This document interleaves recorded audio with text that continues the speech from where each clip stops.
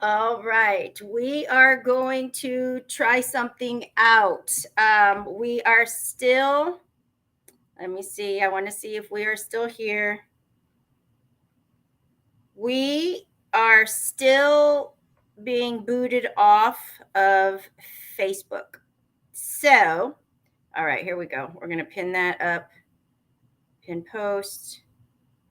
All right, if you guys are there, and I'm going to have to figure out how to get this from YouTube. It may just not, I'm going to have to tell my mom to view it on YouTube. Let's see here.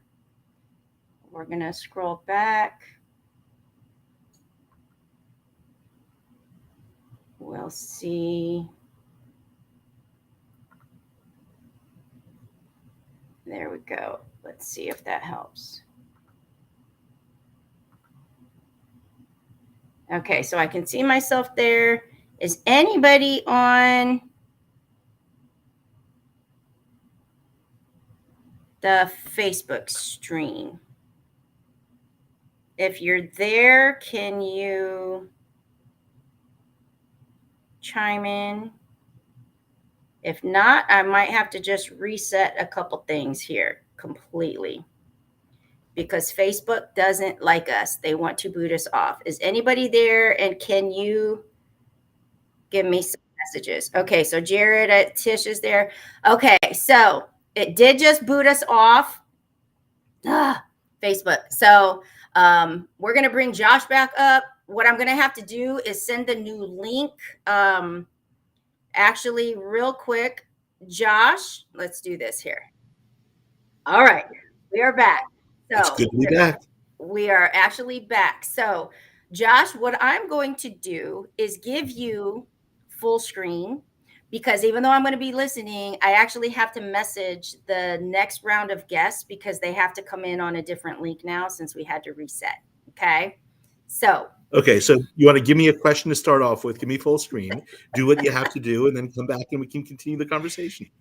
there you go. I have heard you speak many, many times. And I want you to really share to someone that belief, that the thing that has to change in them to have hope to know that they can actually do the hard thing. Because I've heard you speak on this kind of a couple times. So, and some of your stories have made me crack up. And I'm not going to be gone for long. I just have to send an email out to everybody. So, if you could just take it away, mister. Absolutely. So I'm going to take you back to 2020. Not the pandemic, but before the pandemic started. Because I was feeling kind of stuck. I was feeling like, even though I had already left practice, I had already started my educational coaching business, I was my own boss, I was an entrepreneur, I was changing lives, but there was something missing. And I felt in a lot of ways like I was the same person that I was even when I was a teenager, that I hadn't grown. And growth is absolutely one of my core values. So I really thought about it. And then the pandemic hit and I went to total rock bottom. I was the heaviest I'd ever been. I was 278 pounds. I was uncomfortable in my own skin. I wasn't going to the gym at that point, so that was not mostly muscle like it is now. I had 3 months of pretty much no income in my business when I had to let my office go. And I was really feeling down. And change starts with that moment of decision. That moment of decision that I am worthy of more. I deserve more. My life is for more. My purpose is greater than the predicament that I find myself stuck in. So I made a choice. I made a choice to start walking. I made a choice to listen to podcasts and Jim Rohn YouTube videos while walking around my neighborhood, to eat better, to move more. And I ended up losing about 70 pounds. I built my business, tripled my impact and my income, but that's not the point. The point is that I changed my mindset. I changed the way I looked at the world. And I decided not to take no for an answer from the universe. See, I'm a big believer in something called pronoia. It's the opposite of paranoia. It is the belief that the universe is secretly conspiring in your favor. And the more we believe that, the more we get evidence that it's true.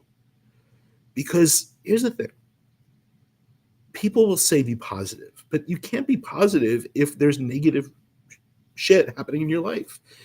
To say just be positive is a form of gaslighting. And it's not that easy. I think we need to be honest. We need to be radically honest about what is going on in our life, what is good, what is not good, what is going on in the world, not good. But at the same time, we need to be radically kind to others and to ourselves. Because when we stop and be kind in our honesty, we acknowledge that the way things are isn't the way they need to stay. And we have the ability to intentionally shape reality around us by focusing on what we can control and letting go of what we can't. Letting other people do them. And they're not always going to agree with us, and that's okay. People will move in and out of our lives, and that's okay. Over these last 2.5 years, since I started going to personal and business development events, since I met people like Elena, people like so many of you on this stream, my life has become immeasurably better. But it hasn't just become immeasurably better because of the stuff that's happening. It's because I had a fundamental shift in where I think happiness comes from. Because the truth of the matter is that if we really think about it, everything that we want in life, we want for a reason. We want because of how it's going to make us feel. But we don't need to wait to have those feelings. I think we get it backwards. We think that I have to achieve this income level, or I have to achieve this relationship in order to have the happiness, the joy, the peace, the connection that I seek. But that's not true at all. We can choose to have that joy. We can choose to find peace in the moments we find ourselves in. And then we bring that joy, we bring that peace to every experience we have. We bring that joy, we bring that peace to every relationship we have. And it starts from the inside out. And that just amplifies everything. The more I meet people, the more I connect, the more I coach and help young people, the more I help people learn how to believe in themselves by believing in them, the more I realize that so much of how we experience life is a choice that starts on the inside. And the meaning of life is love, is connection. And the only way we're going to meaningfully connect with people is by being raw and real and authentic. And that means not being positive when we don't feel positive. There aren't high vibration and low vibration emotions. All emotions are sacred. All emotions are valuable. We need to lean into them and fully experience them and feel what they're there to teach us, and then ask ourselves, is this feeling serving me? Is this feeling helping me move powerfully toward my purpose? And if it's not, what can I do to choose to feel something different instead? Because we are not our thoughts or feelings. We are the one who thinks and feels them. And we get to choose. We get to choose which thoughts and feelings we invite to stay. And which ones we thank, we say this too is holy, and let them pass through us. But we can't let them pass through us until we fully experience them. And that's where the radical honesty comes in. So one of the things that I love about my life is that I decide what I do, when I do, how I do. That's the beauty of being an entrepreneur.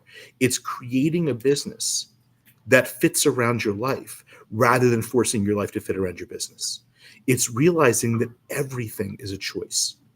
When you work, with whom you work, how you advertise, how you market, and doing it in a way not that some guru taught you, not in the way that is a template or a textbook, but creating a business that is truly and authentically aligned with who you are at your best. It changes everything. And welcome back, Elena. Thank you. I'm listening, and this is like amazing. This is called live, and it's just interesting. But being radically honest and being radically yourself, that's what we're doing right now, right? Mm-hmm. So And I I first want think to that ask you. Go ahead. Go ahead. No, I just wanted to ask you, where are you joining us from? Because you've been traveling like all around. I have been. Right now, I'm actually joining you from my home office. I'm actually home today. It's tomorrow morning that I'm flying to New Orleans. Okay. Okay. Wonderful. So I want you to continue, keep going, because I just love, I know we're at like our time, but oh my gosh, this is just interesting chaos going on. So, um, what I want to So, know, no, go ahead. no, I was just saying that one of the things I wanted to rewind to, because I started in 2020 before the pandemic, but that wasn't the first time that I was sort of lost in my career. And the first was when I was actually practicing law. I'm a 2003 graduate of Harvard Law School, had an amazing experience there, but law practice was not as much fun as law school. And I realized after 5 years of law practice that I didn't love it. I liked it. I liked the intellectual challenge. I liked building relationships. I liked the complexity. I liked making deals work. I liked making clients happy. But what I didn't like was the proofreading 300-page merger agreements till 3 a.m. And frankly, I didn't like the fact that I was spending 90 hours a week making rich people richer. If I'm going to be working that hard, I want to do something that actually moves the needle to a better world. I want to do something that actually helps people that need it the most, not that just helps people who already have everything to get even more. So I gave my 2 weeks notice. I quit cold turkey. So I call myself a recovering lawyer. And I really thought about when had I been happiest when it came to work? And I realized it was when I was paying my way through law school by teaching LSAT classes. So I'll shorten the long version of the story. And LSAT didn't work out. So I started SAT prep.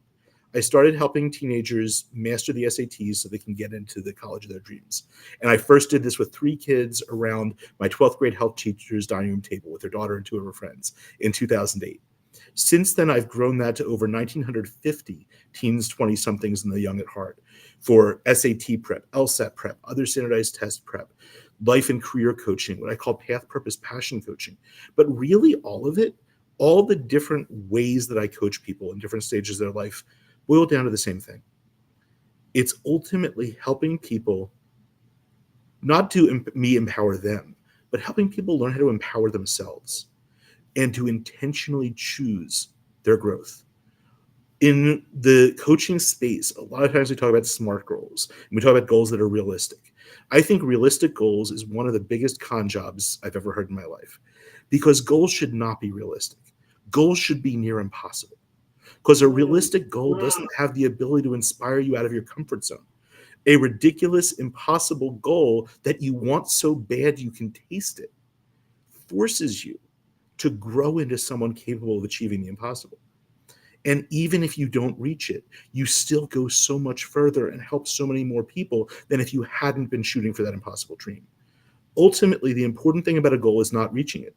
That's in God's hands. The important thing about a goal is how we grow on the way to reaching it and who we connect with and meaningfully improve the lives of in that process. The more And I do, that's the more I realize it's the journey, it's not the destination. that is beautiful. Like that piece right there is the gold today. And I appreciate you sharing that, and sharing your heart and sharing your time and holding it down. While we got some hearts drops. We got Michael Faber saying one of the biggest hearts and smartest men out there. And so, Josh, I want to thank you for coming on and being part of our third annual Christmas in July Streamathon. And I miss you, my friend. It was great to see you in Maryland just back in May. And Yes. thank you. Just thank you. It is such an honor and a privilege to be here. And Elena, you know that anything you do, I will be there to support and join in because you are amazing and truly one of my favorite humans. You are all heart and you are the kindest badass that I've ever met in my life. I love that. I need a t-shirt. Kindest badass. I love you, my friend. And thank you. I needed that. And I'm going to keep that on my forehead when I like have stress out because of Facebook. Yes. It's all figure outable and it's all going to work out exactly as it's meant to. Yeah, Trust. absolutely. All right. Thank you so much. Love you. And I'll be in touch soon. Thanks. Oh, that's so sweet. Kind is badass. Okay, so as we take this quick intermission, we are going to bring up our next guest. But what I'm going to do, guys, is we are going to stream with this for a little while, but then we may either have to move clear over to YouTube and then just have everybody. I'll share my YouTube onto Facebook, and you guys actually watch from YouTube, or we have to keep cutting and cutting because no matter what we do, Facebook just will not let me play longer than a certain amount of time. So there we go. All right. Gina said, great description. Yep. Kind of badass. So my next guest, I've had the privilege of knowing him probably for, I'm not sure if it's been a full year yet, but he is one that the impact has been huge from the get-go. So please do me a favor real quick and make sure you share this. Please do me a favor and just make sure that we let people know that we are now streaming on a new stream, but we're still here and we're still going strong. And if you're there, say hello and like, let's get this energy moving. I am bringing on Mr. Jamie McCormick, who has become a dear friend of mine, who I think is just amazing. How are you doing, Jamie? I'm good. How are you doing? I'm doing well, doing well. Good. Where are you tuning in from? Oklahoma. Oklahoma. There Right. you go. Tuning in from Oklahoma. So we are here sharing stories of hope and inspiration, and I know you got one. So put it out there. All right. Well, people often ask me, how do I introduce myself? And people say, who is Jamie McCormick? And I say, I am a jack of all trades and a master of none. And I'm not talking about actual skills, but life experiences. I've had an interesting life.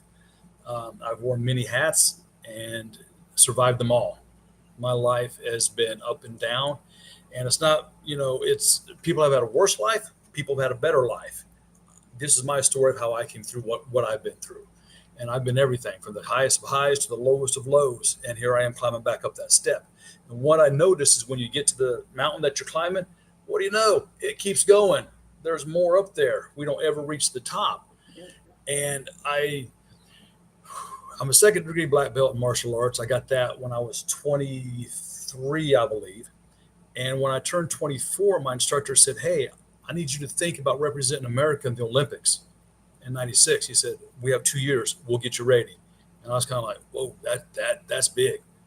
But I found the wrong friends, found the world of cocaine, and went down that path and never followed that route.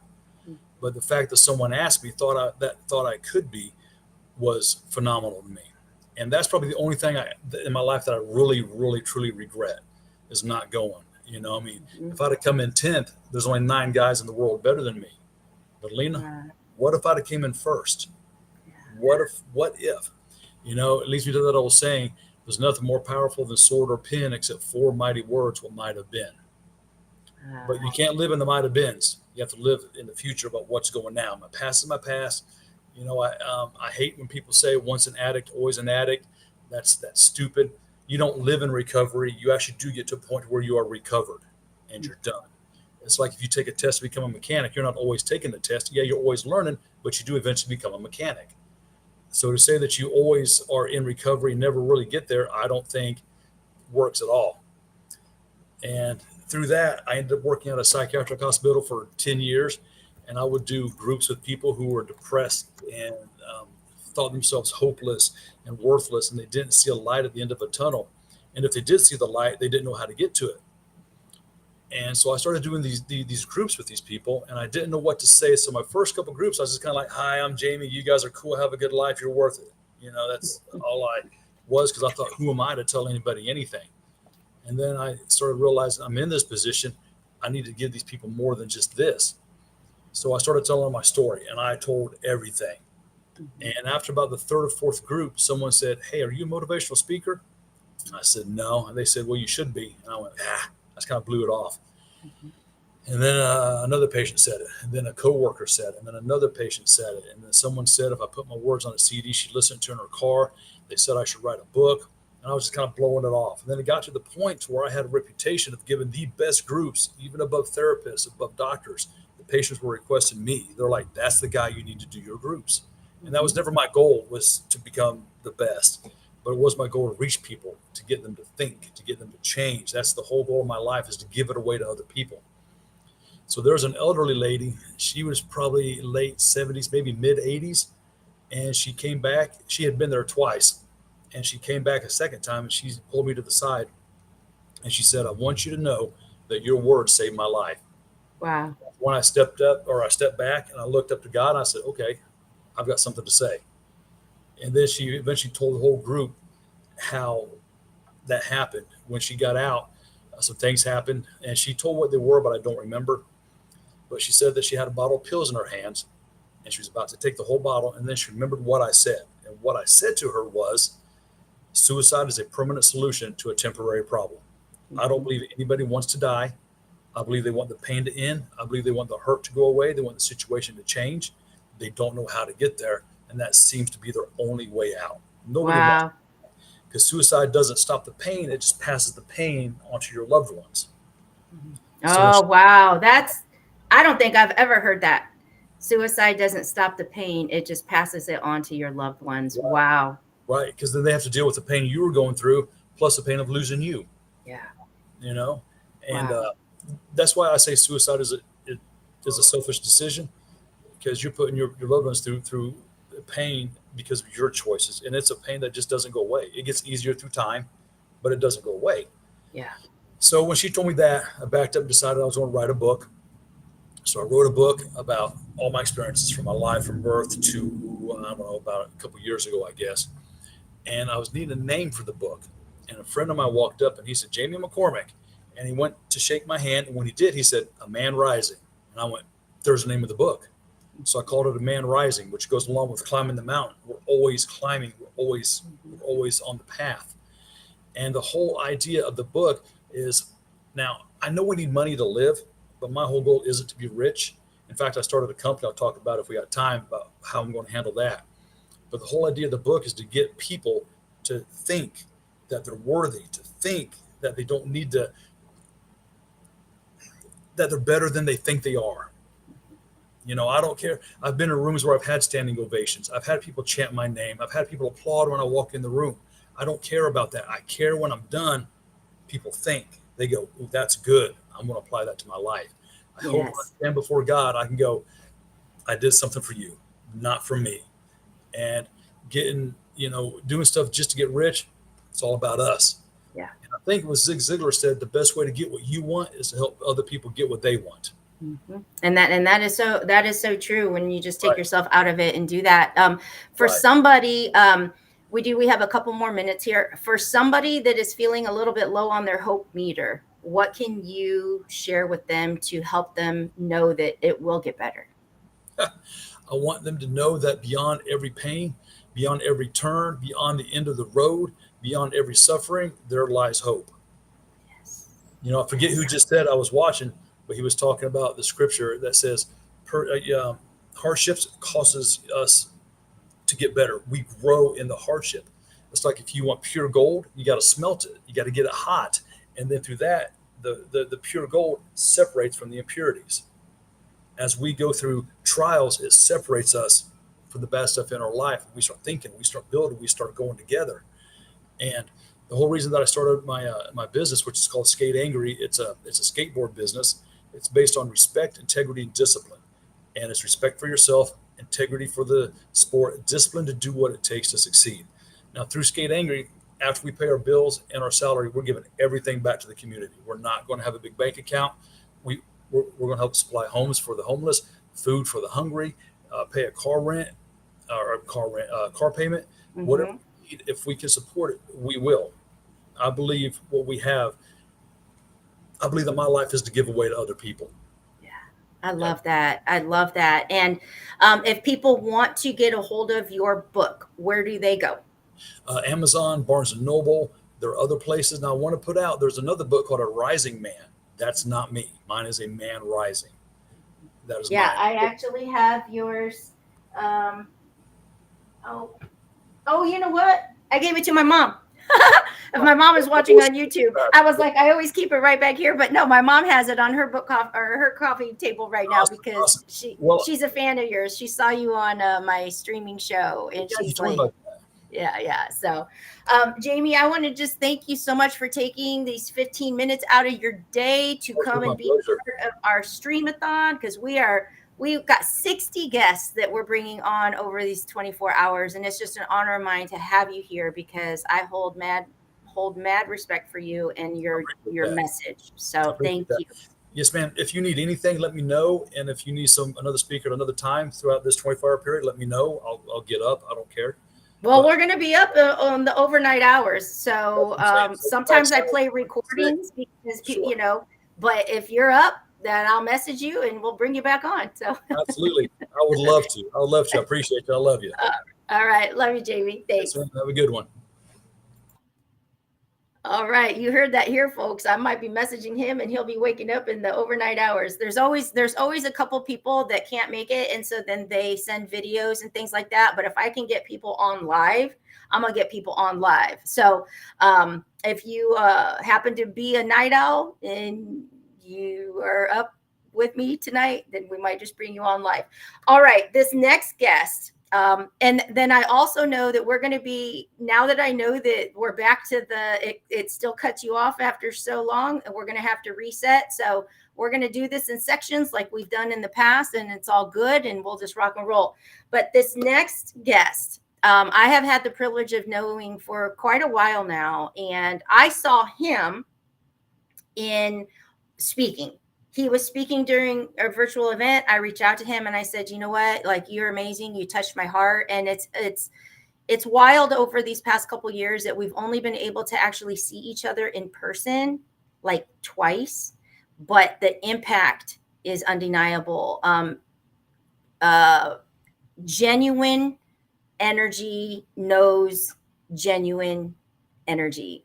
And that's what I know of this one. I am bringing on Mr. Justin Danforth. Hello, Justin. How are you? Hey, what's up? What's up? I love you, my friend. How are you doing? The feeling is mutual. The love is all there. I'm good. I'm real good. I'm good. It's good to be here. It's great to have you. Let everybody know where you're joining us from. So currently, I'm actually in Suffolk, Virginia, but I'm originally I reside in Myrtle Beach, South Carolina. Very nice. Very nice. And yes, I saw you speak one time. I saw you and it was just like blew me away. And I thought, that's the energy. Those are the people that I need in my life. And then to meet you in person just this past March in Nashville, I think was the first time we actually met in person. And then we saw each other again in Maryland. And it's just pure love, man. It's pure love. I have mad respect for you, and your words are powerful. Thank you. So I'm actually going, I know we never quite know if we're going to converse or what's going to happen, but if you're good with it, I'm just going to give you screen and you do your thing. Is that good? Sure. Yeah. Good. Okay. Yeah. Because I already know. So there you go. All right. So welcome everybody. Good to be here. I'm gonna cut straight to the point. We all have bad seasons in life. And in 2002, I had one when I was arrested and sentenced, or rather charged with first-degree murder, right? I wasn't sentenced to first-degree murder, but I was arrested and charged with first-degree murder at 21 years old with an 8th grade education and a 10-month-old baby girl. That's not the worst part of my story. As a lot of you have heard my story, the worst part is that the mindset going into prison was so corrupt, was so evil and criminal like that it took me the first 3 years into a sentence to realize that I needed to make a change.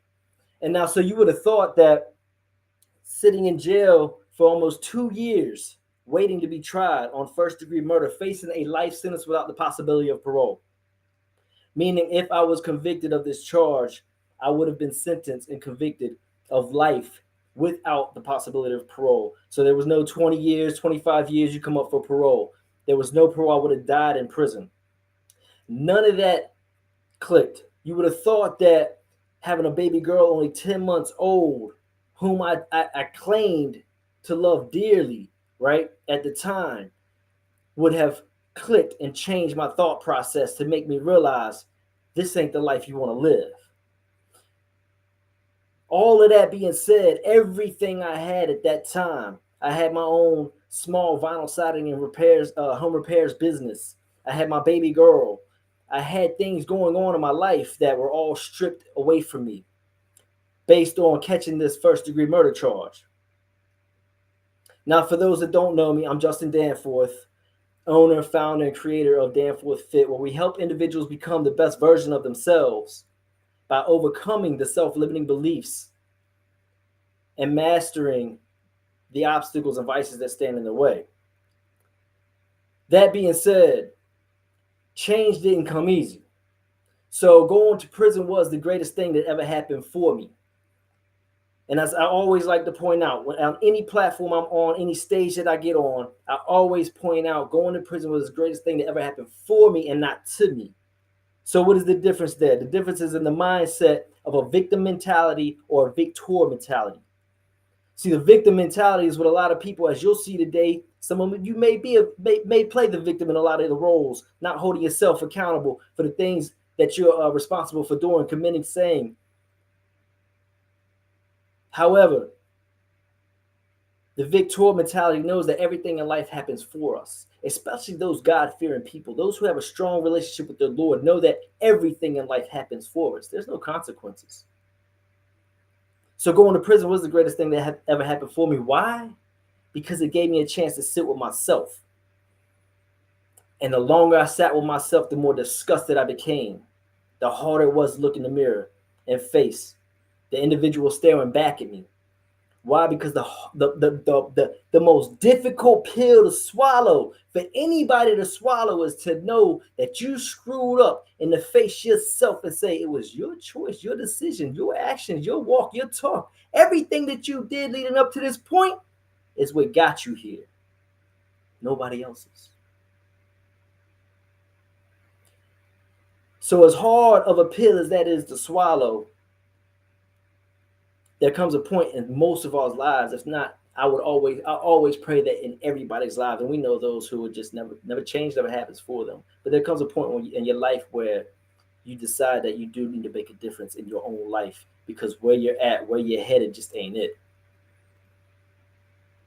And so I was told growing up that you won't make it to C21. You'll either be dead or in prison.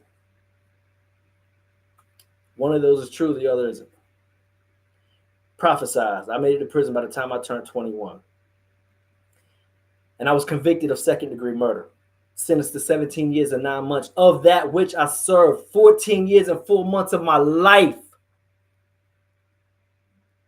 My daughter was 10 months old when I got locked up. She was turning 16 when I came home. I lost everything because of the mindset, because of the things that I did, the speech that I had, the actions that I took, the thought processes. And so change doesn't come easy. And so my main topic of discussion is always, hands down, purpose over pleasure, which always leads into personal growth and development.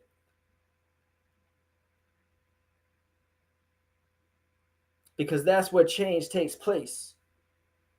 Is at the point where one decides to grow as a person and develop as an individual, to do that which it takes to move the needle, that which it takes to go to the next step, that which it takes to be better, that which it takes to do more, to become more, to serve. So I had been doing wrong for so long, doing the right thing, just it wasn't easy. Like we already know, change is hard as it is in and of itself. But I had been doing wrong for so long, doing the right thing was grueling. Like a child, you're forcing to eat their greens or take the medication, right? It's just it feels wrong. It feels disgusting. And this was trying to do the right thing. And to a point where I developed my daily habits, my program, which is what I teach. Because I can look at anybody and you tell me your habits, and I can tell you where your life is headed or where it's going. Not claiming to see the unforeseen, by no means. I leave that to my Lord. But I can tell if it's going to be fruitful or not based off of your habits. And habits isn't just the actions that you're taking, the things that you habitually say out loud, the things that you habitually hear or listen to, rather, the things that you habitually think of. But the beautiful thing is, if you want to change your habits. That's easy. We make things harder on ourselves. See, I sat in prison for those first 3 years, still continuing to walk evil, talk evil, listen to evil, speak evil, all of the things. Like I never left the streets. But sacrifices had to be made. Because it came, like I said, to a point where I could no longer stand to see myself in the mirror. And I hold a high standard on myself. 3 qualities and characteristical traits of hyper-successful individuals. And you guys take this to note, write this down. The first is that they think they're the best. The second is that they're never satisfied, almost to a point of regret. And this doesn't mean ungrateful. Don't get it twisted. But never satisfied with what you can do, because you know as an individual, as a hyper-successful individual, that you can always do more. There's always that second wind, as we call it. There's always that 12th round. And the third is that they have impulse control. See, where most individuals, they have self-doubt, they have limiting beliefs. They're satisfied and comfortable. And let me point this out real quick. Comfort is the most dangerous vice, drug there is over all of the other substances that we know, heard, seen of, whether it's heroin, alcohol, crack, coke, whatever. I've seen and done them all. Comfort is the most dangerous, most vicious addiction of them all. And impulse control, how most people they can't control the impulses. We want everything now, instantaneous. I want instant coffee. I want instant higher speed internet. And I can't control my desire to lust over beautiful women, to drink that drink. I can't control my desire to sleep in bed when I know I should be getting up and working on my personal growth and development, making a change, sacrificing. I can't control my desire to eat these donuts when I just said I was going to go on a diet. I can't control. Impulse control is what hyper successful people have. They can control these things. People ask me all the time, how do you have so much discipline? And it's simple. I don't conform to what has become society's norm. My mindset is way, way far above average. I'm allergic to average. See, I think I'm the best. I'm never satisfied with where I'm at. I'm grateful for everything I have and everything I don't have. Because I have a strong relationship with my Lord. I understand that the things that I don't have, even though I may want them, there's a reason I don't have them. But I'm never satisfied with my abilities, my capabilities, my potentials, because I know I can always do more, give more, put in more, love more, care more. And I have impulse control. And so, all of that being said, my daily program is I get up at 3 o'clock in the morning. Who wants to get up at 3 o'clock in the morning, man? Nobody want to get up most of us don't want to get up at 5 or 6 with 8 hours of sleep. I don't know when the last time I don't know if I've ever had 8 hours of sleep, except for maybe when I was drunk and passed out.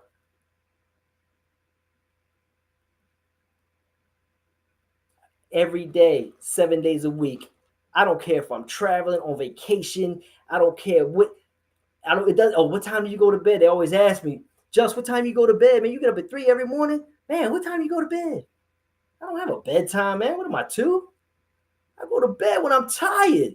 And if I got work to do, I stay up and get my work done. But guess what I'm going to do? I'm going to get up at 3 o'clock in the morning. You know why? Because I told myself that, and I stand firm on that. Why? Because it's self-inflicted adversity, and it keeps me away from being comfortable, which I know is a detriment to the most majority of the people in the masses. And that which makes me, or allows me, the confidence when I walk into any room.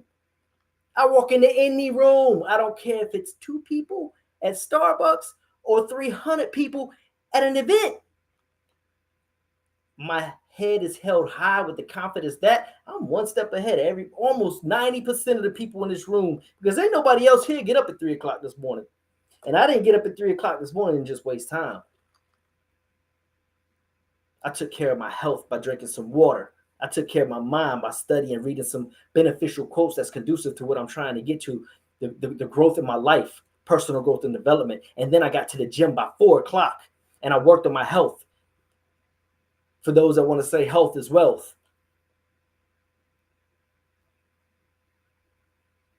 And now I done stacked however many wins before most people get out of bed. So when I walk into any room, I'm the best.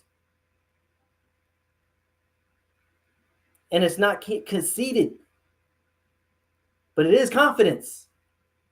Because I know what I've been through. See, at 3 o'clock in the morning when I am studying, and I am reading, and I am reflecting, I reflect on the pain that I've been through in my life. As we all have been through pain, some levels is higher or lower than others, but it's pain. Your pain is just as severe to you as my pain was to me.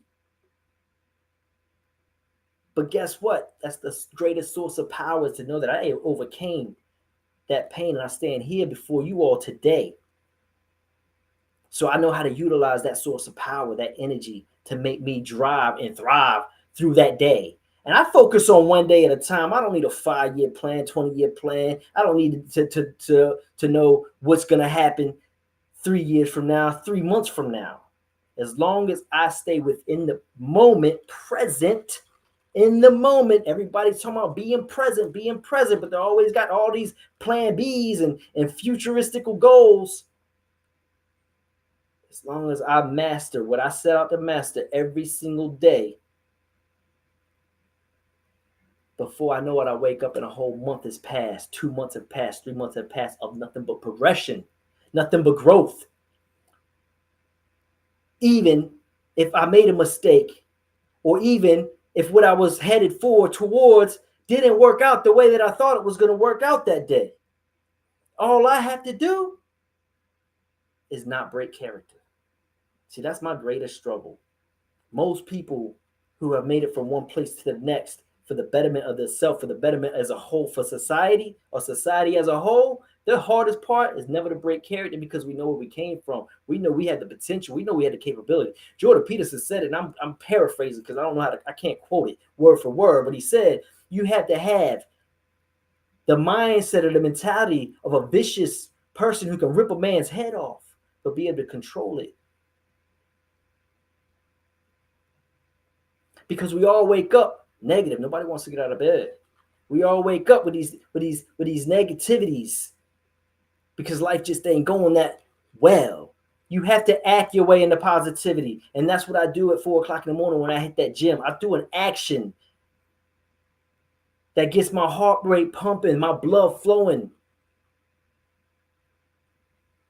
and act my way into something positive thought, positive action. And the rest of my day goes well. And all I have to do is remember, what was it, the quote that I read just this morning?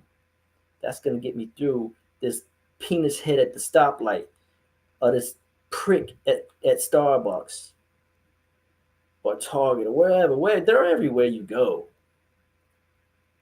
But as long as they're not a threat to me or mine, it's okay. So my program, my daily habits are in alignment with my vision for Justin. So I set out years ago in prison, when I started to make this change, reading personal growth and development books that I just seen everybody else reading. You all have already read. You read them before I even knew what they were. I got locked up with an 8th grade education. You think I was reading books? Nah. You think I wanted to read a book? Nah. But now I devour them. But I will devour the same book over and over and over and over and over again. You ever watched a movie once, then seen it again, and was like, I don't even remember that scene. It's the same thing with books, man. Because as time passes, your energy, your thoughts, your processes, everything starts to change over time. So when you do something as a repeat, like watch that same movie or read that same book, you get something different from it. At least you should, or maybe I don't know, maybe you shouldn't, but I do, and I use that to my benefit. I'm gonna only tell you what I do, what my experiences are. That's how I help save lives out here. I help save lives because of the experiences that I have overcome. Because that's our purpose in life. Everybody wants to know what their purpose in life is. Write this down. I'll tell you. Your purpose, your sole purpose in life is to become the best version of you and give that person to the world. Done. And guess what?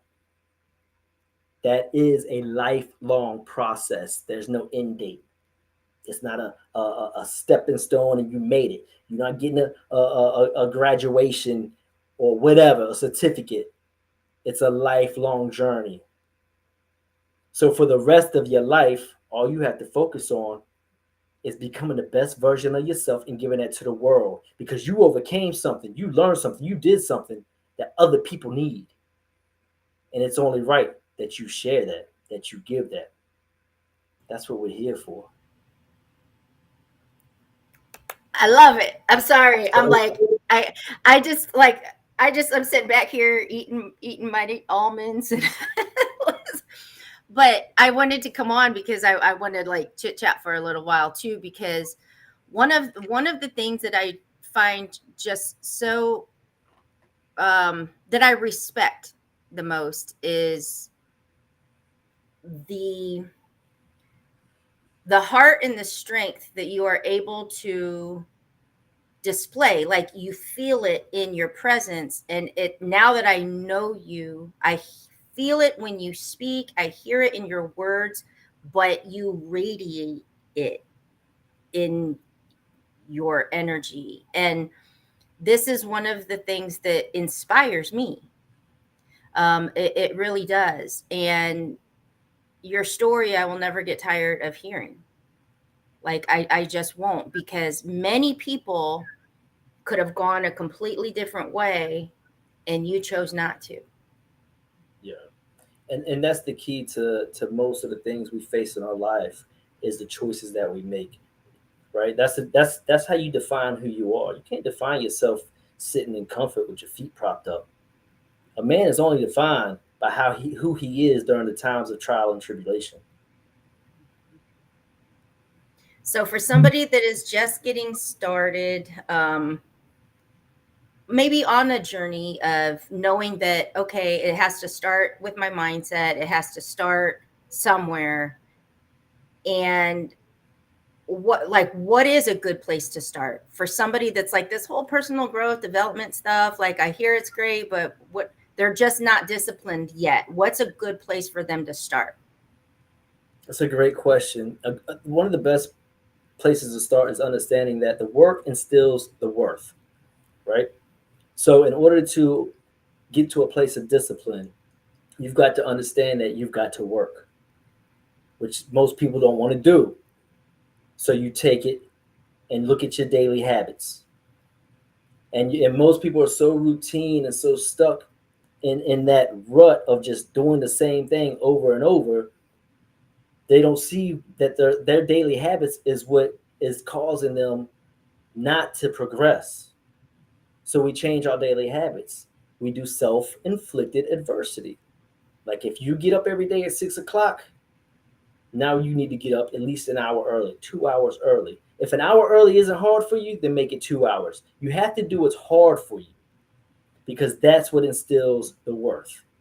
And the harder you work, the more valuable you are, the more self-love you will obtain, because now you know you're accomplishing and achieving something that you didn't do a week ago, yesterday, 3 weeks ago, however long it is. Once you start changing these daily habits, So to start, I would say, in simple and plain, quickly, start with your daily habits. I love that. Start with your daily habits and actually doing what's hard. I mean, Yeah. like honestly, that's and the one time you do it, you feel a little better. The second time you do it, you feel it. So it just starts conditioning you to actually strive for that feeling of accomplishment, and you realize you do have the strength to push through those things. But and that's just one of the things that I do. I love hearing. I know my son has reached out to you because you impacted his life in a very short amount of time. And so that just makes me say thank you to you too, because you do lead with your heart and you aren't afraid to push the buttons for anybody when you know it's going to make people better. Yeah, definitely. Love ain't lies, Elena. You know what I'm saying? So if I love you as a person, as I am uh supposed to, obligated to love my mankind, my human fellow, then I can't lie to you. If I know that you're doing something that's not good for you and your growth, especially if you've told me your vision, then I have to keep it real, 100%. Yep. I love that. I love that. We got Josh on here at self-inflicted adversity. For me, that is hot yoga and sauna time. And Gina says, yes, this is what I totally need to change, daily habits. Good. I love this. I love this. These are the nuggets that we're looking for, because I don't do this to just stay up 24 hours.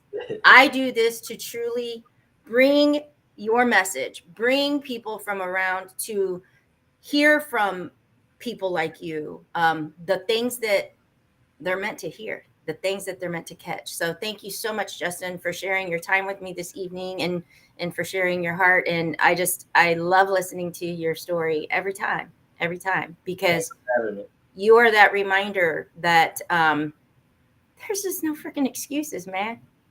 None. Like none.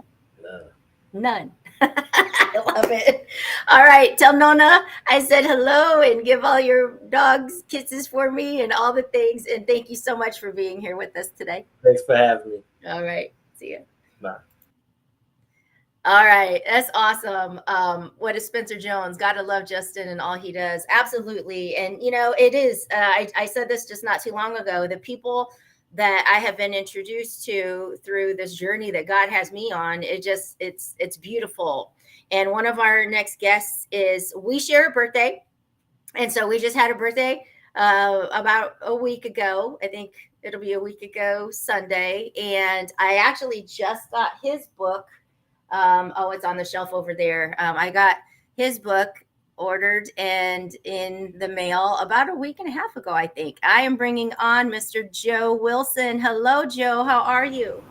Great. How are you? I'm doing well. Thank you. I'm glad that you were able to get my message in time to see that we had to change links and all the stuff. Yes. So, Thank you for having me. You're welcome. Where are you tuning in from? Actually in Wilmington, Delaware. Very nice. Wilmington, Delaware. New Jersey, and born and raised from Camden, but I moved here several years ago while I was going through a divorce. Okay. And I don't know if you know or not, but I ordered your book a couple of weeks back and got that in. Did you? I don't know. Mm-hmm. Yep.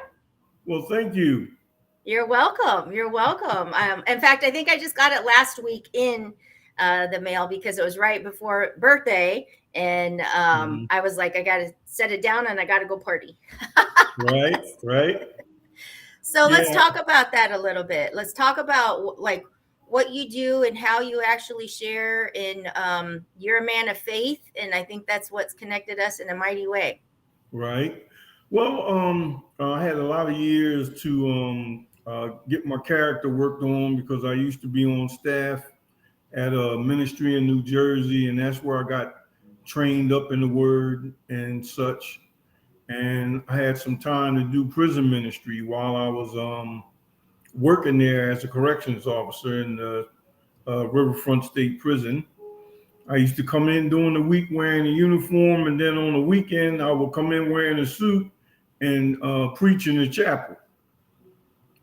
So I had a chance to learn a lot from the men that were incarcerated there. You would think it would be the other way around, but I actually learned a lot from them about life and about myself while I was working there.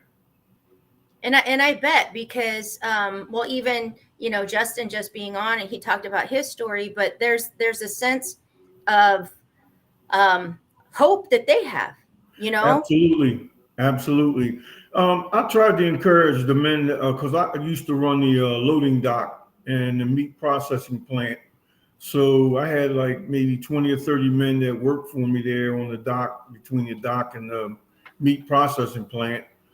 And I would try to encourage them to kind of change so that they wouldn't find themselves reincarcerated later on, because that's a very popular thing. A lot of times when they get out, they don't have the proper support system. They don't have people who are willing to invest in them.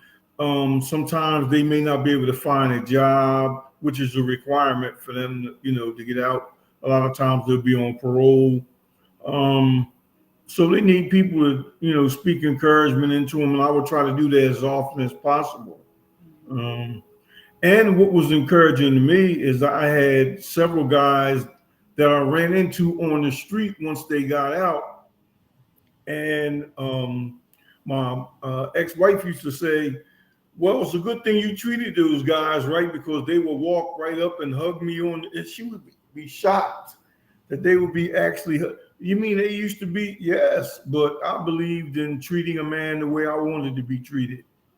That's beautiful. That is beautiful. And it just goes to show kind of like the ripple effect that we all truly have on one another. Exactly. Because but for the grace of God, there go I. That was my attitude in working with them, because all it takes is one mistake. And I'll give you a for instance, the officers that worked at the prison had the opportunity, if they wanted to, because we were so busy working overtime, sometimes we couldn't get to the barbershop. So we had an inmate that cut the officer's hair. And normally we don't ask the guys, what are you incarcerated for? But this one guy, he just seemed at a place like, what are you doing here? Because, his character, his attitude, his presence said, he really shouldn't be incarcerated. So he told me a story, and he said that he was on the way home one day from food shopping with his wife and his daughter in his SUV. And that he pulled up and started unloading the SUV, and his wife and daughter are carrying bags in. So he's parking the truck, and he's bringing the last few bags in when he hears his wife scream. So of course he runs inside to see what's wrong with his spouse. Mm-hmm. And upon running in, he notices that there's an intruder in the house. So he has a weapon in there. He has a license for it, and he goes and gets his weapon, and he winds up discharging it, and he actually wound up killing the robber in the commission of the crime. But because New Jersey doesn't have a self-defense law, he still wound up doing a 5-year bid because of that. So that's how he found himself incarcerated, and it was very sad. Wow. And so for you doing that work, were there genuine like friendships and relationships established like over the time, or did you have to keep it like Well, of course we were encouraged not to develop relationships and to keep it separate, but when you're a child of the kingdom, it's very difficult to do that, because your whole persona and everything about you is about being able to be touched with the feeling of the infirmity of whoever you're dealing with, especially because I'm an intercessor and I pray and things like that. So with that being said, I did develop connections with quite a few of the guys. Yes, mm-hmm. Absolutely. Yeah, because I'm sure that there's some that your spirit just knew this one. Yes. Or you know what I'm saying? Like absolutely. when we're in that. yeah, your spirit just kind of knows when it's it's like, I call it like a magnet. There's times where you are Right. just genuinely drawn to Yes. someone, and you might not know why right away, but eventually it ends up showing itself. But I can see that happening with you because of that strong faith that you carry. Yeah.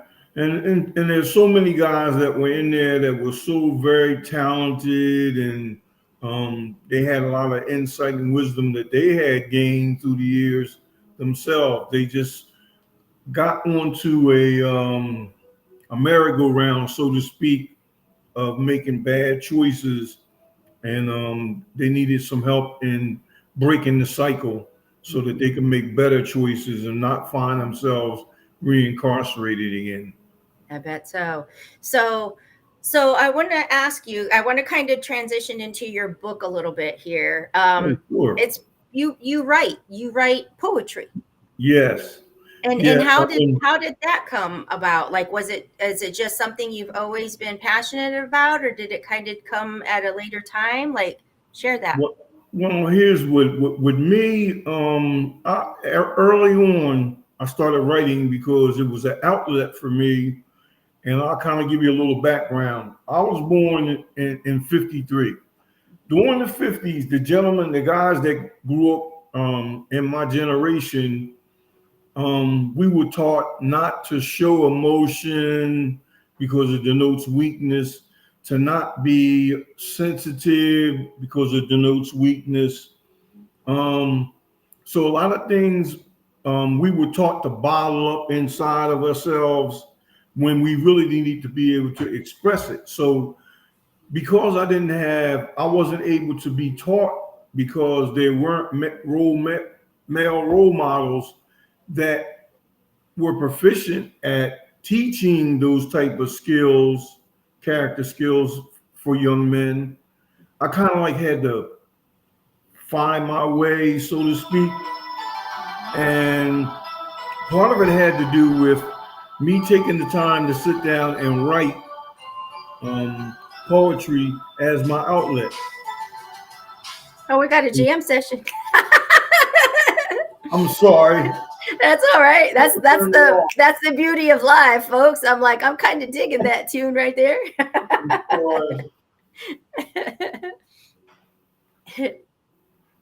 Make sure that doesn't happen again. That's all right. So you kind of had to navigate your way because it just you didn't show those sides, or you weren't even taught. What happened with me is, once I had my born again experience, and my spiritual father invested a lot of time into me to show me, because one of the things that I had to overcome was having had an extremely bad temper. Okay. And part of that was because, you hear a lot about bullying going on in the school system. Well, I grew up in Camden, and I was a little teeny 150-pound frail kid. So I got bullied a lot. And, it was funny because my mother gave me an opportunity. She said, you could either go to take piano lessons, or you can go to take martial arts. No brainer. So I took martial arts, learned how to defend myself. And so I've developed a very bad temper as a result of the bullying and all of that. Anyway, to make a long story short, my spiritual father took the time with me to show me how to get delivered from the anger and the rage that had built up from all the bad experiences I had as I was growing up, to help me with my healing, So, and that for me was a big thing, having the opportunity to have my soul healed, so that now I'm a whole person, as opposed to being fragmented because of having negative feelings and stuff that I wasn't able to really articulate to a person, so I would write about it. Wow. That's beautiful. And yeah.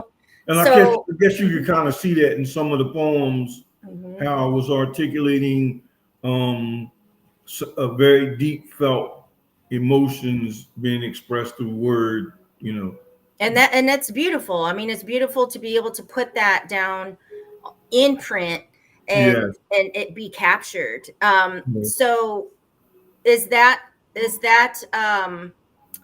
your book?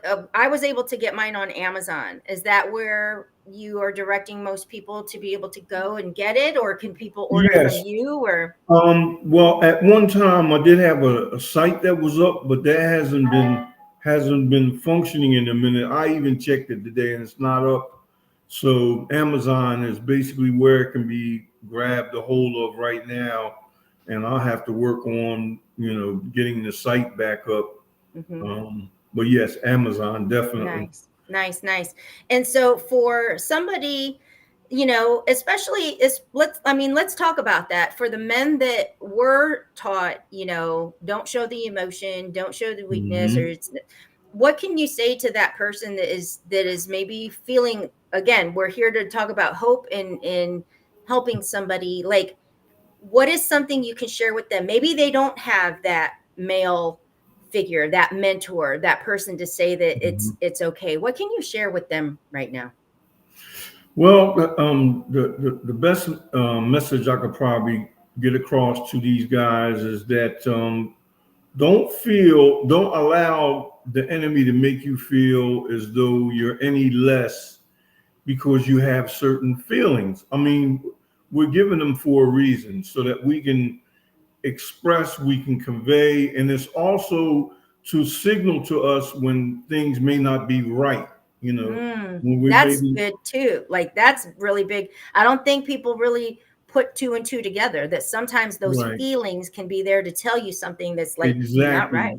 Just like we feel pain when our body is being maybe not used in the proper way, when we're not eating proper, taking in the proper nutrition, our body starts to feel a certain way. Well, our emotions are the same, work the same. When you're used to pushing down and holding down and quashing anger and fear and resentment and all types of feelings, then as a result of it, it causes all types of other problems as a result. Mm-hmm. That is so true, and that is just so good to be able to actually pay attention to, because your body will actually tell you things probably before your mind Yes, it wants to will. acknowledge it. Yes, it will. And what's interesting to me is how connected our thinking is with what we feel. That's what God got my attention about. It's about like when I spent a little time homeless, like after I went through the separation, I wound up being at Veterans Haven for a while. And so I had a chance to spend a lot of time with God and just talk to him about things. So he had a chance to like get in my face and share some things with me. And one of the things that helped me to heal was to realize there's nothing wrong with having those type of feelings, those type of emotions. And then he showed me where they were connected to ways of thinking, my Wow. perspective on certain things. And as I started to change my perspective and to change my thinking, then certain emotions started to erode and disappear as a result of it. Wow, that's beautiful. That right there is a glimmer of hope to somebody else, because they might not like what's going on in here, but if they kind of look at a different approach of their thinking around it, eventually it can change those things. Exactly. Like one of the techniques I found out about was simply breathing. Um, like say for instance, you have the type of temperament where you can go from not being angry to being very angry very quickly. Well, I found out that when whatever the trigger is, it could be a word that's spoken to you, it could be an facial expression, it could be an attitude, it could be a hand gesture. When those things happen, instead of reacting, when you first notice it, take a moment, take a deep breath, and you're going to breathe in peace and blow out whatever the negative emotion might be, that frustration, that anxiety, that anger. You're going to blow that out, and you're going to do that for about 10 times. And usually, if you actually employ that you'll notice yourself getting angry less and less and less. Wow. And it really does work. It really works. Thank you for sharing that actual tangible step that somebody can take. So I wanted to thank you so much for taking time out of your Saturday to join us on our Streamathon and sharing. Actually, And my pleasure. and I can't wait to dig into your book because, like I said, I got it last weekend right before my birthday, which we share, right? We share July Yes, 14th. yes, we do. July Yes, so 14th, same day. happy belated. And I Happy really, I birthday. just can't wait to dig into it and all of that. So thank you so much, my dear friend, for sharing with us tonight and being a part of this special 24 hours. Oh, listen, well, I'm looking forward to your feedback once you do actually read it. Now, I'm enjoying yours too because I noticed a couple things, but I'll wait until later. And Very good. yeah. We'll connect. We'll have a call. So Okay. All right. All right. Thanks, Joe. All right. Take care. Bye-bye. Bye-bye. He's so amazing. And yeah, he purchased a Surrender to Rise book of ours, and I got a book of his because that's what we do, and it's a beautiful thing. So we are rocking and rolling. Oh, and Ivy Perez had said happy belated birthday. So we are rocking and rolling. And if you are there, say hello. If you have not shared this, please share it. We are, what time is it? It's about 7:15. So I'm actually in my 9th hour? Does that seem about right? Like, guys, I absolutely love this. I feel like I just sat down a minute ago, besides having my couple snacks. So this next guest of ours is like a sister to me. And it's amazing that we kind of met through my sister, but we didn't even really know each other. So Miss Tish Ross is one of the published authors in our book, Surrender to Rise, the absolute very first Queen's edition. And she is the founder of she has a podcast called No Judgment Here. And it's just absolutely amazing. Hello, Tish. How are you? I'm good. Okay, can you hear me? I'm in a camper. I'm actually camping. Are you? Yes. So can you hear air? Yeah, we can hear the air, but we can hear you. Maybe turn it down a little bit. Yeah. Hey, you don't want to get hot, do what you got to do. How are you? So you're camping. Where are you tuning in from then? So Benbrook, in Benbrook, Texas. Yeah, it's Bear Creek. And so I'm in our camper, and I thought, oh my Lord, I've been outside sweating. And so that's why I was kind of primping, getting ready to come on. Hey, we're really real. Are you having fun? That's the main thing. So much fun. Yes. Yeah. And is that it's Mike out in the here background? in Texas, but it's fun. Is that Mike in the background? It is. That's Mike in the background making some noise. Have to tell him we said hi. Gina's on here too, so she'll be chiming in her 2 cents too. So let's talk about you for a minute, because we are here to spread hope, encouragement, inspiration, and my gosh, is your story one of hope, encouragement, inspiration?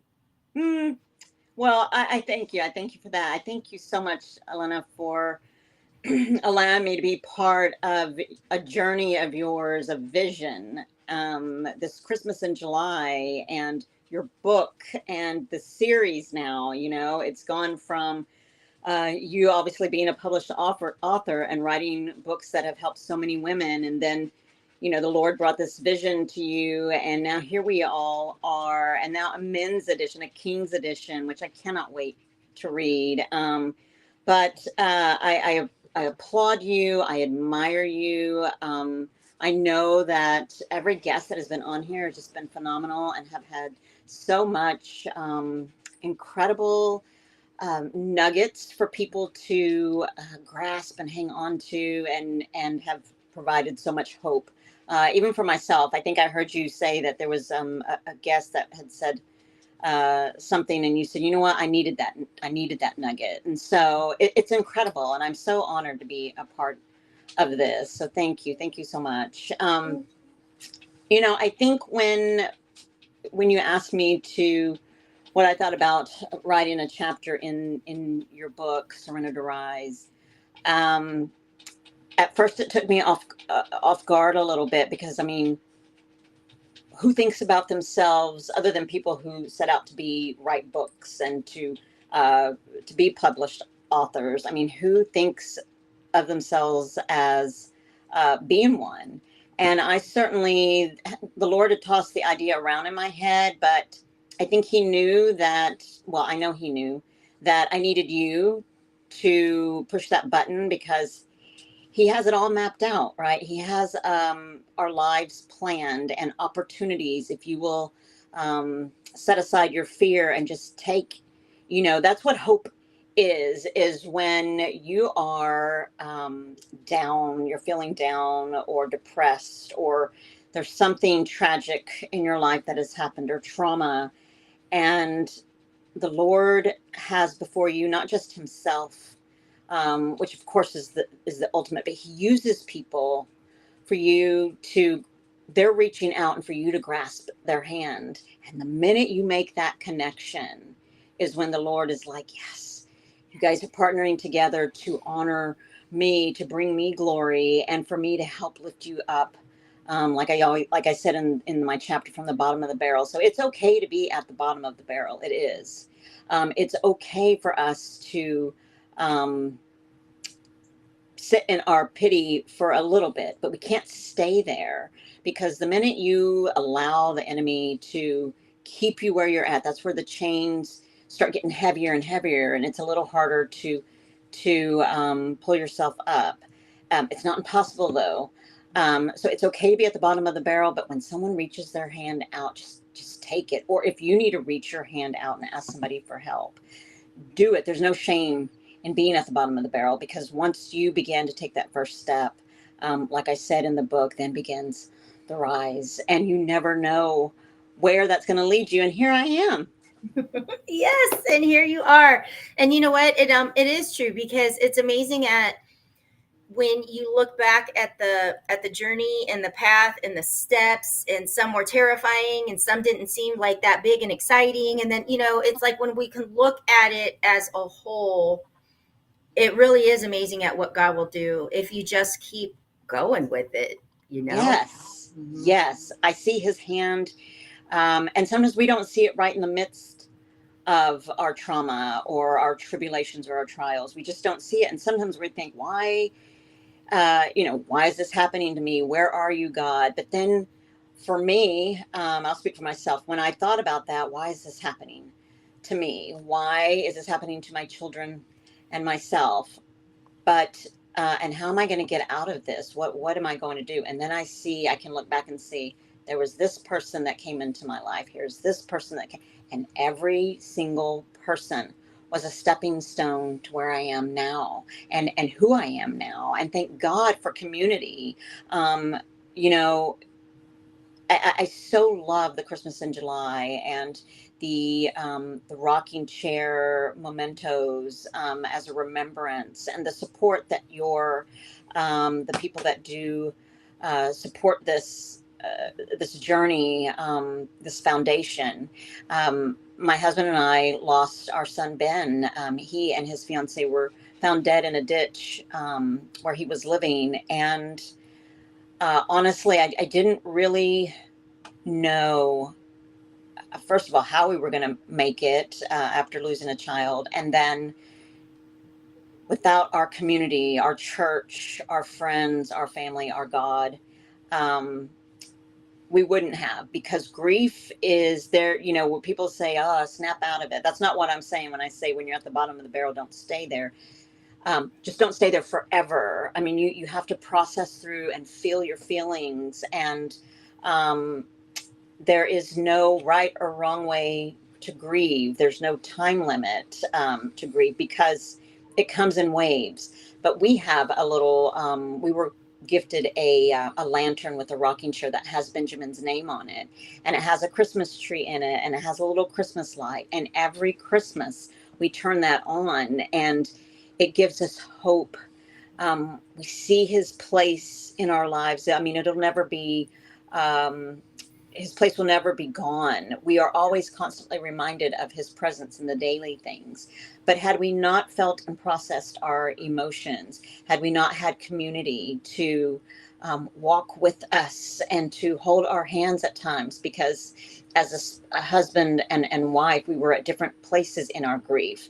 He was down and I was up. I was down and he was up. And then there came a time when we bumped heads and we thought, wow, we honestly asked each other, I don't know if we're going to make it. And what they say is that sometimes the loss, the death of a child or a family member or a friend, a parent, it can make or break you. But because of our church community, because of our personal relationship with God, and because God was in the center and is in the center of our marriage, we were able to lean not just on each other, we were able to lean on community, and we made it. And, you know, there's beauty in life and death.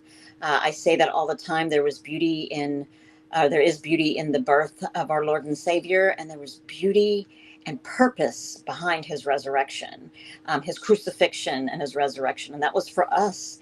And so there's beauty in the birth of our son, and there's beauty in the passing of Benjamin. So yeah, he brings us hope, and we honor him. And we're here to be able to share how we got through our grief. And grief can be ugly, and you just have to process and get through that season. And we can speak about him now. We honor his life and we celebrate him. And we're here to share how we got through it, and Yes. and all the things, the abandonment of my ex-husband. It's in the book, Surrender to Rise, and how I was at the bottom of the barrel. And wow, Yeah. I never thought I was going to be able to climb out of it, but I did, and I'm here to tell about it. And it's amazing. It is to see that journey. And even Ivy Perez is on here. She says that's such a powerful story about the power in community, especially after a child's death, because it totally can rip a marriage apart. And Yes. and you know, it's like that's the first time. You know how sometimes you can hear something, but you hear it again, and it's like I never heard that before, or because even by you just saying that there were times that you were up and he was down, or then you were down and he was up, like that is difficult, because if you're finally after feeling down and you're in a good mood and you're ready to go, and then the other isn't, you almost get like, you know, like it's just difficult. So to just Yes. even speak that, to put it out there and acknowledge that that's just a real part of it, that thank God you guys were able to lean on the center of your relationship and get through that, because there are many that don't, you know. Yes. Yeah. Mhm. Yeah. And unfortunately, and, you know, communication with one another, communication with community. We're struggling here. People that you obviously trust and know have your best interest at heart. You're able to lean on those few people who also honor marriage, who also have God as the center for us, and the center in their marriage, and who are going to be with you um, uh, without judgment. And I can be unapologetically me around those people when I feel like, you know, I wanted to curse and think, you know, why our son? Why us? You know, we had all those ugly questions. You know, we never did. I can't say that we were the couple that never asked, why God, why us? Because we did. We asked, why Ben? Why us? But today I can say that I know why. I know why. There's a bigger picture. There's a bigger picture. And Ben's life, while it was so beautiful, it served a greater purpose, and it served God's purpose. And God uses my husband and I to help others through their pain. And if it's the loss of a child, we can honestly say, I know how you feel, and I can tell you what worked for us. And if it helps, great. And if it doesn't, we're here to support you and walk through this process with you. So you're not alone. And in my podcast, that's one of the main things is that people come on to share their testimonies. I've had 2 people come on who have since passed. I have a married couple who talked about their journey with cancer.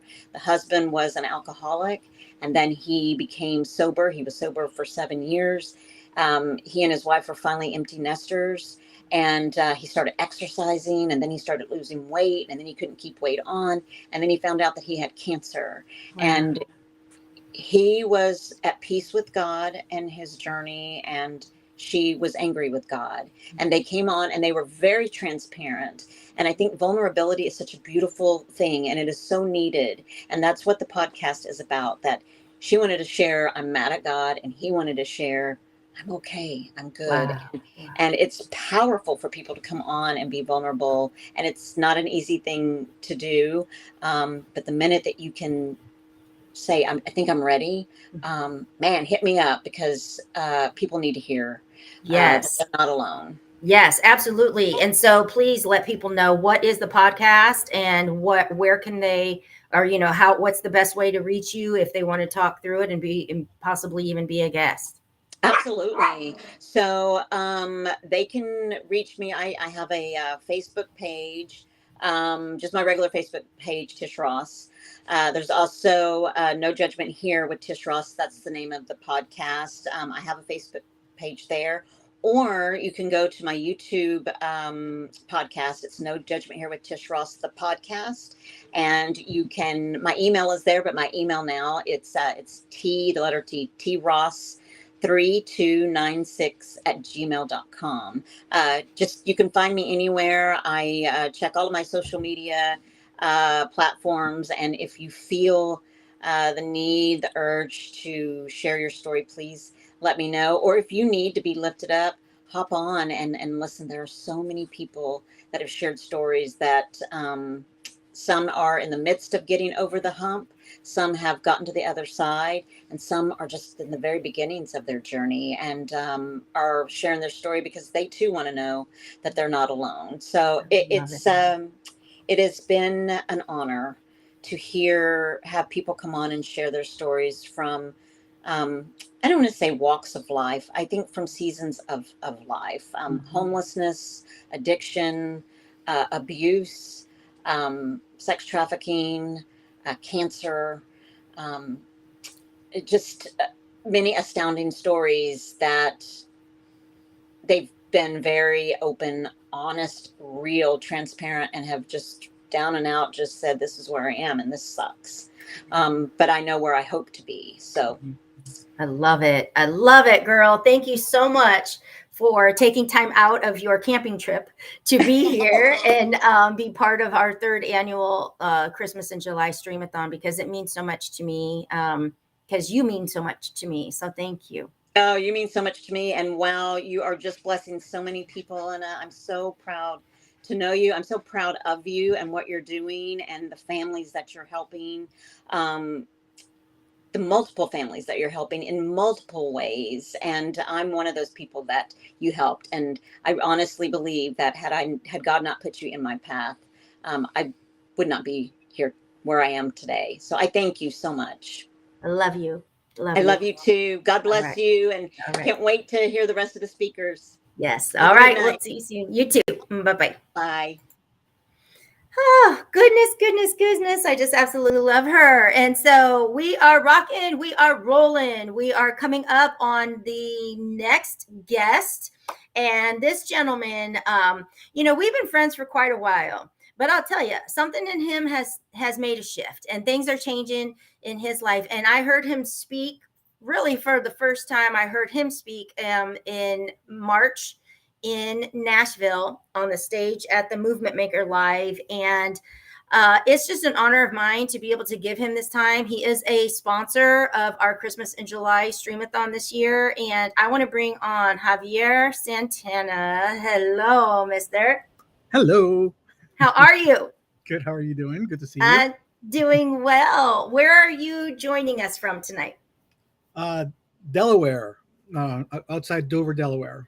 Got Delaware in the house. Oh, I see the blue and green being dropped. Moises is already woo woo. So you know what? I heard you speak at Movement Maker, and I was able to really see a side of you that just came through. And you know what?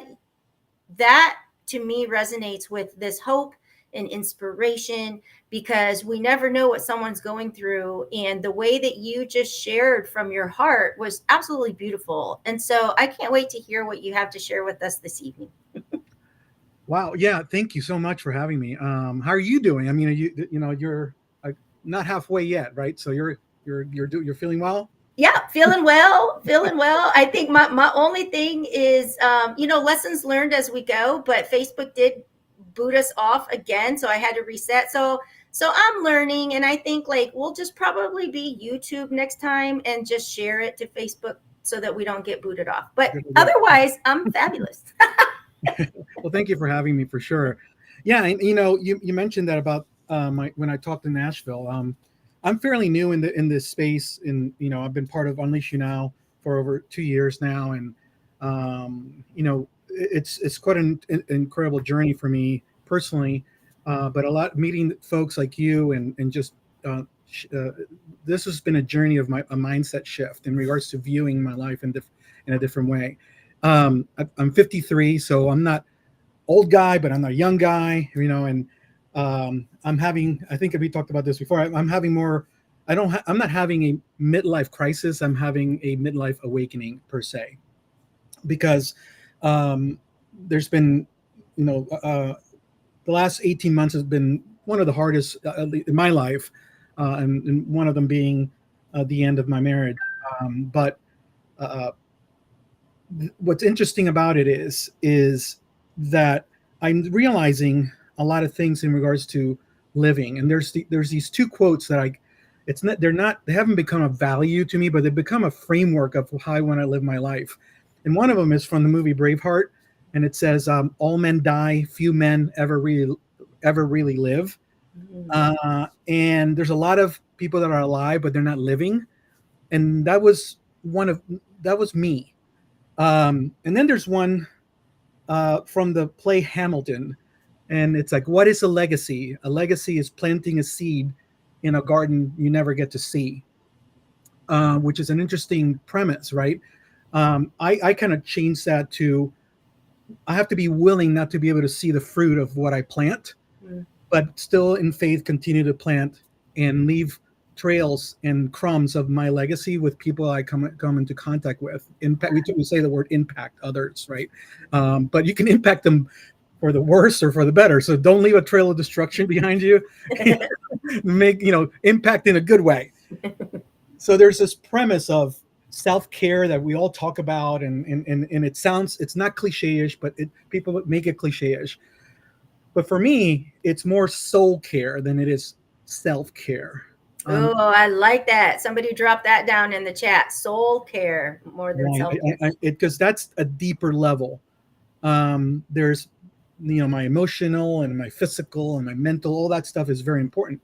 But when you tend to the heart, and then you start there, then everything else kind of starts lining up.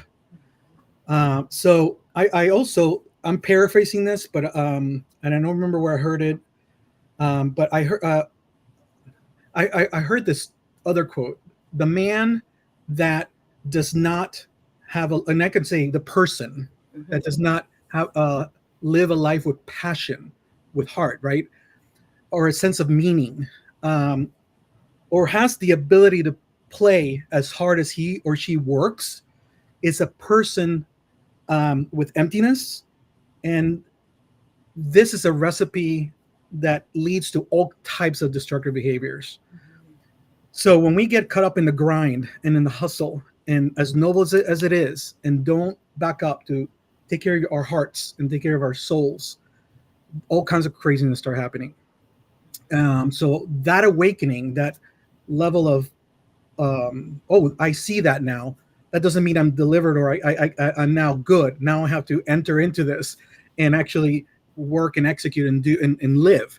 So that's kind of my mantra now. Soul care, living hard and leaving a trail. I say all the time, but live free, live now.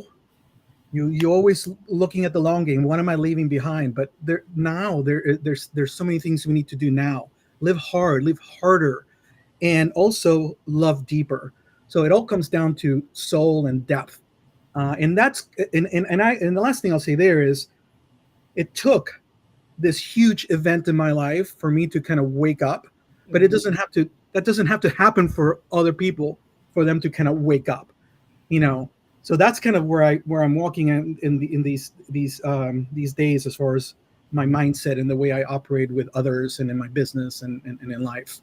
So do you think people, because I love that. Do you think people, when you're saying they don't have to wait for this like big thing, you know, in order to step into these types of changes, and do you think that people actually get a glimpse that this change is needed, and if they don't start making those changes, then the big thing drops in their world? Like, do you think that there's glimpses that people get through feeling that there's more, or I'm missing something, or something stale? Like, what do you think shows up for people that is like, it's time to start like living now? Like, what's going on? Right. No, I think that happens all the time. It's just people ignore it because they get back into the grind. There's these, I call them moments of clarity. I have these moments of clarity, you know. A little metaphor or an analogy is, you know, I wear glasses, and I used to wear contacts. I don't wear them anymore. But there were times when I'm wearing contacts and I didn't have my contacts on, and I had, all of a sudden there was this tear that came into my eye, and I could see clearly for just a split second. And there was that clarity for a moment, and you blink and it's back to blurry. So I think in life that happens, but then we, instead of going through in that trail and digging deeper, they kind of go back into the numbness or anesthetize it with other things because it's too painful to go in there. And I ignored those cues. We have them all the time until the big one came, and I could have chosen to make that event an excuse to not do or whatever, or a reason to ... I chose to make this a reason. That's big right there, because that right there, it's like you can choose to have an excuse, right, or a reason.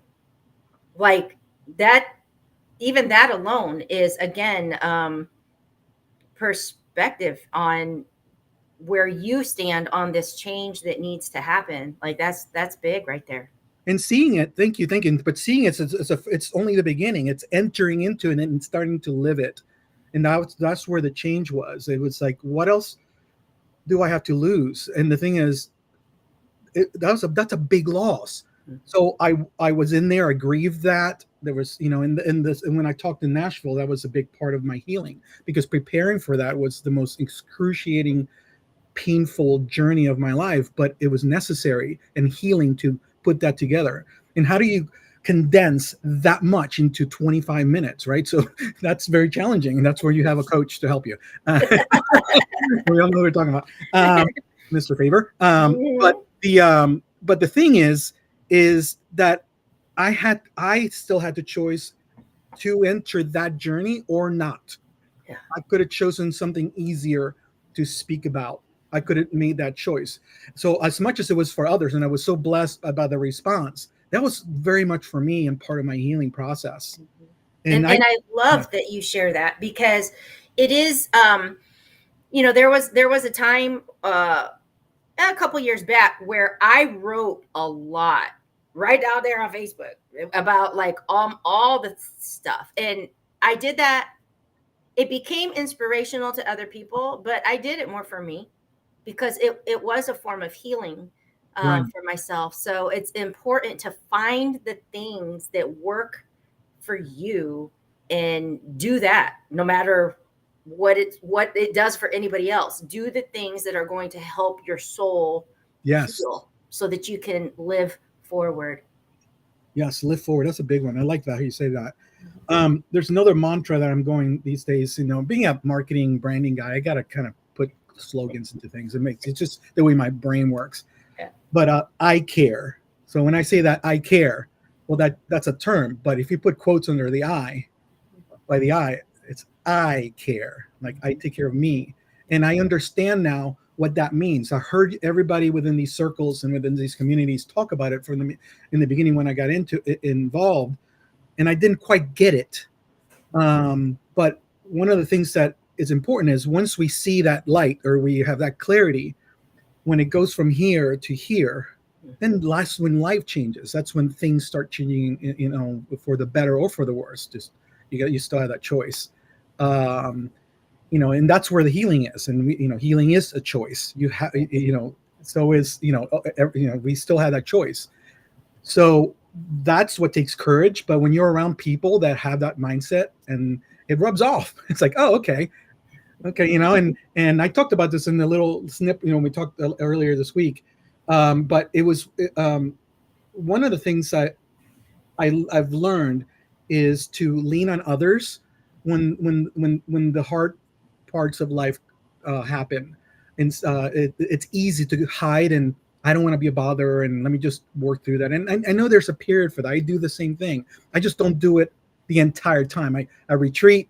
I get myself together, and then I go to the people that care about me, so they know what's happening, and I can and I ask for help.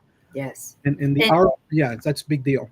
Yeah, and because while you were saying that, you know, the time in, I don't know, this just popped in, so somebody may need to hear this, but when you talk about lean on people for help, and you know, most of us do need to retreat when something happens that fast. Sometimes you have to step aside and just process and let it like triage. Settle, yeah, within you, and Right.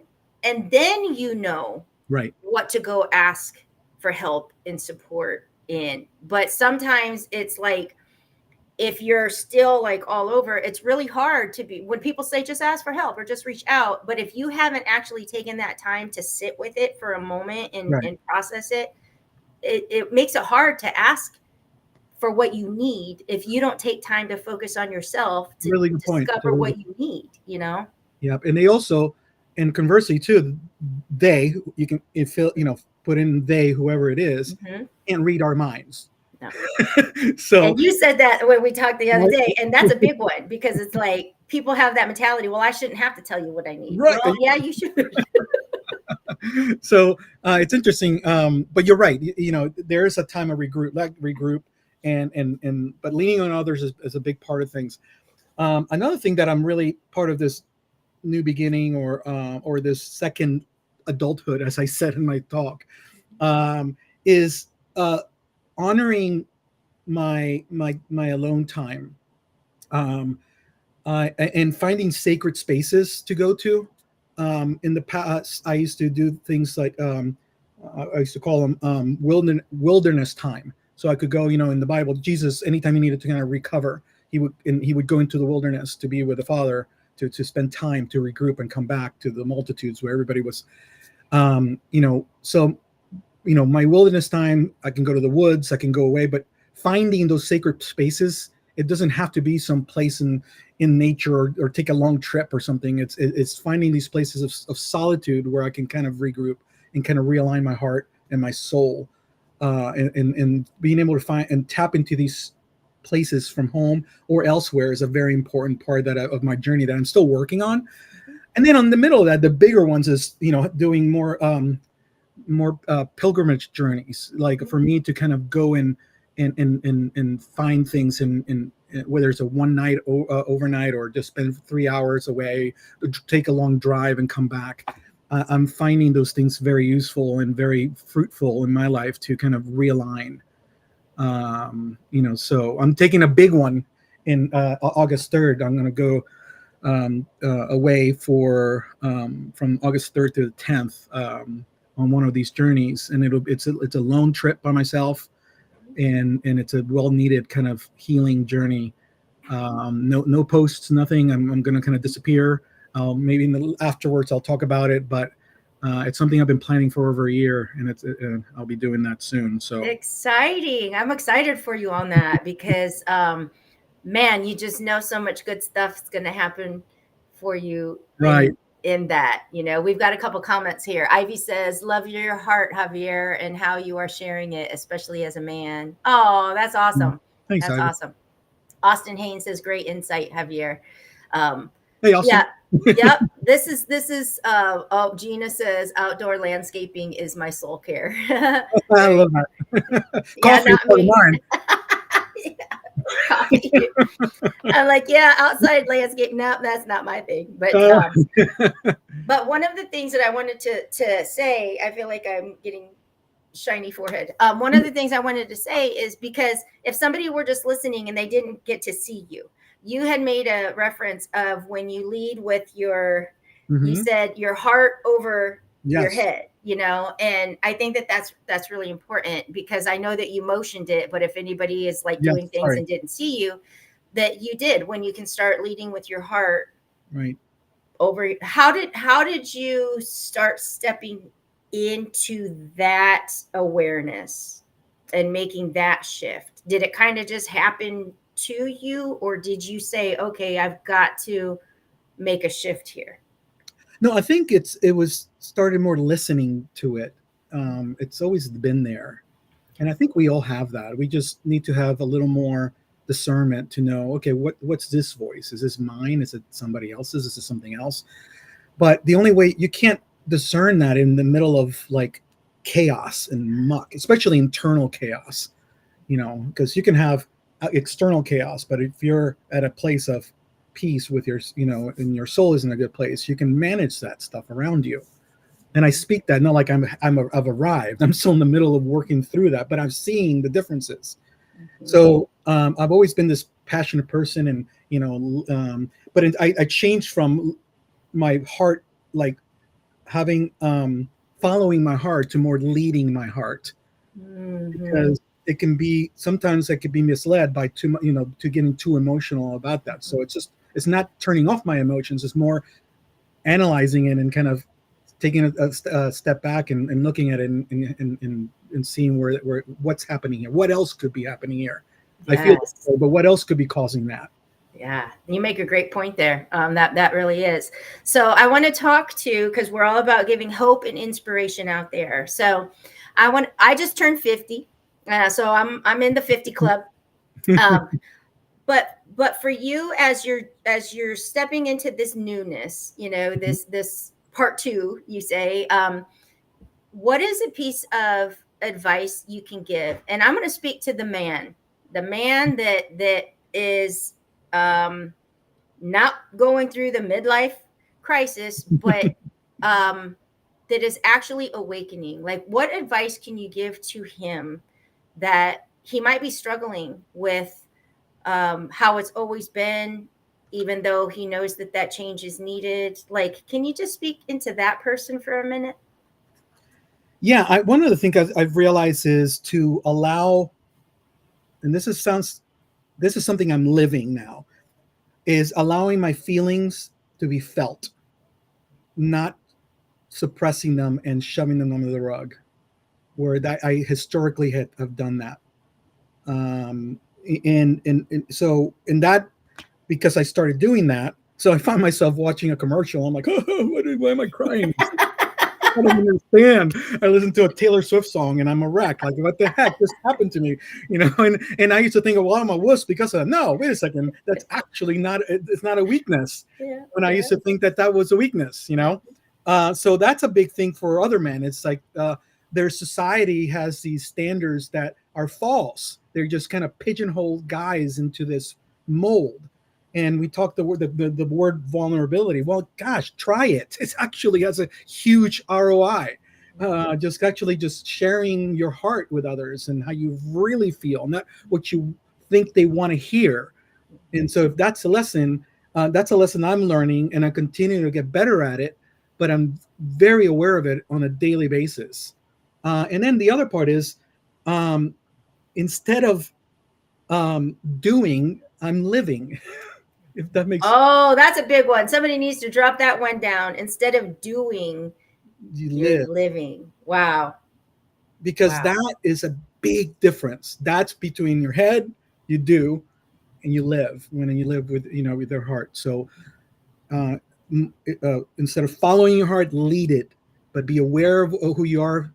Self-awareness is a big deal. That's another term we hear all the time. I became grotesquely self-aware this last year. Oh, I don't like that about myself. Maybe I need to fix that.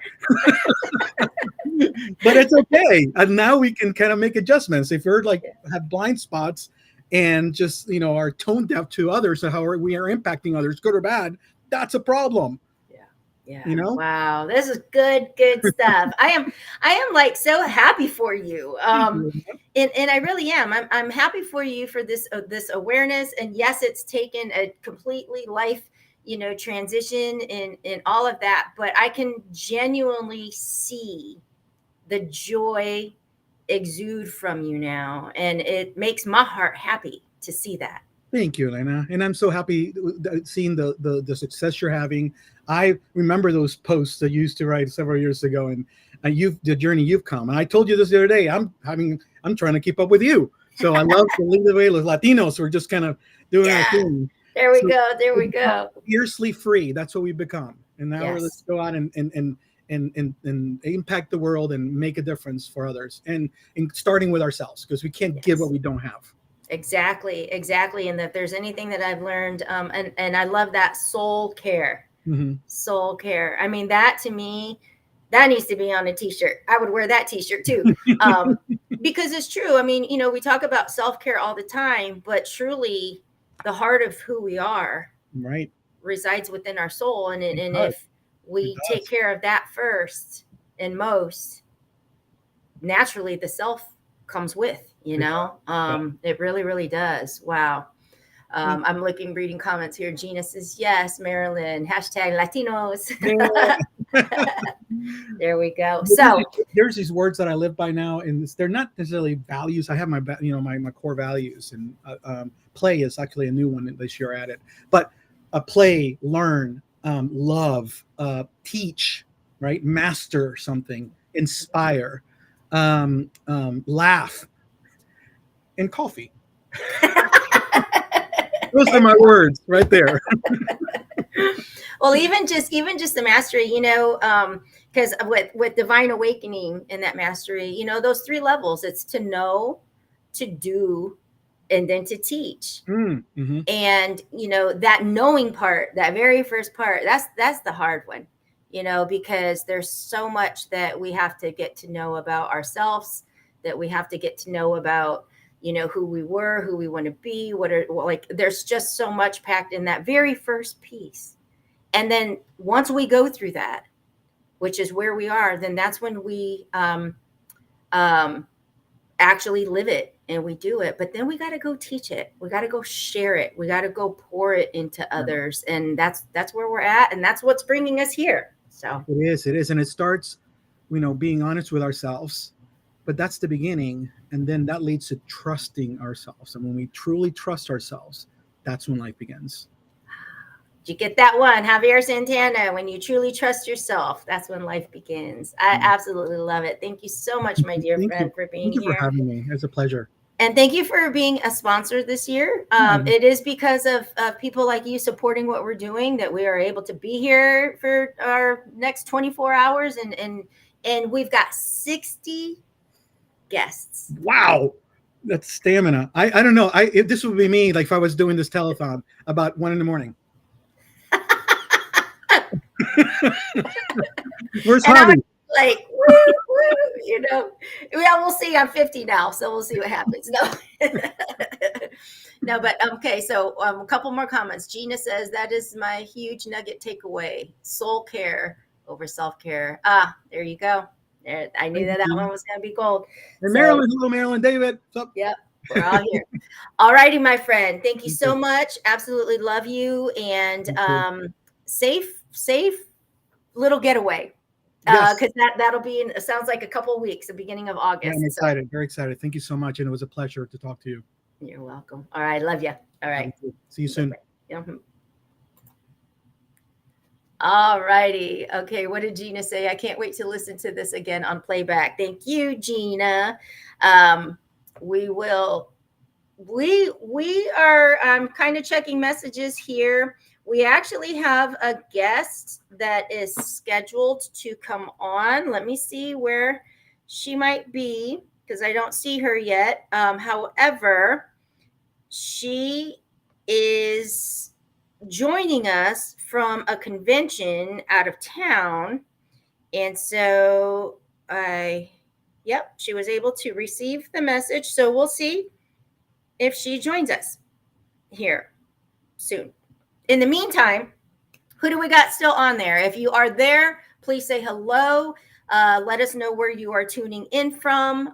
Drop down some nuggets of what has been one of the best takeaways that you have received this time so far. And we'll just kind of see if she pops on here because we are live and that's how we roll. I don't even know if I've got, let's see. Mallory says, hey. I'm going to see where she's at real quick. Give me just a message. And if not, I'll just drop some nuggets down myself here real quick. Here we go. Ivy, this seriously has been amazing. Thank you so much. Mallory is Inglewood, Florida. Marilyn is at New Jersey. Ivy says this series, Ivy's from Central Jersey. You guys are awesome. Okay. I'm trying to see if I hear any. Do I got anybody out there? Nope. Okay. I was gonna bring in one of my family members. Well, it's just me right now. So Gina says Fort Worth, Texas in the house. So we're gonna talk a little bit, and if Kathy is able to join us, then she will. If not, I might go ahead. Oh, there she is. She is joining us. Okay, I just want to make sure that she was here, and we're going to bring her on. What does Mallory say? So much amazing nuggets of wisdoms from people of all different walks. Absolutely, Mallory. And I can't wait to have you on here in the morning. So you'll be hearing from Mallory early tomorrow morning. All right, so we have Kathy. Oh, my goodness, Kathy, how are you doing? I'm doing great. I hope this is going to come through all right. Of course, the wind picked up. And look at you. You are joining us, even though you are at a conference and like doing your thing. Like that's commitment. Yes, of course. Anything. I'm so honored to be here, and I just love being part of anything that you do. I just love it. I love you too. So where are you? Where are you tuning in from? Salt Lake City, Utah. We are on Young Living's Lavender Farm. I didn't go over there. It's way busy, so it'll be even louder. But you can see the mountains back here. I don't know if you can tell there's snow on top of them, but it's 98 down here. Oh my gosh. I look like a hot mess because I've been here all day. Oh my God, that's amazing. That's amazing. Yeah. So it's like 98 down there, but you can see mountains up there, and that's so cool. Yeah. So how has your experience been there? Because you've been there a couple days, right? I've been here since Monday. And I messaged you with a couple of things because you came right to my mind. I'm just so honored that I'm partnered with this company. We celebrated 30 years this year. Wow. The CEO is all about God, all about family, all about the people that are in Young Living. That's it. The money, anything else, that's not priority to her. Yeah. So, and just some of the speakers, they're all about for us, and it's all family. And I'm just like, I'm so grateful that That's amazing, because when you just know when you're in the right place, Right. Just like with everything with your stuff, I joined that Bring Sexy Back when you hammer on us and. I love that when I hammer on them. I do. I push the buttons hard. Anybody that works with me knows that I'm all nice and smiley, but when it's time to work, man, we get it. We work it. We work it, and then of course faith and focus. It's just So right, it's just been a blessing. I got a flight home at 4 a.m. Wow.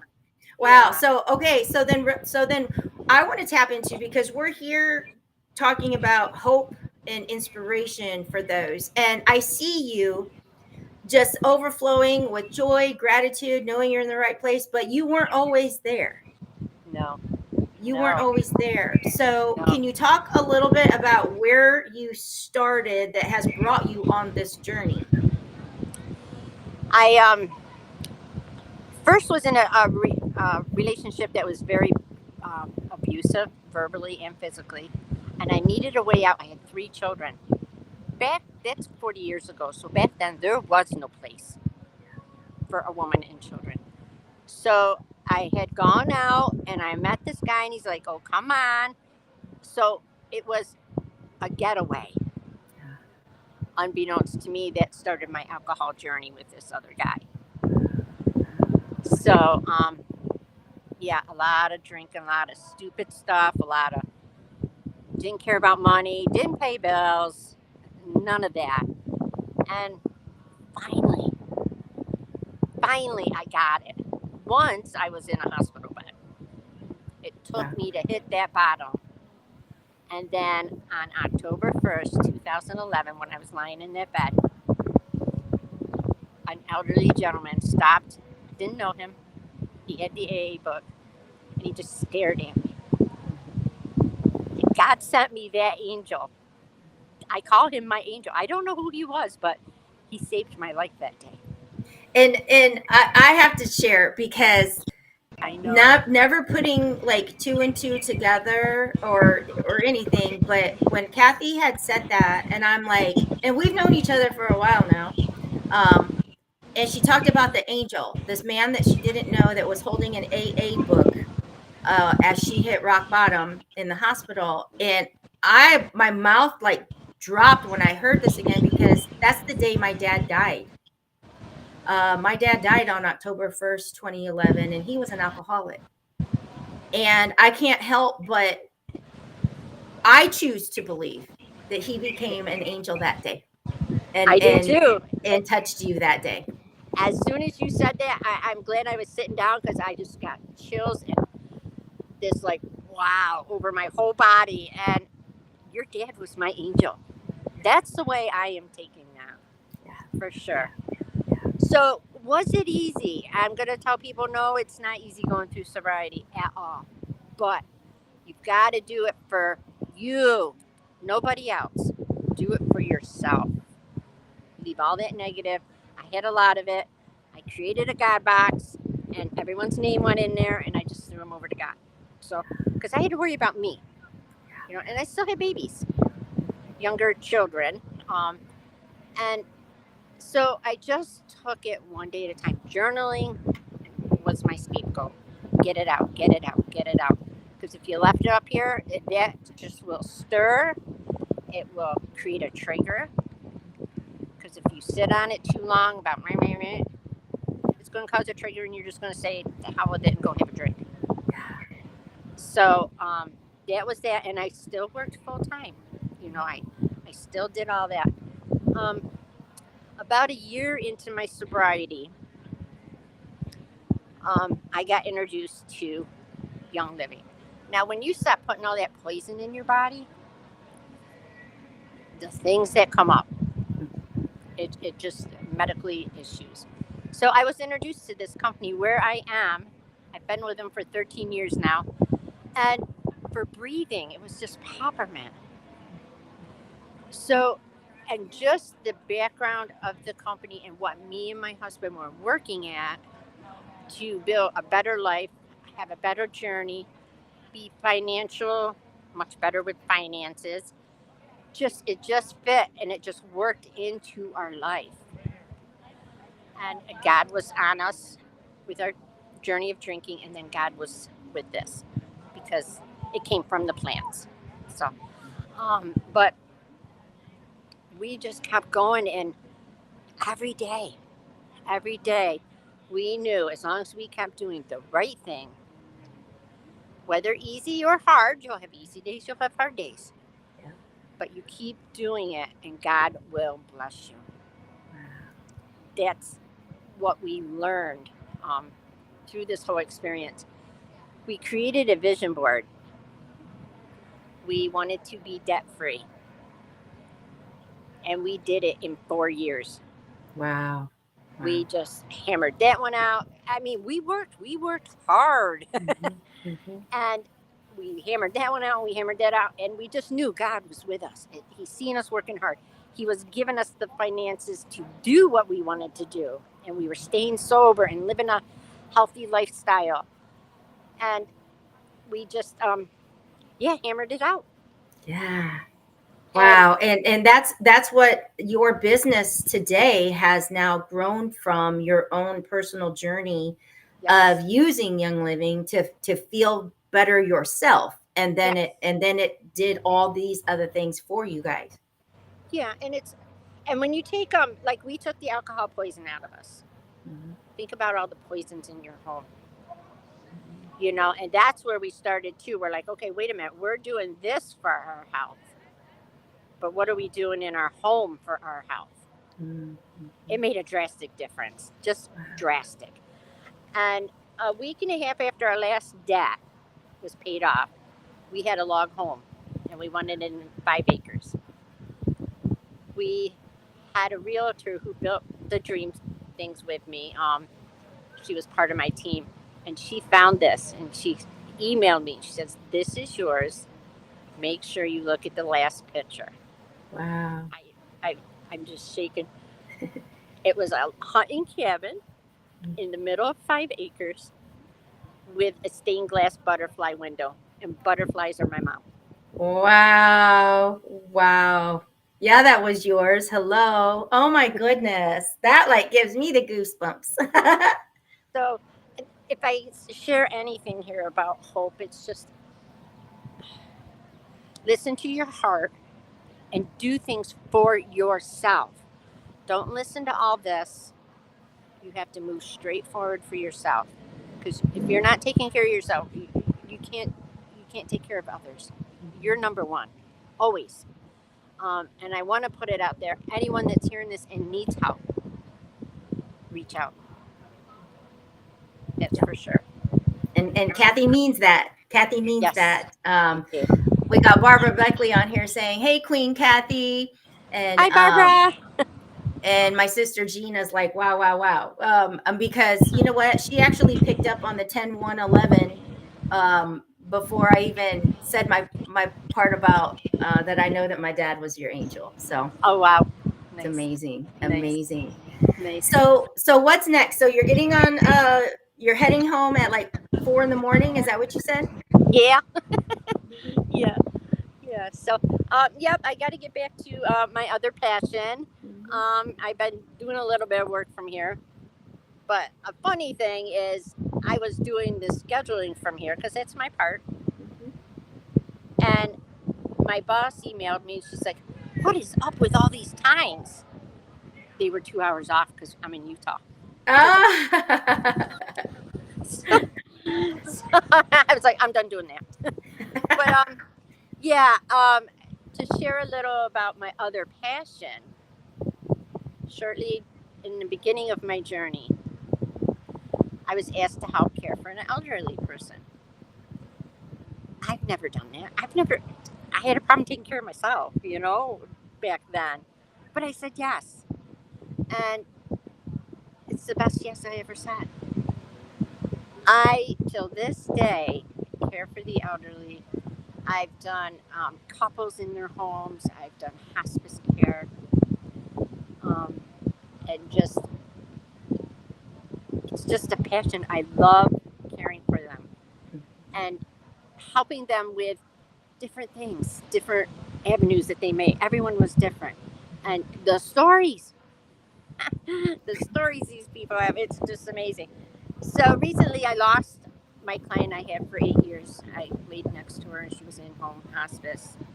And I had taken all her stuff to my hospice house in my area. And that's where my mom was. So this hospice house was close, dear to my heart. And they asked me what I was doing next. I said, I'm retired. And they're like, oh no. So when I was always in my mind questioning why God gave me that to care for the elderly, that day it was answered. I had come full circle as a better person to this hospice house. And mother's my mother's room is where my office is. Wow. I was present for her, but not because I was still drinking. Then I come back as a better person. So he took me that whole journey all the way around, and it's just amazing. Amazing. So for someone that is struggling in, maybe they haven't recognized that or even believe they have a drinking problem or dependency on it, what is a first step that can help them?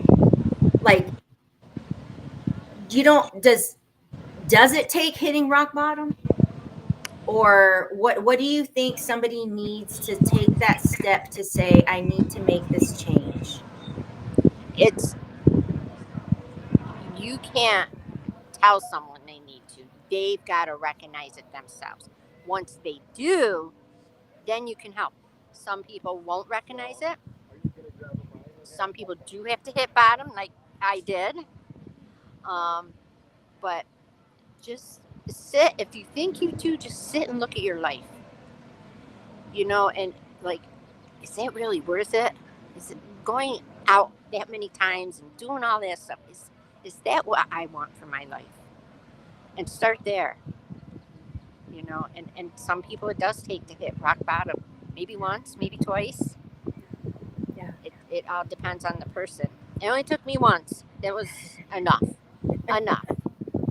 Well, So, and I'm glad, because it has been amazing to see the transformation, just even in this past year, of like just in your business and flourishing and your confidence and just like all of this stuff coming through. It's such a joy to be witness to it. thank you. Yes. Well, And I feel since I started, I'm going to be totally honest, since I started training with you and did that first Bring Your Sexy Back, that was fire. And because I always wanted to be myself. I mean, Young Living's an amazing, amazing company, but I wanted to make my business. And and writing the book and telling my story more has really given me the authentic of my business. I am a product of my business. I can say they work for your whatever, because we have chats, but it's ever since I did that with you that first time, it just has taken my whole business to a different approach. Just different. Be me. It's mine. it's yours. Be you. Believe. Yes, and they may be my source, but it's mine and how I build it, and I get to choose who comes into my life. That way. Yes. So, Yes. yeah. So coming up, for you, I want to give you an opportunity. You are a sponsor of the Streamathon this year. Coming up in your business, what is something that people can look forward to? What is something new that is on the horizon? Is there anything that you can direct people to know more? Well, I do have a launch coming up on August 24th, and you follow me on Facebook. That's where I am most of the time, and I'm doing 3 steps towards my launch. It's just fun things to say. Oh, really? Just to get them enticed to join the launch. And the best place to really look at what I do is my website. It goes into the how, why, everything, the history of it. Yeah. So my website is www.essenti, ESSENTY.com/Kathy Mincer. Okay. I'm actually typing that right now. ESSENTY. Yep. .com/Kathy Mincer. Yep. All right, we're going to put that in here.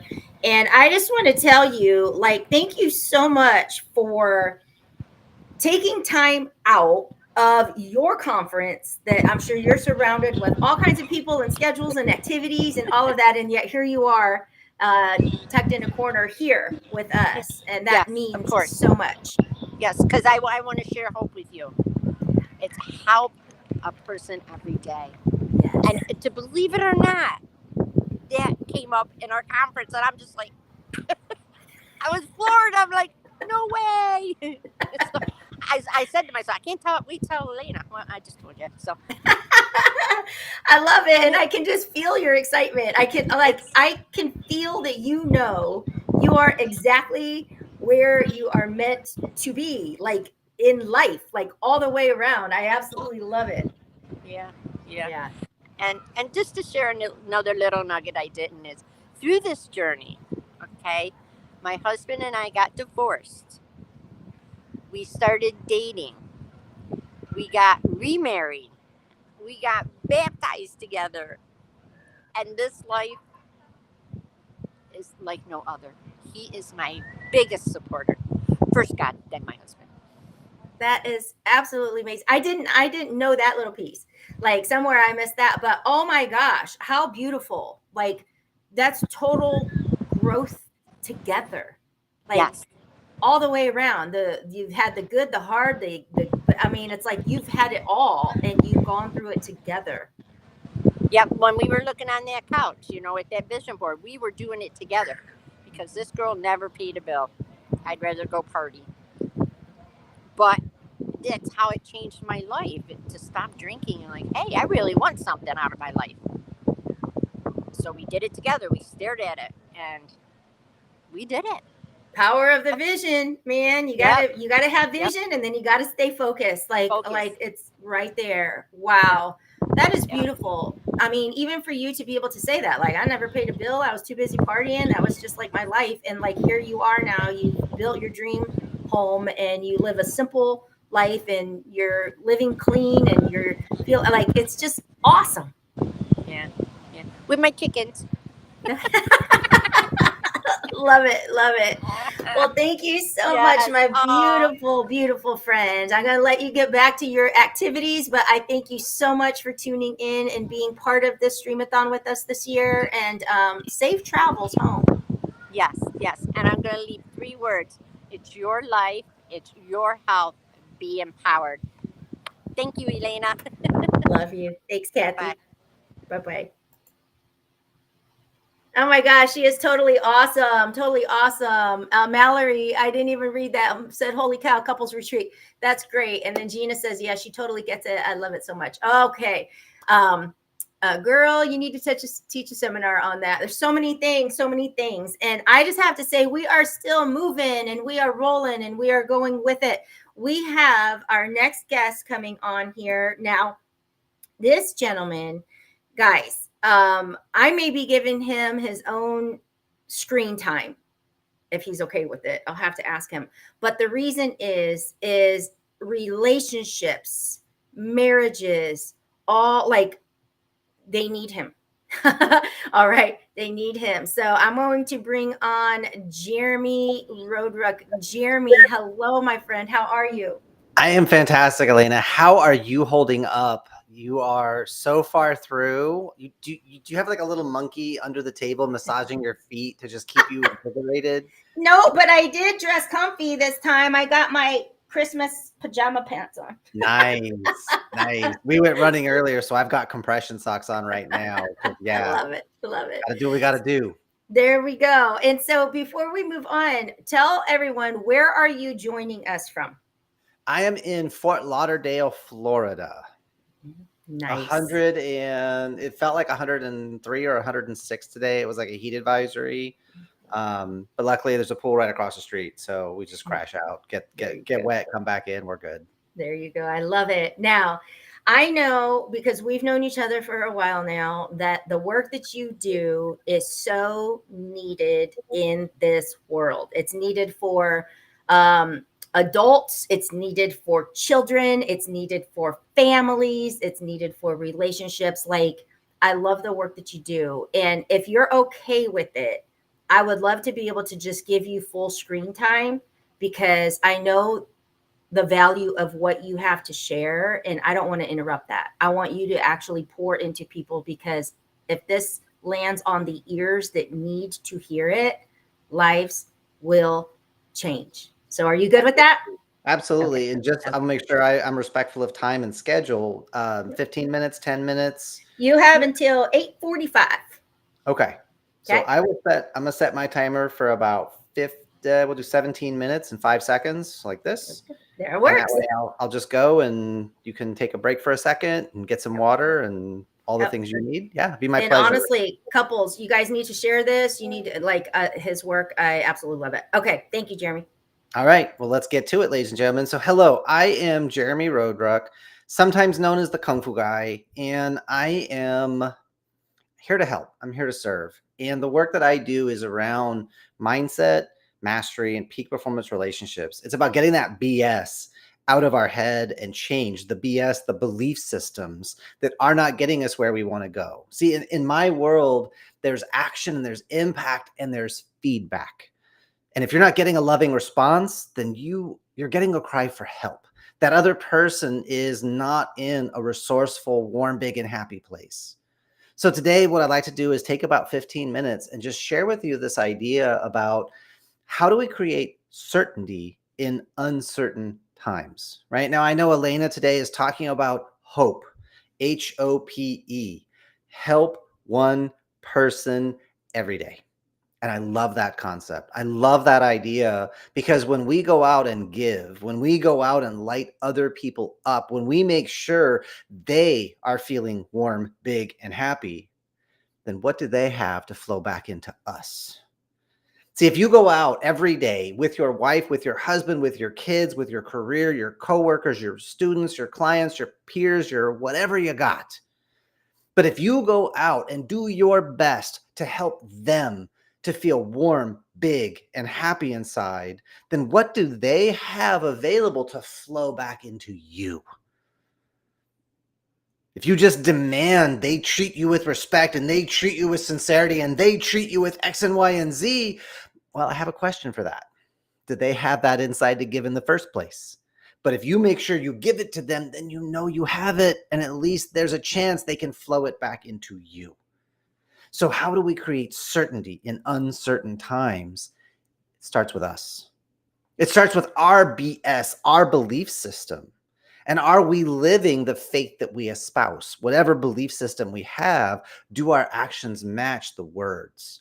Are we living the faith that we say we hold? And I'm not here to be super religious or beat anybody with religion. That's not who I am. But I'm a big fan of congruence. I'm a big fan of what you say and what you do, they line up. And when they don't, time to get a little curious. So if we want to be more certain in uncertain times, it starts inside us. It's up to us to generate our own certainty rather than look for someone to give it to us, rather than wait for the world to validate, appreciate, celebrate the stuff that we do. It's better that we know what we're doing, where our heart is, where our certainty is, right? It's like the sun shines in the sky, not because it expects the earth to care. It's because the sun has an awareness of its own nature. I'm going to shine. That's what I do. That's what I am. I'm going to shine. I'm going to be a source of light because I don't know anything else. And because of that, the earth benefits, the earth gains, and life flourishes. But the sun doesn't go, hey, earth, you owe me. Look all the good I do for you. You wouldn't exist without me. You owe me respect. Like that's not how it is. The sun's just like, I'm shining because I love to shine. So that's my question for you today, this month, as we think now, 6 months from Christmas, where is your certainty? How are you in your own light, in your own awareness, your own realization, your own motivations? Are you going to give to the world around you, or are you looking to get from the world around you? Do you see the people in your life as opportunities to collaborate, or do you see them as competition that you have to position against and you have to get under them or behind them or around them or over them? Because when you look at the world as competition, you begin to take your life and make it smaller and smaller. When I work with couples, when I work inside their marriage, if somebody is caring about power, that's a problem. Right? I've heard it said in the relationship biz, whoever wants the relationship less has the power. They're the ones wearing the pants in the relationship. And I'm thinking, why are you guys even wearing pants? It's a whole lot more fun without them. So how do we get to that place with each other? And it's not about power. I mean, if you want to do some power play, that's okay. Make sure you have safe, sane, consensual, and always have a safe word. We can talk about that later. There might be kids in the room. But it's the idea that it's not about, I'm looking to get from you. I'm looking to amplify you. I'm looking to expand you. And if I go to amplify and expand my wife and all the good in her life, then what happens? She can flow that back to me. And then she can help me to amplify the good in my life. Because the more powerful she makes me, I'm going to show up for her. And the more powerful I make her, she's going to show up for me. Who loses in this game? Right. It's the idea. It's a win-win or it's no deal. Whether we're talking parenting, we're talking marriage, and ultimately we're talking business. Because if you want anything that you are trying to achieve, do, deliver, experience, have, give, whatever, if it's not win-win, give it enough time, it will always fail. Now, here in the US, we've got two guys that are being positioned and arguing and haranguing each other, and camps are being formed, and allegiances and alliances and discrimination, and that guy should and this should and all the things. But the truth is, the two of them care more about the corporate impact and the corporate influence on our lives than they do the happiness and the success of us as individuals. It's not up to us to wait for them to take care of us. If you've ever had to deal with the government, you know we're from the government and we're here to help. Always means themselves. The government is out for the government. It's not out for us. It's up to us as citizens. It's up to us as individuals to create that certainty. Then we can have it to give to others. So I have 3 questions for you. What's your relationship to your past? Are you still living in fault and blame, guilt and shame, creating unwinnable games? Because if you are, that's almost always a wound with our inner child. People that are healed have no need for fault or blame. They're not looking to take on the guilt or shame, and they love to play win-win games. Now, the opposite of fault and blame, guilt and shame is what I call ownership and the ability to respond, aka responsibility. And if it's hard to take that responsibility, or we find ourselves playing a yes but game to justify our treatment of others, that's a wake-up call. That resistance, that friction between me and this other person, between what they say and want and what I say and want, those are moments of feedback that you can appreciate. Thank you for telling me. Thank you for putting me on notice. I didn't realize what I was doing was impacting you in such a way, and it took something in you to tell me that, but I'm glad you did, because I want a divorce, but not a divorce from you.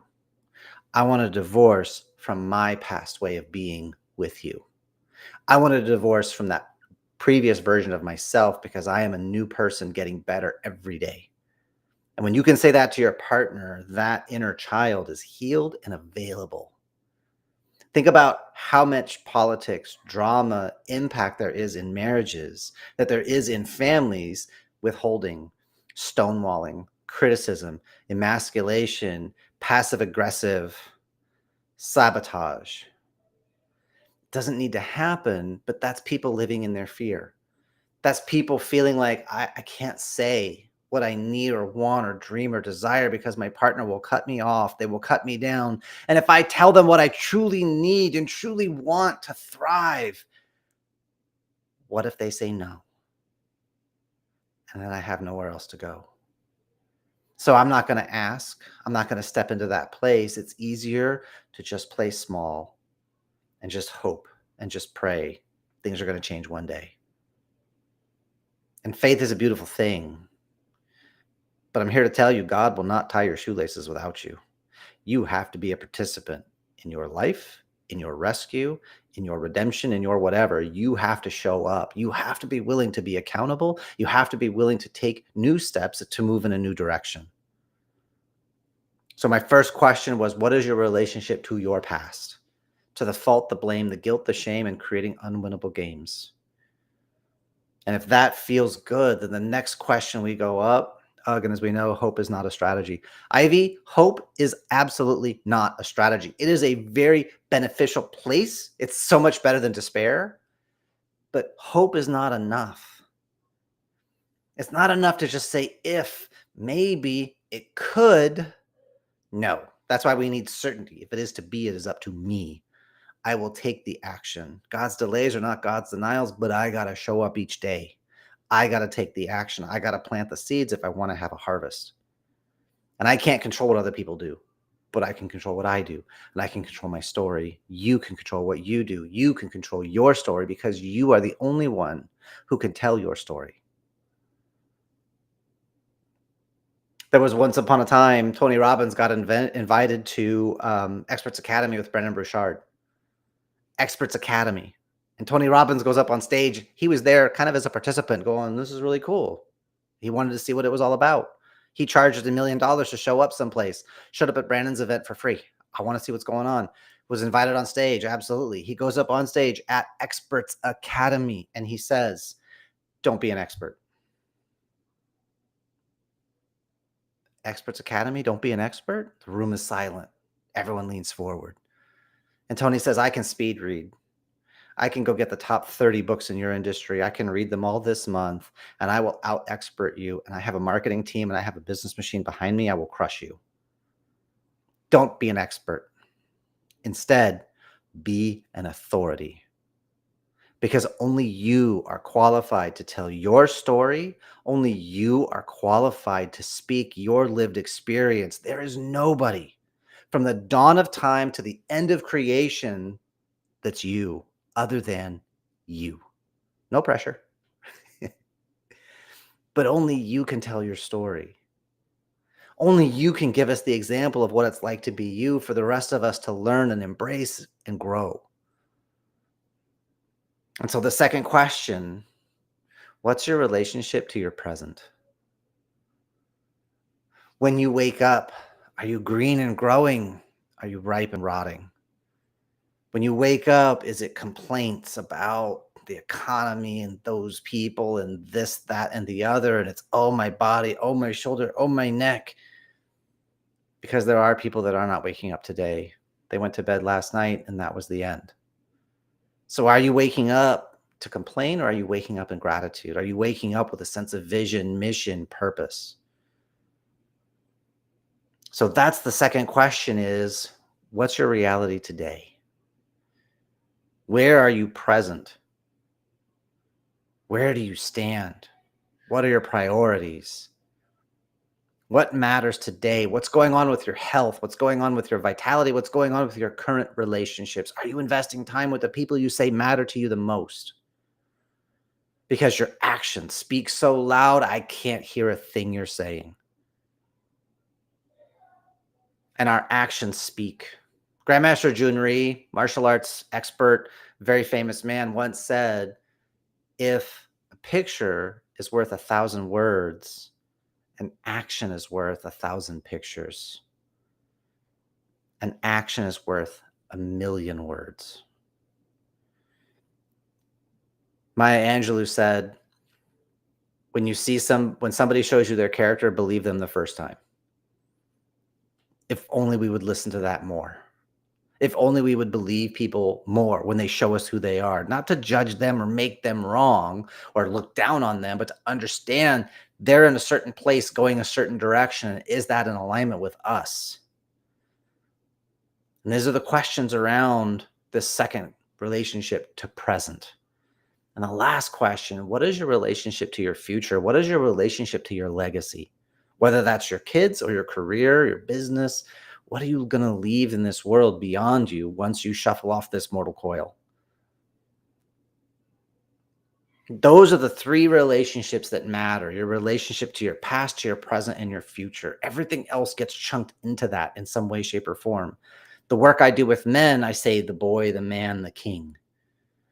And I see so many men projecting and pretending to be a king and to be a man, but all I hear is a wounded little boy because of the fault, the blame, the guilt, the shame, and creating unwinnable games.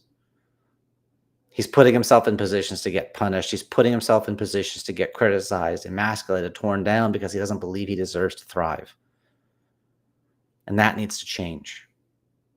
So if you want to have certainty in uncertain times, it is up to you to plant those seeds inside yourself. Your self-cultivation, your self-growth, that's what expands the world around you, your capacity to expand the world around you. And specifically to the men and the ladies who love the men in their lives, I have a community that I call the Unstoppable Masculine. And I know it's a goofy name. I know that. Don't care. Because it's not about the name. It's about the content, and it's about the impact. How can we be present? How can we be playful? And how can we be powerful? Because so many women and children are scared of the men in their lives because the men are so attached to power, they're not safe for the people who love them.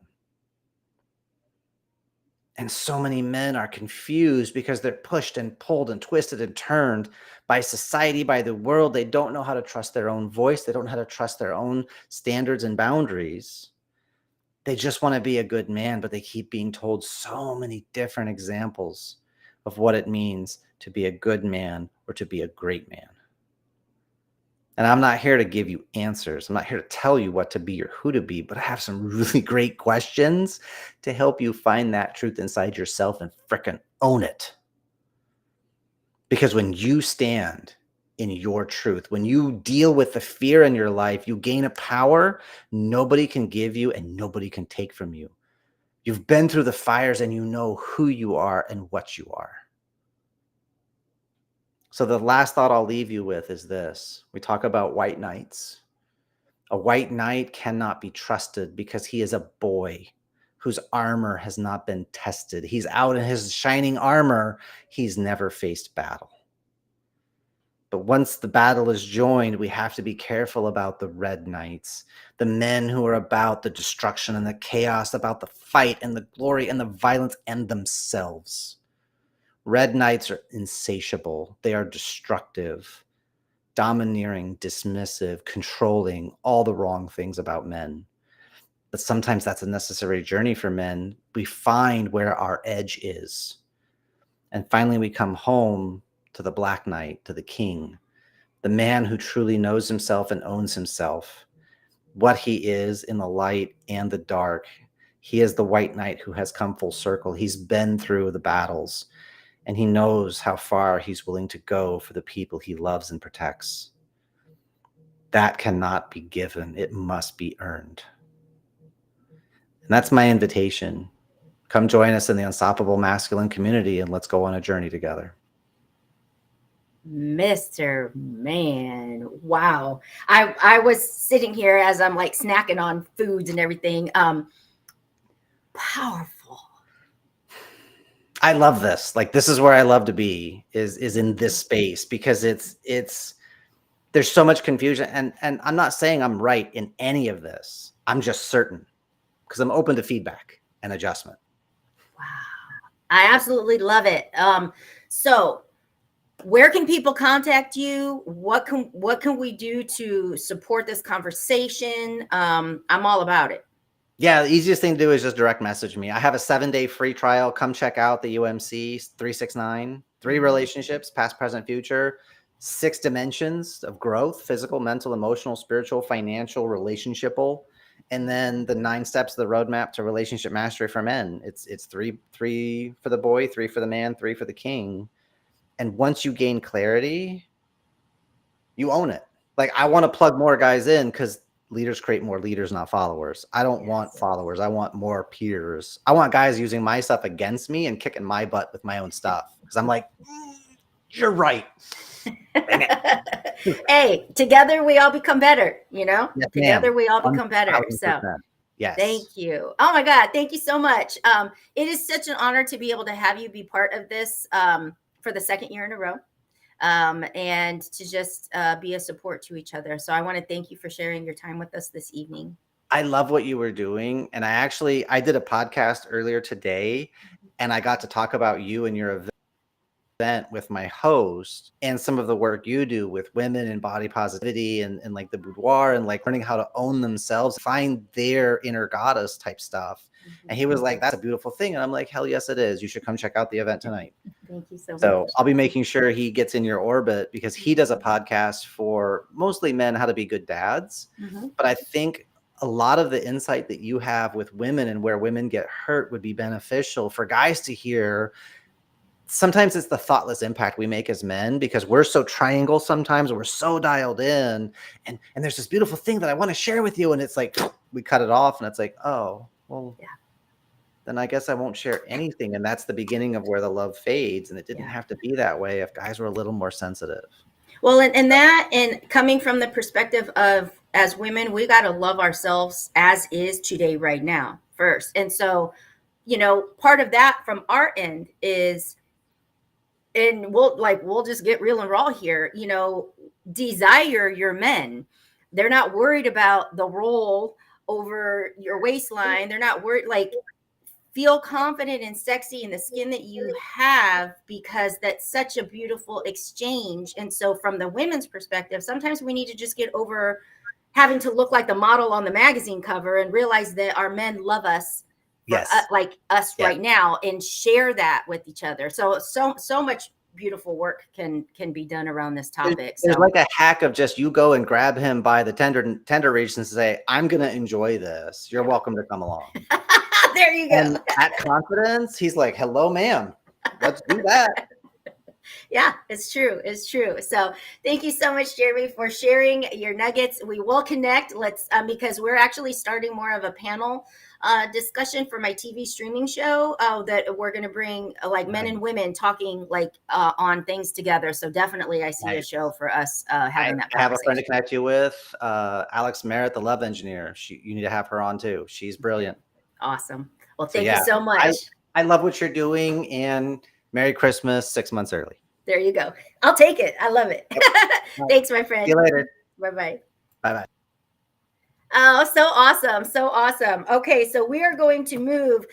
This next guest that you are going to hear from falls right in line with talking about the masculine energy, but to watch what's happening in his life and the transformations that are taking place. And he is actually one of the kings in our next edition of Surrender to Rise, First Kings edition. I'm bringing on Moises Rico right here.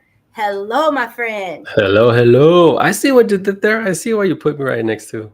I actually didn't intend to do that. It's just kind of like I looked at it and I was like, there we go. It's the Lord. It's the Lord making his word. Lord. Amen. I love that. So first, tell everybody, where are you joining us from? I am from El Paso, Texas, which is the biggest city between Dallas and West Texas, basically. Everything in between is pure desert. There you go. And I can see your beautiful wife, Bree, on here in the comments. So let's talk about it. We are talking hope, inspiration, but we are pouring nuggets and wisdom and guidance and all the things that God filters through you. What are we talking about tonight? Well, very similar to your previous guest is like my shirt says, mental strength. Sorry, the microphone's on. Got mental strength. Love it. Yep. Mm-hmm. And a lot of people think when it comes to mental strength, it's only the mind.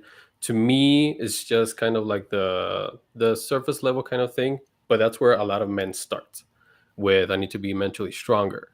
Deeper than that, I need to be emotionally stronger. Even deeper than that, I need to be spiritually stronger. Right? We all think about physical strength, mental strength, and emotional, then spiritual. The deeper level is spiritual strength. And that kind of feeds everything else, the emotional, the mental, and even the physical to an extent. But I believe that men are right now in very lost space in general. And we need to, which I'm doing my best here on my end to do so, to kind of bring that life, that oomph back into men, where they're not scared to be men, but at the same time, men that God created them to be, not just men that the world is telling them to be. Because I myself grew up without a That's a father. big one right there. Exactly. I Yeah, myself it grew up is. without a father, so The Mhm. go ahead. No, go ahead. I was mentioning No, since I I grew was up. Oh, there's a lag. live TV. I'm just gonna pipe it. I'm just piping it. You do your thing. Briefly mentioning, I grew up without a father, and to be completely like open and honest here, I just found out today that he passed away, and I had my moment in the morning of like crying and kind of like mourning that, because what really came up is that little boy again, who like he had to say goodbye once. He didn't know where he was. He didn't know if he was dead or alive. But now knowing that like he's not here, I went back to the little boy and was like, he's like, I lost him again in a way. But I mourned, I cried, and everything, and I know that some good is going to come from it. Um, and but going back to kind of like the mental strength and all those things, and the mental aspect of things, growing up without one, I didn't have an example of what it was to be a man, and kind of finding now having a conversation with my family, with my brothers, my siblings who grew up with him in a way, who were raised by him, kind of knowing what kind of man he really was. It kind of God put in my heart in the sense that the work that I'm doing is very much needed. It was needed back then before me. It's needed now, and I'm sure it's going to be needed in the future. And I'm just one of those seeds that God just put in this earth to kind of bloom around in a way. I think my wife is the bee who kind of pollinates everybody else. Mhm. um, but yeah, it's a matter of like, hey guys, hey men, time to rise up, time to pick up what I consider your sword and shield. I have my a little prop here, Mhm. and go out and serve and give and become kings, the kings that God created you to be, and create your kingdom, of course, with His grace and for Him as well. I love all of this. And so my question is number one, I don't ever like to say I'm sorry when someone passes away, but I want to share my love, my prayers, and my hugs with you because Thank you. it's hard. There's just no way around it. Yeah. The other piece, when we're talking the mental, emotional, spiritual, physical, like all of that strength, do you feel most focus on these other aspects and leave the spiritual development last? Or do you find if we focus on a spiritual development, it kind of helps align the other pieces? Where do you where do you see that, or how does that fall in your opinion? The best way that I can explain it is, if you don't have especially a spiritual kind of life, and you kind of reinforce that spiritual lifestyle, you can take care of yourself physically, you can take care of yourself emotionally, even mentally. But if there's no spiritual aspect there will still be a void. There will still be an emptiness.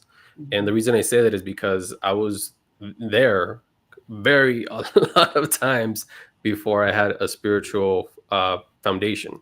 Okay. And back then I was into bodybuilding, so I was into physical strength, but emotionally I was a wreck. I I had a temper tantrum. I would get angry. I like to make fun of the fact that there's a bunch of holes at my mom's house that have been like drywalled in and stuff. But that's how before I would express my anger. I would punch. I would punch holes. I would punch the wall. Wow. Um, I yeah, can't see it, man. Sorry, I can't see. I know it's hard to believe. I have talks with my son who now he's becoming a young man. They're like, "Hey, your dad used to get like, yeah, he wasn't he wasn't. I mean, I wasn't a bad boy, but he was like he had some issues back in the day." Yeah. Um, So men that you Bree's like I'm a witness here. yeah, she was. So the work that like you do, is there a certain age bracket, or is it like a private community, or what does that look like when you actually want to work with men on this? To be honest, it's around men around my age, right? Men that kind of can relate to me, that are my age, who are fathers, who are husbands themselves, who are looking to build a life, essentially a kingdom of their own, and they want to do it successfully. And they know that, hey, the best way you can build a kingdom is you take care of kind of yourself as a king, so that you can take care of your people. And it's one of those things where a lot of men just grind, right? They just go. They just put into work, put overtime, take care of the families financially, which is good, but you don't take care of them emotionally. You don't take care of their other needs, spiritual needs as well, because you're just, let's go ahead and provide, make sure that they're fed and things like that.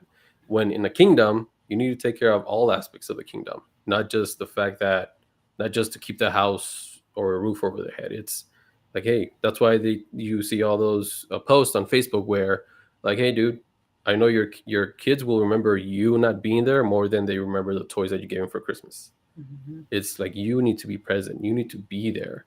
And at the same time, you can't really be present if you're still dealing with a bunch of stuff up here, Yeah. and you're not emotionally there, and you're worried about the bank account and how your marriage is going or things like that. You need to be able to, like, hey, you need to hold space for yourself, Mhm. right? And then work what you need to work through, get the support that you need, and that way you have a stronger foundation within you for your kingdom to grow from you, instead of like, hey, just building the house like the three little pigs with hay that just the wolf can go ahead and blow, and there it's gone. Yeah, I get it. And so ultimately, it is a continuous cycle. Yep. Kind of like, if you focus too much on one, then the other parts are gonna. So it's really having that community and that support system that helps you look at every aspect and can touch on each of them as they need. And because I'm sure as you grow through some of these things, they all need adjusted, Yep. as you mature, as you grow, as you become more wise, all of these things. So if people wanted to reach out to you, we got Claudia saying, even though you focus on your age range, you are an old soul. Oh, that's a message for you. Amen. Yep. Thank you. That's my sister there. Oh, it is? Got Well, all hello, the support. Claudia. Yeah, hope to see you in Texas. We're there in September, so I look forward to meeting everybody. But it is amazing because what can you say to the person that knows they're called to do work that in their mind right now might be greater than them? Because I'm Mm. sure at some point you felt like, God, you're taking me on this journey. Who am I to be in this position? And look at you. You've stepped into it. So what kind of hope can you give to that person that knows they're being called to this other place, but might not quite feel like ready for it? Mm. Dig deeper. Look into that. Investigate, where's that coming from? Because the reason why I came into what I consider my purpose, right? What the work that I'm doing here is because I've always done it. I've always been there for others, men or women. Now I'm focusing on men because I see the need for men, but I've always been there. I've always been the guy to, like, hey, well, dish out whatever is going on, like what's going on. I've always been good at reading people, like, okay, what is causing that person to behave that way, act that way? What happened not only in the present, right, that which kind of in a way triggered them, but where is that coming from? What happened in their past that basically developed them into this person that they are now? And to that person who is looking to find their purpose, more than likely you're already inside of you. You already know what it is, but you have to be willing to uncover all those layers to bring that out, and for you to see, like, oh, look at that, this is my purpose. I need to go ahead and help people. It's one of those things where I believe I broke it down is something that you've more than likely already do and will continue to do no matter what, because it's just in your nature. Something that you're passionate about, like it brings you so much joy. And thirdly, it's that it's for always for others, because I believe purpose is when you help others. Yeah. And you find so much joy, and it's something that you're already naturally doing and will continue to do. And I feel like that's what I found here as well, is be able to help those men around me be better men, be the men that God created them to be, and lead their families in their kingdom, because I see it everywhere and it's very much needed.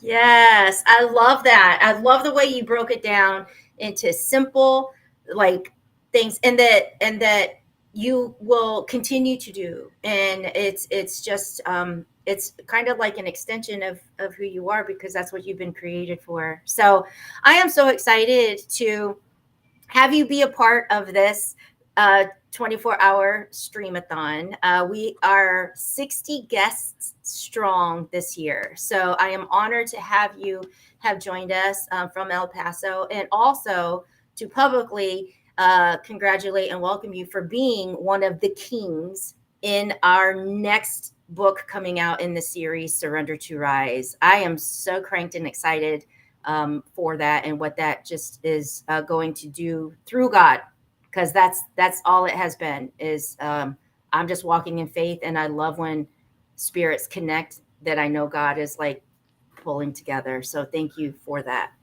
Well, thank you, Elena, for giving me the opportunity to be here. Give me the opportunity for the book. It's like you mentioned, it's God just put us together in some way, shape, or form. I know that He had to get me ready in order for me to be introduced to you, and I appreciate it. It's been a blessing, and I know that this won't be the last. There's many more things that we're going to work on together, and just bring so much impact into the world. So props to you, because you're I don't know how many hours in you are, but you're a lot. So I'm a lot, but we got a lot more to go. But no, this is like so excited. This brings me energy. I love this, and it's part of what we do, man. So I love you. Thank you, Bree, for sharing your husband with all of the world right now. And yeah, tune in as you can. And I appreciate you sharing your time with us this evening. Of course. Thank you. Bye, everybody. Okay. All right. All right. This is just is who's having fun. I see my husband Charles on here. I don't even know. Charles could be like in my front living room right now, and I don't even know where he's at, or he's over there. Like, isn't that so funny? I'm just like isolated in my space, being like in my zone.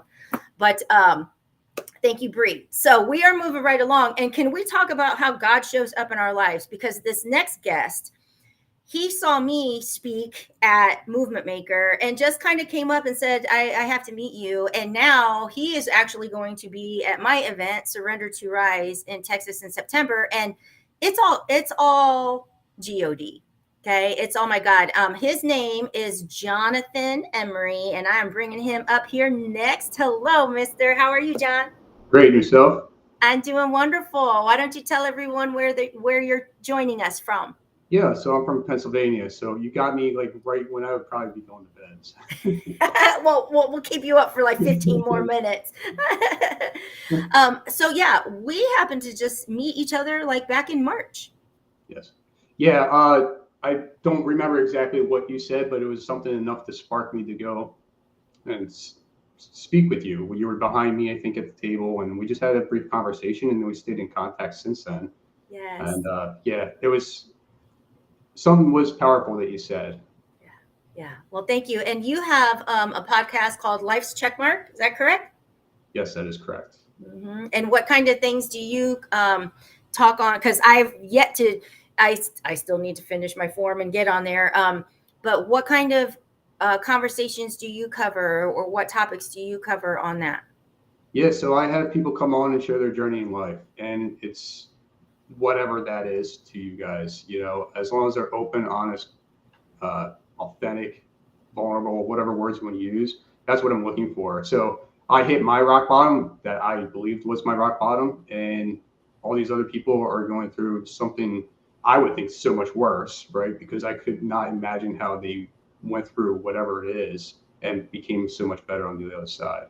So me going through what I went through, this is what led me down to podcasting, and I'll be releasing episode 100 next week. So it's been quite a ride. Yeah. Wow, congratulations. That's a milestone. Yes. It's going to be fun. Yeah, for sure. So we're here.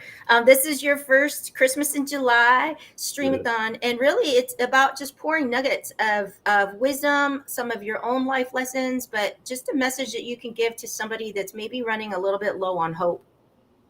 On hope, that's a good question. So, I mean, I was in here listening to the other two men, so I might want to bounce off of them too as well, you know, and just hopefully there's a woman coming on soon and kind of break this up a little bit. Yep. Next one. Right, there you go.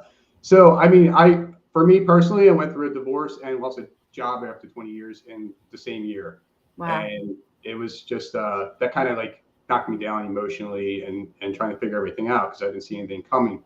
But with that being said, you know, to bounce it off with what the other men were talking about is you kind of have to find yourself. And for me, I kind of went through the motion of first working myself mentally and emotionally and kind of be in my head saying that, yeah, you know, I can do this, right? Because I never expected to get a divorce. It was not in my plan, and you know, it was not my check mark, right? Yeah, you know, yeah. That wasn't your marriage's 5-year plan, right? No. So I mean, I found myself working in that area, and then you know, eventually I worked on myself physically, and then spiritually. You know, God stepped in my life about 1.5 years ago. I just started slowly going to church, started to pray, and that's still a learning curve for me too. So I'm still learning all that, and yeah. So I mean, for me, it was hard in the beginning, but with that being said, it gave me all this opportunity to podcast, to speak and communicate to so many people. I met you in Nashville. I would have never got up and drove to Nashville and meet all these people I wouldn't have known. You know, that was not me back then. I was in the hamster wheel, as your previous guest was just sharing a little bit, you know, working all day, coming home and make sure the house is fine, make sure the money's coming in. And there's that point, like, you know, there's that lack of communication. So, and the connection. And so you're focusing on the kids, you're not focusing on the two of you. And maybe that was part of it as well. I'm not going to go down that journey there, but that's something I've learned now. So like, yeah, as I venture out and, you know, talk to people and, you know, somebody comes along or whatever, that's what I want. I want that connection. Let's have these deep conversations and get to know each other a little bit better. And I know that there's hope out there for everybody. And I can say that because of the people that I have had on the podcast from all over the world, I would have never met before. And like I said, they've gone through some pretty bad stuff and they'll tell you the same thing. They've gone through a few things that they allowed them to get to where they are today. And they came out so much better. And for whatever reason, you know, you, me, and other people, they go through this journey and they wind up creating like a business or a coaching program, something on the other side because of what was so powerful that they experienced and how they can share it with the rest of the group and people that they meet. Yeah, because ultimately we do want to help someone based on the experiences and the healing journey that we've all had to go on. And so it is a process. And I see Ivy on here that says, oh, she'd love to be on your podcast. So there's some, but one of the things that I want to ask is what started you into the faith journey? Like when you said you're kind of new to that, what was it, an invitation? Did you just feel drawn to go? Like, can you kind of talk about that a little bit? I can talk about it. So I'll say that I listened to a podcast. I don't know what it was, what episode, whatever. Anyways, this guy said, you know, just start saying thank you. Start waking up and saying thank you. And he's like, it's going to take time, but if you keep doing it, you'll start to feel better. I don't know when I started doing that, but it did, and it kept going. And so to this day, I still do that. And then, like I said, about 1.5 years ago, I started going to church and stuff. And like a month or two before that, I started saying, thank you, God. And wherever, I have no idea, right? And that's just how it kind of started. So I have a friend and I reach out to him. I'm like, I don't know what's going on. I'm just curious. And that's what he was telling me. He's like, you're just kind of curious. You need to figure things out. So he actually suggested a Bible to me. It's actually made for fathers. It's not printed anymore, so I had to buy it off eBay. And so, I can still understand it, some words, some not. But so I was digging into that, started reading that, and I started to attend the church that he goes to. And there's some days that I met, or some weeks that I would miss, but still, it's been a year and a half drive almost, and I enjoy going there and just at least hearing what the pastor has to say to make it more simple, in my opinion. There is also, right now I am praying in the morning, I am praying at night, and I also, there's an app somebody suggested to me, which is really good, where it's like one day, it pops up every day with a new verse and stuff, and that's pretty cool. Yeah. So even if you forget, there's something that shows up. So that's what kind of got me started, and that's where I am today. I mean, so there wasn't like hey, let's just start going to church. But the other thing is too, now when I have my kids, I have 2 of them, and so I'll take them, and even though that it might not be what they want to do, they'll go. And as long as they're there to either take a little information in or just sit there and just like zone out, it is what it is, right? So there's an opportunity for them to experience that, and they can decide later on in the future what they want to do. Absolutely. I love that. And thank you for sharing that. I remember kind of the reason this is all here is when my husband had his heart attack, because he had his heart attack and then was in ICU for 25 days. But my faith, it was there, and I just trusted that whatever God had in store is, I walked with it. But I remember a couple of his friends that had said, it's been years since I've prayed. It's been years since I've even talked to God. And watching you have a faith so strong, even while this is going on, has inspired me to talk to God again. And sometimes those difficulties, those moments that you feel like you're walking through hell, are kind of what's needed to let God step in and kind of remind you that you don't have to go through it alone. So I love that just by waking up and saying thank you, and then thank you, God, that's as simple as it needs to be. Yeah. So mine now is thank you for another beautiful day, right? And it's kind of thank you, so the sentence is getting longer. Yeah, it's getting a little longer. It's true, right? Whether it's beautiful, whether it's sunny or cloudy, right? However you want to look at it, and you could have had you don't know how the day's going to go, but if you start off right, and have that intention and those thoughts in mind, then whatever it comes out to be should be a great day for you. I absolutely love that, because I like to think of, at one point, I would say God is that big that if you simply reach or you simply whisper, you will catch him.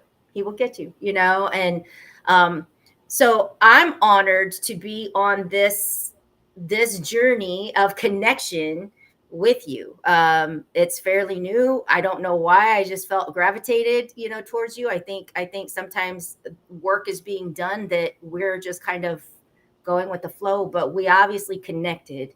And I'm so excited to have you join us in September in Texas. And I don't know what's happening with it, and neither do you, but we got to roll with it. Right. I know. It'd be a great time. That's for sure. Yes. And so I definitely know Ivy wants to connect with you because she would love to be on your podcast. And she says she's on her journey building a relationship with God herself. So even by you just coming out and being open and honest about that, that is one person that we know has been touched tonight, and given that hope. And that's what we're here for. Great. Awesome. Thank you. Awesome. All right. Well, we will wrap it up right there. And thank you for being one of the 60 guests that we have on this 3rd annual Streamathon. And now we can let you get some rest. I appreciate you having me on. This has been fun.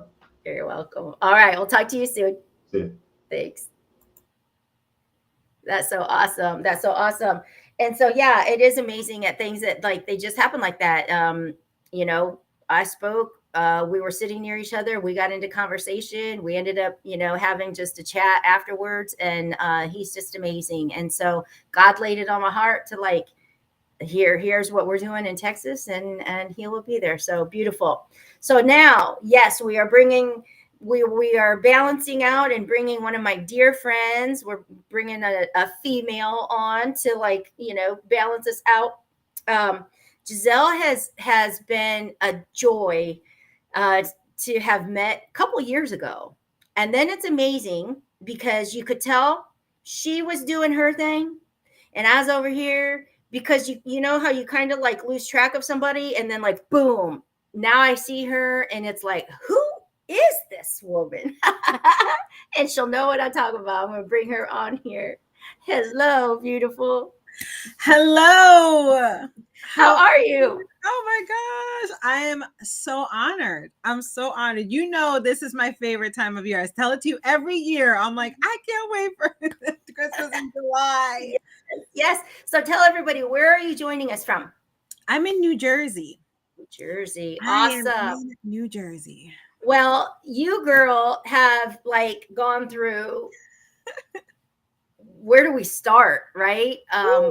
But I've seen this comeback in you. I've seen this like, it's been amazing. So what's been going on? Yeah, you're so right. So this is like my third one, right? I'm so excited. So I absolutely, first let me say this. I admire you because the gentleman before was like, this is my bedtime. I feel the same way. I'm like, I can't wait to go to sleep, right?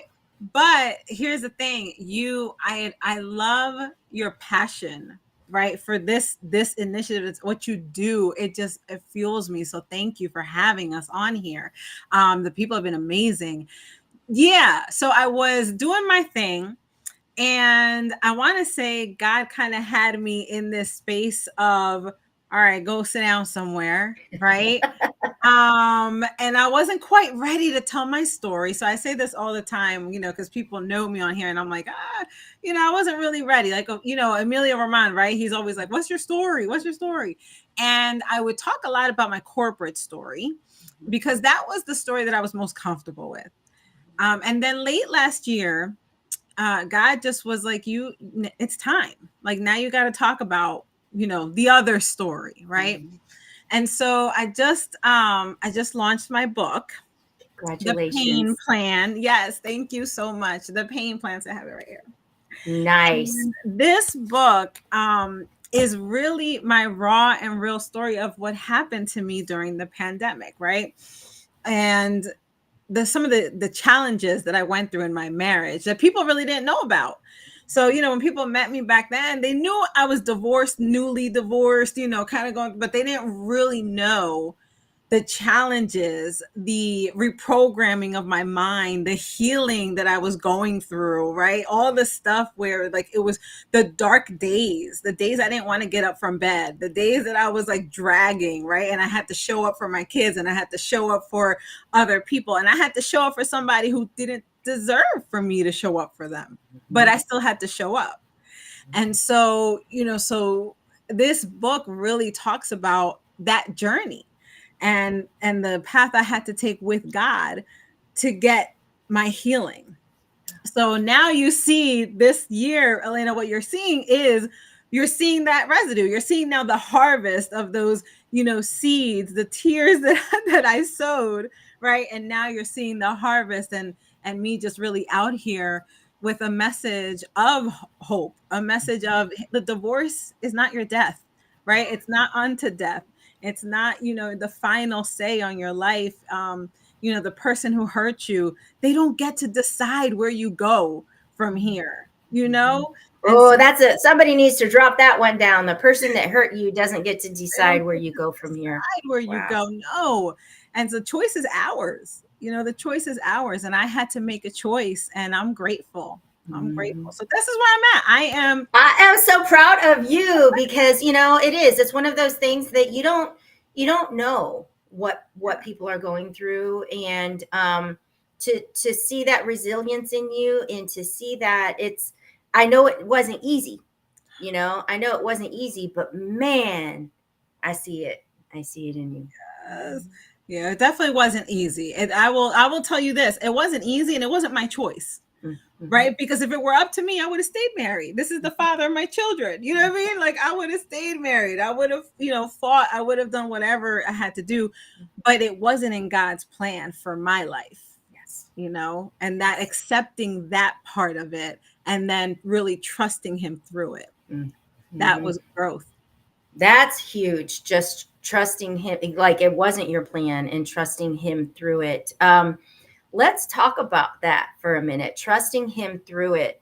How did you get to that point where you did have to get up and you did have to figure it out and you did have to keep going, especially if it wasn't the choice that you were making for yourself?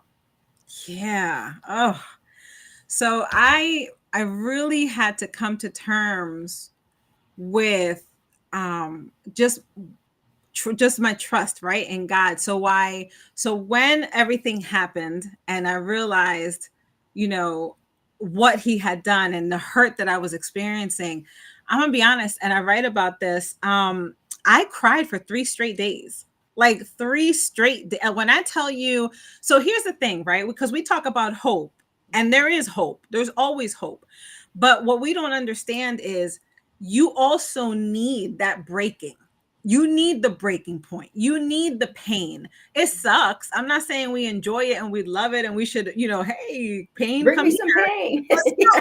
Nobody does that, right? But the truth of the matter is you need that pain because it's in the pain where you get to see really what God has for you. And so when I tell you, Elena, I cried in the shower on Friday. I got out. I cried in the shower on Saturday. I got out. And when I went back in on Sunday, I'm like, I can't keep doing this. Like something's got to change, right? And I don't want anybody to ever feel ashamed of these moments of depression.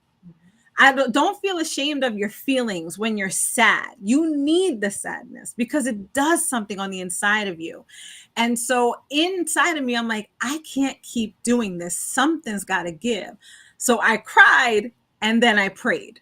As I cried and then I prayed, right? And when I did that and when I started just declaring, I felt such a weight lifted. And God gave me peace because even though I don't know what his plans are, the Bible says that he knows the plans he has for me. And they are plans for good and not disaster, to give me a hope and an expected end. And so he gives you that hope. He gives you that expected end. And so I have to trust that what I'm going through now is temporary. It's going to pass. It's not forever. Even in the midst of separation and divorce, I had to say, this is temporary. This is going to pass and it is not forever, right? Because I trust that my creator already knows my ending because he said it. And if he said it, that is what it is, right? Oh, yes. And so I had to come to terms with, okay, Giselle, this is what we're doing. But if we're going to ride this out, we're not doing it by ourselves. We're doing it with God. Yes, we're not doing it by ourselves. We're doing it with God. And let me tell you, that makes it not easier, but so much better. Because you still got to feel the feels and you still got to go through it. But man, when God's the one that's at your side, wow. And I say it all the time, Elena, I don't know how people what I went through, right? And I think, you and I talked a little bit on another platform about how, that mental just reprogramming, that mindset change, that, you go through things and you go through certain things that almost make you feel like you're going crazy. And that's how I felt. A lot of the situations that I dealt with, with my former husband, I thought I was going crazy. And I had to really kind of check myself and say, no, I'm not going crazy. I have to stay the course. I have to, if it had not been for God, I tell people all the time, I was literally at the foot of the cross every day from the start of the pandemic to the end of my divorce, which is May of 2021. So at the cross. Wow. And you know what? It's amazing because so often we are programmed to think like that we are in a deserving and earning kind of platform. You know, we either deserve this or we earn this, and it's like that's not God's way. And for him, it's simply believe and receive. You know, believe and receive. And going through something difficult like that, when it challenges your belief, when it challenges that faith, that's when you got to push that negativity away and say, Right. no, I believe because my God is who he is. Right. And you have to, and you're absolutely right, because we talk about hope. If you're going to have, so faith is actually rooted in hope, right? Because the Bible says now faith is the assurance of things hoped for. So if you don't have hope, you can't have faith. Faith is the root of, hope is the root of faith. So you have to have this belief. And what I had to do was almost watch who I was telling. I had to watch who I was talking to about what I was going through. I had to watch what I was saying. I had to get accountability. Elena, when I tell you, I had to get accountability because your girl here, she's feisty. And okay, like I will cut you up with my words easily. Come on, right? Because you know what it is, right? We're Latinas. Listen, we ain't got no problem, right? The clap back game is always on point. It is, believe it or not. This little smiley one, I don't like to go there, right? He's spicy, but God, God really worked on me and like, no, in this season, I need you. This is what you have to do. And I had to literally go, all right, God, I'm only going to do and say what you want me to do and say, because I can't afford. Let me tell you something. When you are in situations where you need hope, where you need to hope in God, you can't afford to do things your way. You can't afford to do things your way and not go to God with everything. You know what I'm saying? So I had to press. I had to, and not just for me, but for my kids. Yes. Right there it is. Right there it is. And, one of the things that I remember from my world crumbling was seeking that strength and that wisdom from God, because I knew I had to be the leader. I had to lead me and my sons. I had to lead, that I was still making proper choices, even though I felt like a hot mess. And there's that space where you just kind of feel like, okay, I just got to take myself out of it because I don't even know what I'm doing. And it's amazing what God will do when you just give him the reins, man. That's it. It's amazing what God will do when you just give him the reins. When you're just like, all right, God, you do this because I can't. Yeah. Right. And sometimes you can't. Like sometimes you're really that weak that you're like, I just can't take it anymore. But that's where he wants us, in this space of vulnerability. When we are vulnerable, that's when he shows up most. Yes, I love it. I love it. And that's partly like the book series that I have, Surrender to Rise. It's that moment when you realize like you really don't have any control, and that moment that you're okay to say, I've got nothing, and allow him to step in, is the moment that true power actually does filter through you, and you do have that power to stand up. You do have that strength to keep going. And I am just so happy to see you on this side of it. I'm happy to see it too. Thank you so much. Seriously. And your story is amazing. So I'm grateful that we get to do this. All the speakers, everybody today, I'm grateful that we get to share the stuff that, some people see you, Elena, right? And they're like, oh my gosh, she's amazing. And you are, she's got the lipstick, the everything, all this stuff. And she's out here doing it. But they don't know the price that you had to pay to get there. People look at me and they're like, oh, you do X, Y, Z. Yeah, but you don't know what it cost me. Yeah. Right? Yep. Amen. That one got me choked up right there, girl, because you're absolutely right. You have a choice, and we've heard that common theme throughout.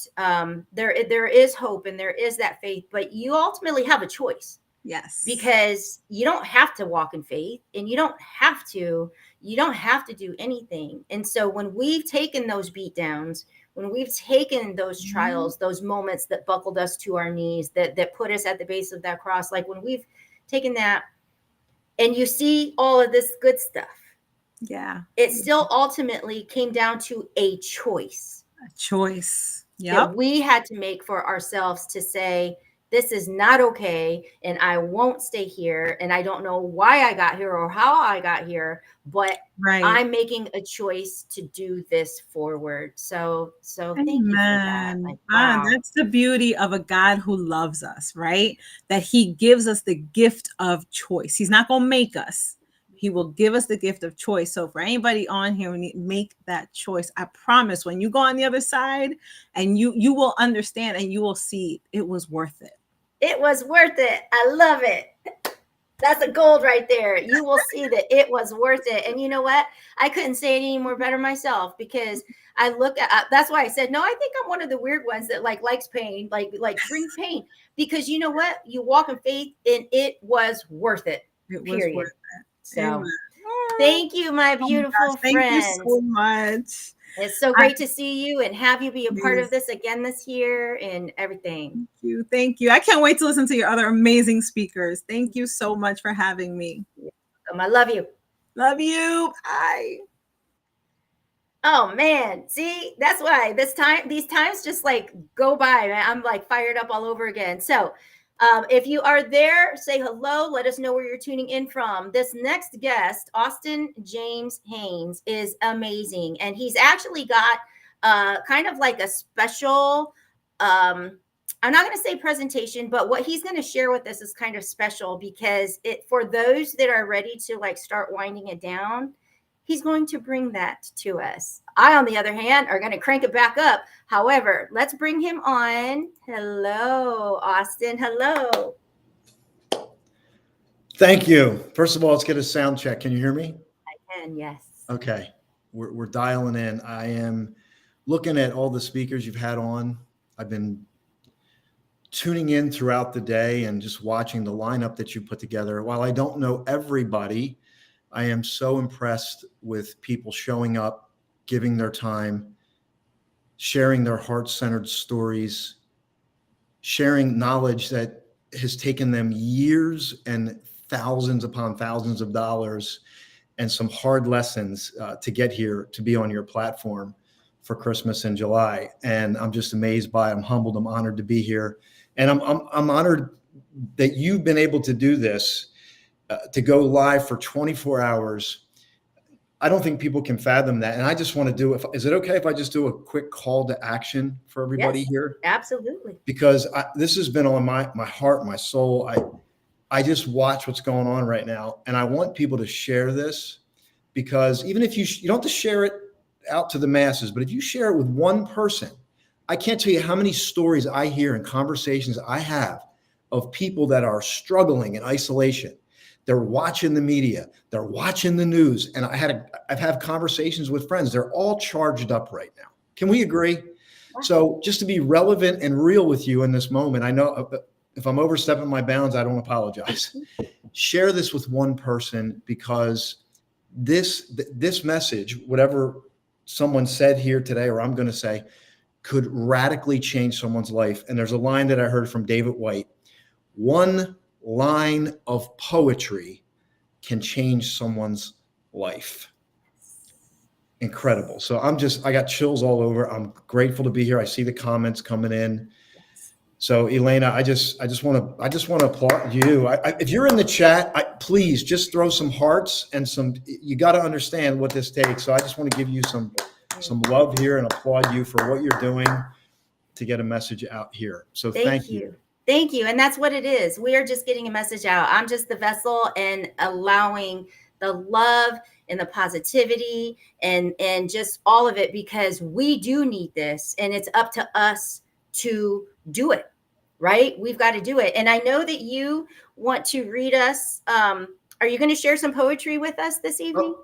Whatever, I'm here to serve. I got stuff planned, but I want to serve your audience. And I just want to, if you're listening live, just type in share if you shared this with somebody. Yes. Yep. Yes. Please do that. But yes, I do. I'm looking forward to listening. So Okay. I want to give you screen time because I actually enjoy taking in when you share like that. So if you're good with that, I'm going to just take myself off of it and let you do your thing. Let's do it. Okay. Thank you. First of all, I want to invite you to just take a moment for yourself. Many of you have been filling your heads. Your head has been filled. It might be to capacity. And the first thing I want to ask you to do is just pause and breathe with me right now. And before we do that, just think about this way. And you could do a quick examination. A lot of times we live up here.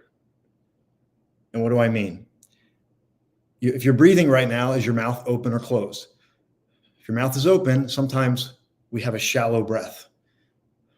We've conditioned ourselves to do that.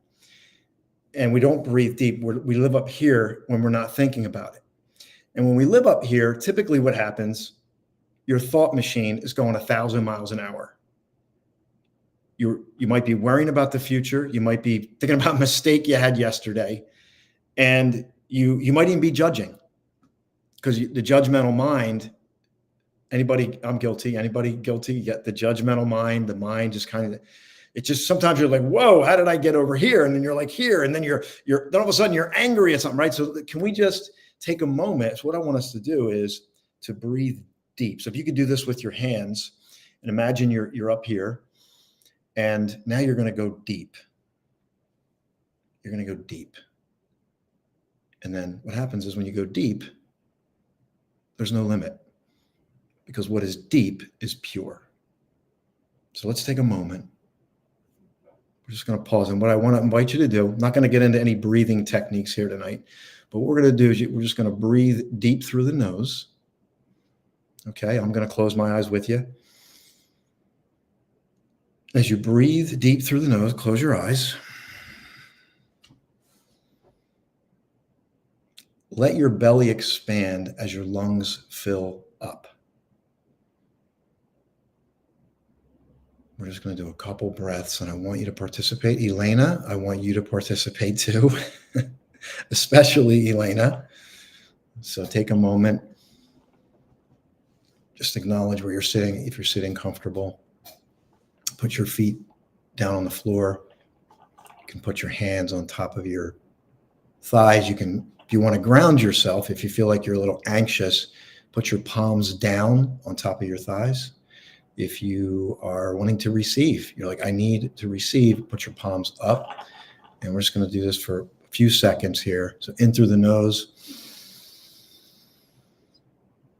belly expands, maybe a little more, pause, exhale. Let's do that one more time. Soften your face, by the way, soften your brow, loosen up your face.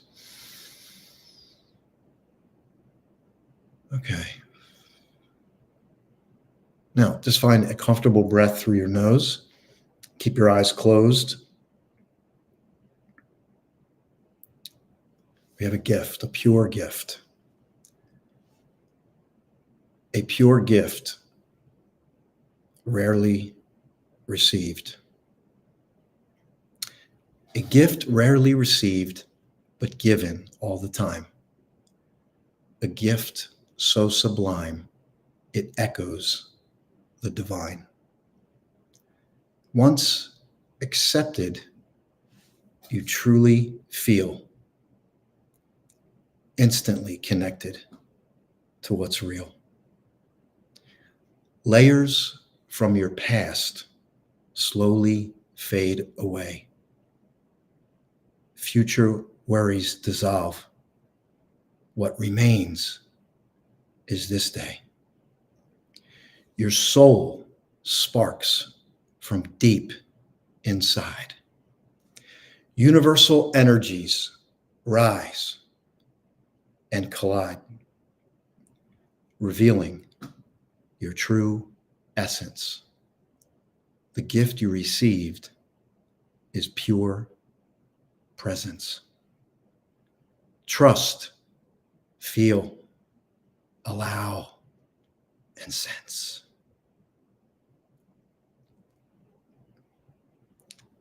We can get hardened with the fiery trials of life. Perhaps pure presence softens us and makes us pliable once again. Let this moment soften you, and let these poetic words serve as the potter's wheel. You can open your eyes, feeling refreshed.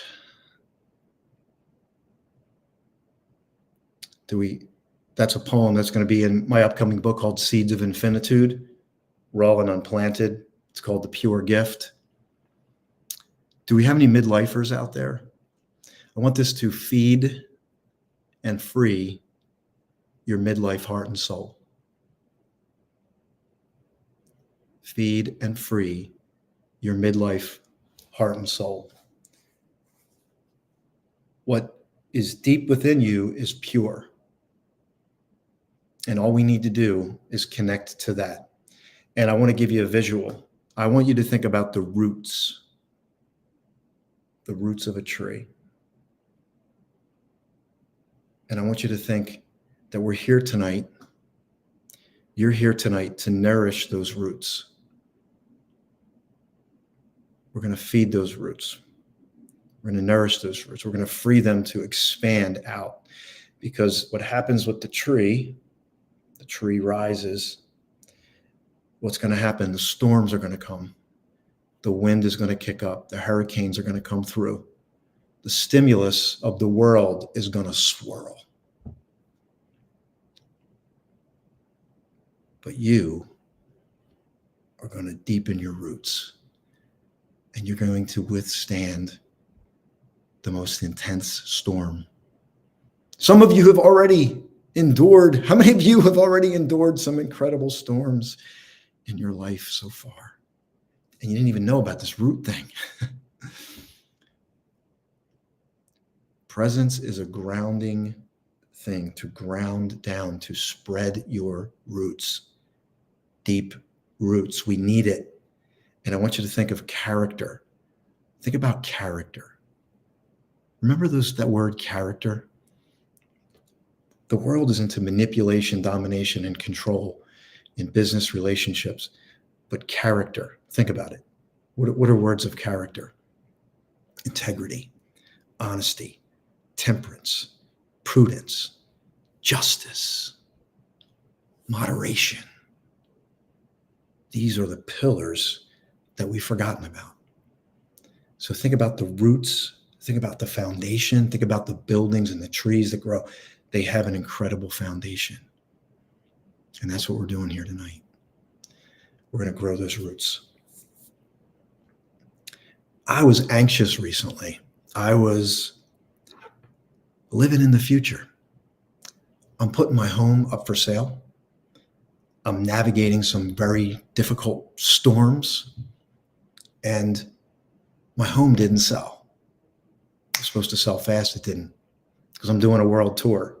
I'm going to be taking poetry and presence, mindfulness, in-person experiential immersions on the road all over the world to do this. And the home's not selling. What am I doing? I'm in the future. I went into the future. I'm vulnerable. I'm feeling the pain. I'm like, I got something. I got to move. I got to get to the future. What was I doing? I left the moment. What was it? See? And then I realized, wait, God has something for me to do. What am I doing? Like, get back to right now. What am I called to do right now? Help one person every day. Hope. It's the theme here. Christmas in July. So yesterday I cut my friend's grass. She's moving. I went and cut her grass today. I went and support my mom. And I'm doing this. And I've been doing this for many years. I clean bathrooms. I know this sounds crazy, but I clean public bathrooms. Does anybody else do this? I don't really talk about this publicly, but it's funny.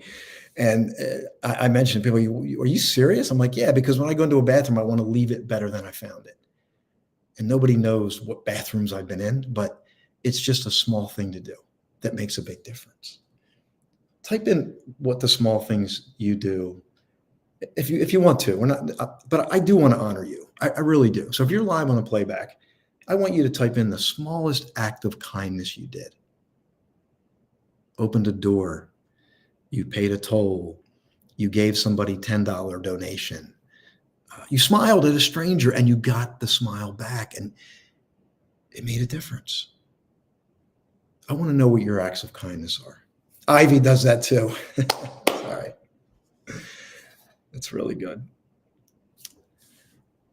I come before you, vulnerable today. I'm going to give you an abbreviated version for those of you that don't know me, because I know you're like, if you don't know me, you're like, who is he? What does he do? And why should I listen? And they're the three questions that everybody's asking. I had some childhood trauma stuff with my parents' divorce. I won't get into all the details, but it was like a tale of two cities. My grandfather had a lot of money. My mom was poor. My mom and dad get divorced. There's alcoholism involved. I end up with my mom. We're on food stamps. So we're living on food stamps. I'm feeling the trauma of this. As a young child, I had established a story. Even then, some of you, how many have you have established a story that you didn't know you had, and you've been telling yourself? I was telling myself the story. Everybody was up here and I was down here because of the way I grew up. I took the long road, the bumpy road to get here. And things turned around. I was able to go to a private school because my dad had money. We ended up paying for that, and a lot of blessings. When I look back, I'm grateful for every single second. I'm grateful for my parents, when they loved me, when they battled each other, when my dad was drunk, when my mom was depressed, all these things. I love my parents. I love them. I love them through it and to it, because they're humans too.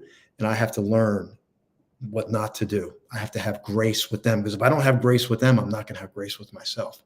And I did that for a long time. I was hard on myself. You're not, you're a failure. You're not good enough. You got to do better. You got to do better. You got to do better. Anybody ever have that party? Like, right? It's you're beating on yourself. You think you're helping yourself, but you're not. You're beating yourself down. I was the king of that. Got into college, but dropped out of college. Not like confused, not broke up with somebody that I loved, ruined that relationship, and then just ended up confused, wandering along the path. And was fortunate enough to get hired with a company. And then within the first year, got a letter saying, hey, if you don't turn things around, we're going to let you go. You're not hitting the numbers. You're not meeting performance standards. What kicked up in me? Low self-esteem, lack of worth. See, you're not good enough. But that was when I had the moment. I wrote the book Flashpoint, Manifesting the Moment of Your Big Breakthrough. I broke through. The good news is I became successful. I was a top rep in the company after that emotional battle. But there was more. There was more. I went from a Fortune 500 company to a poet. There's more to the story, but God, universe, always has another move. And I want you to hear me right now. I want you to hear this. I don't care where you've come from. I don't even care what your situation is. When I say I don't care, I mean, it's not going to stop you. You have something in you that has yet to be discovered. But if you're living up here, you're going to suffer. You're going to suffer. You're going to breathe shallow. You're going to be reacting to everything in the environment. You're going to blow up over something small. We've got to go deeper. You have an essence. I call them seeds of infinitude. They just need to be awakened with the right environment, the right people, the right information. And that's what you're doing here today. Has anybody got some great insights today? So going back to, have you done an act of kindness? Elaine said, I gave my last $5 in my pocket away the other day because it was the only cash I had on me. Has anybody ever done that? It's your final dollar and you say, something in you says, I'm going to give it away anyway. You know what you do when you do that? You smash the walls of scarcity and you open yourself up to great abundance. There's a Bible story about the woman giving her money away, donating, right? We've heard that story. What that woman did, you're not limited. You're not lack. You're coming from abundance. Even when the physical situation is screaming, it's scarce. You don't have enough. But we know more, don't we? We know better. We know that we have the ability to manifest. But what we need to know is there's a polarity always at play. So if you're feeling lost, because I want to keep this real and relevant, if you're feeling lost, I'm going to read you a poem. It's not mine. If you're midlife, you've lived a life, you have experiences, knowledge, you buy programs, you've done all of this. You might feel lost. Many people feel lost right now. You might be lost for a moment, a day, a month, a year, or a decade. It's time. Listen. Stand still. The trees ahead and bushes beside you are not lost. Wherever you are is called here, and you must treat it as a powerful stranger. Must ask permission to know it and be known. The forest breathes. Listen. It answers. I have made this place around you. If you leave it, you may come back saying, here. No two trees are the same to a raven. No two branches are the same to the wren.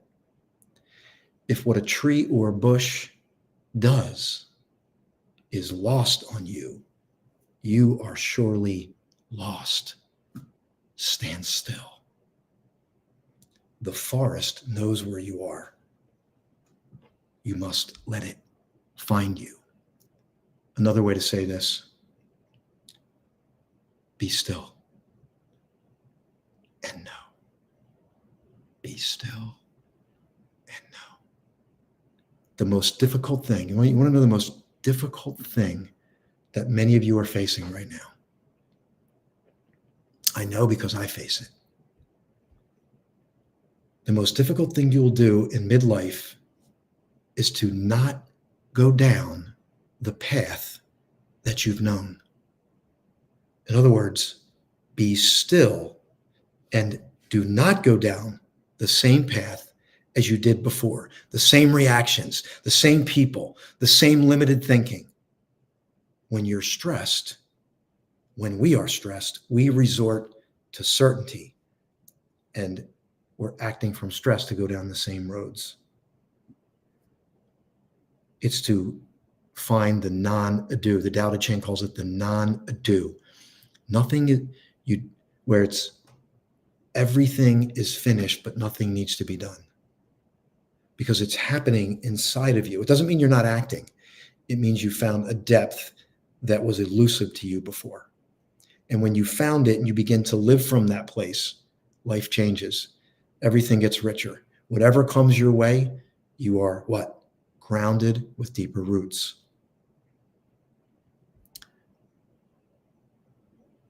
Are you feeling this? Take that deep breath that we started with. Remind yourself of your depth.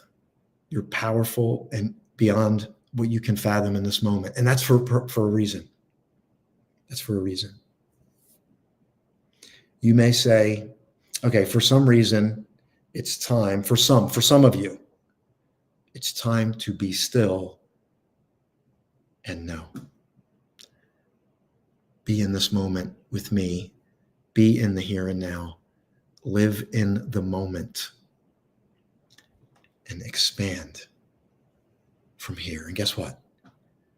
There's no ego from that place, and everyone is safe. The wind might blow, the hurricane may come through, but everyone will still be safe when you are grounded. And this goes for relationships, finding that ground when storms kick up. You will change other people's lives. You may say, is this all there is? I've done the stuff. I've gotten the programs. I've invested the money. I've done it. Is this all there is? Is it over for me?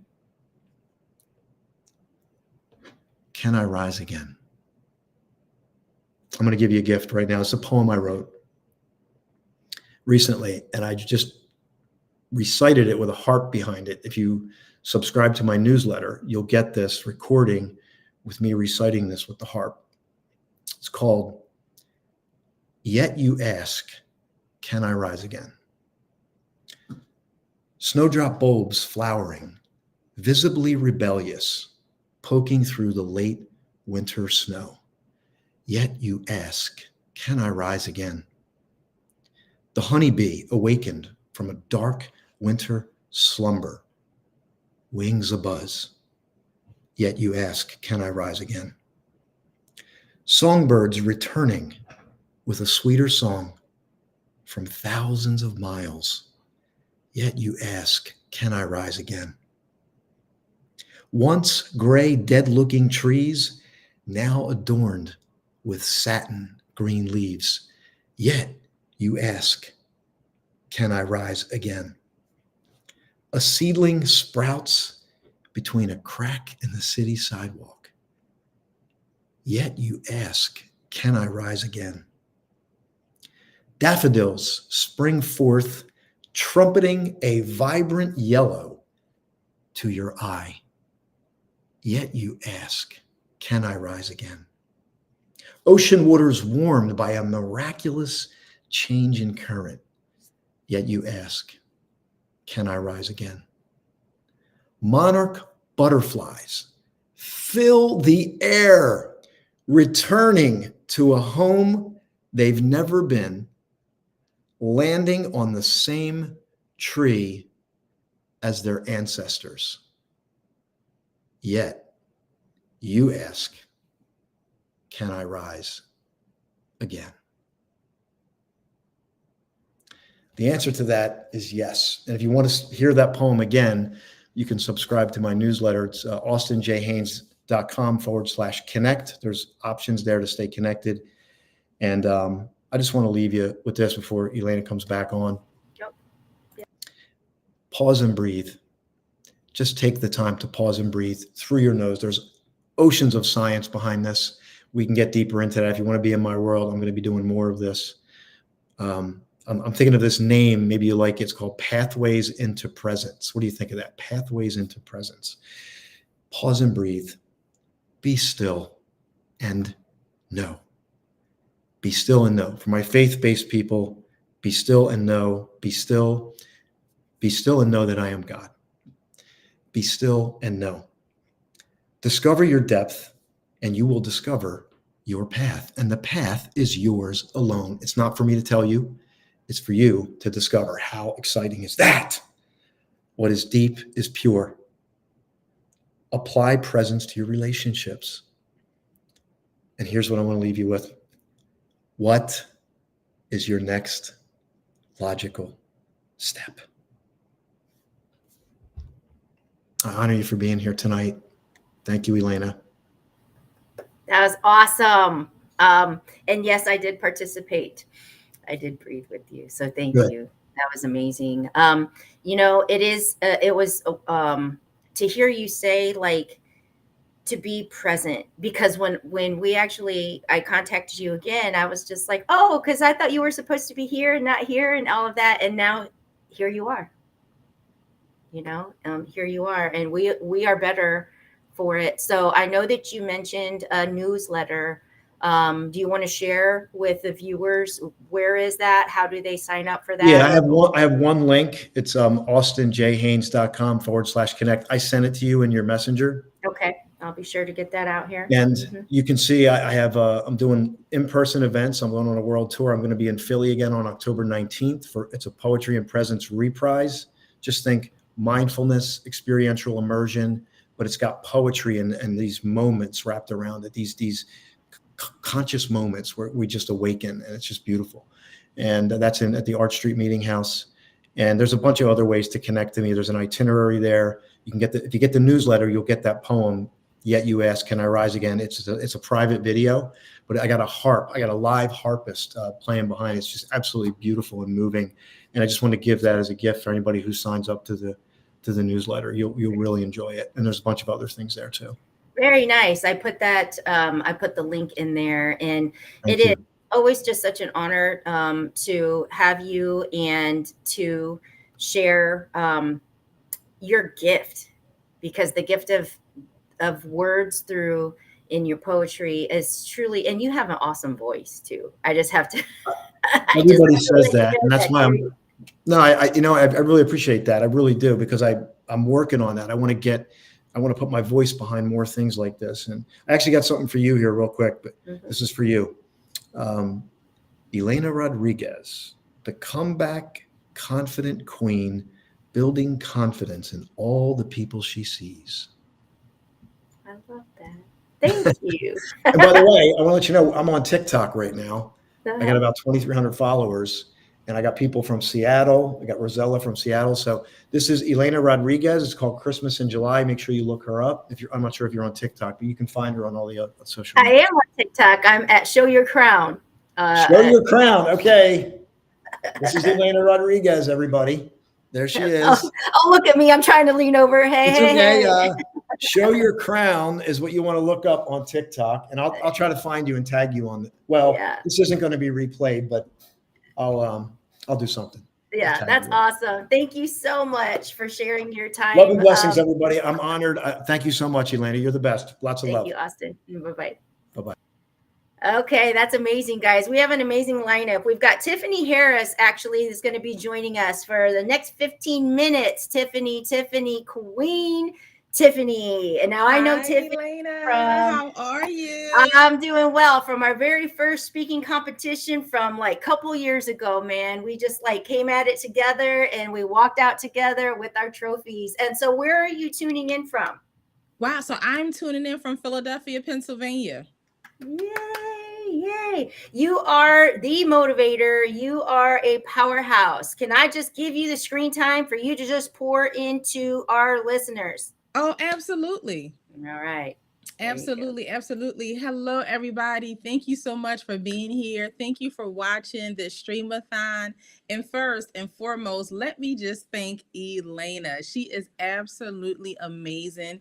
To be committed, to be dedicated, to show up in this way is just so commendable. It's so impressive. And I just want to say thank you so much. And one of the things that I was thinking about with everything that's going on in the world today, with everything that's going on in our lives individually, because if we would be honest, right, there are things that we go through, there are hardships, there are trials, there are tribulations. So to be able to be filled with positivity, not only does the world need it, but I know you need it, and I know I need it, right? So being able to catch some of this Streamathon was so inspirational and so important for me. So just thank you so much, Elena, for doing this. And so again, everyone, I bring you love and greetings all the way from Philadelphia.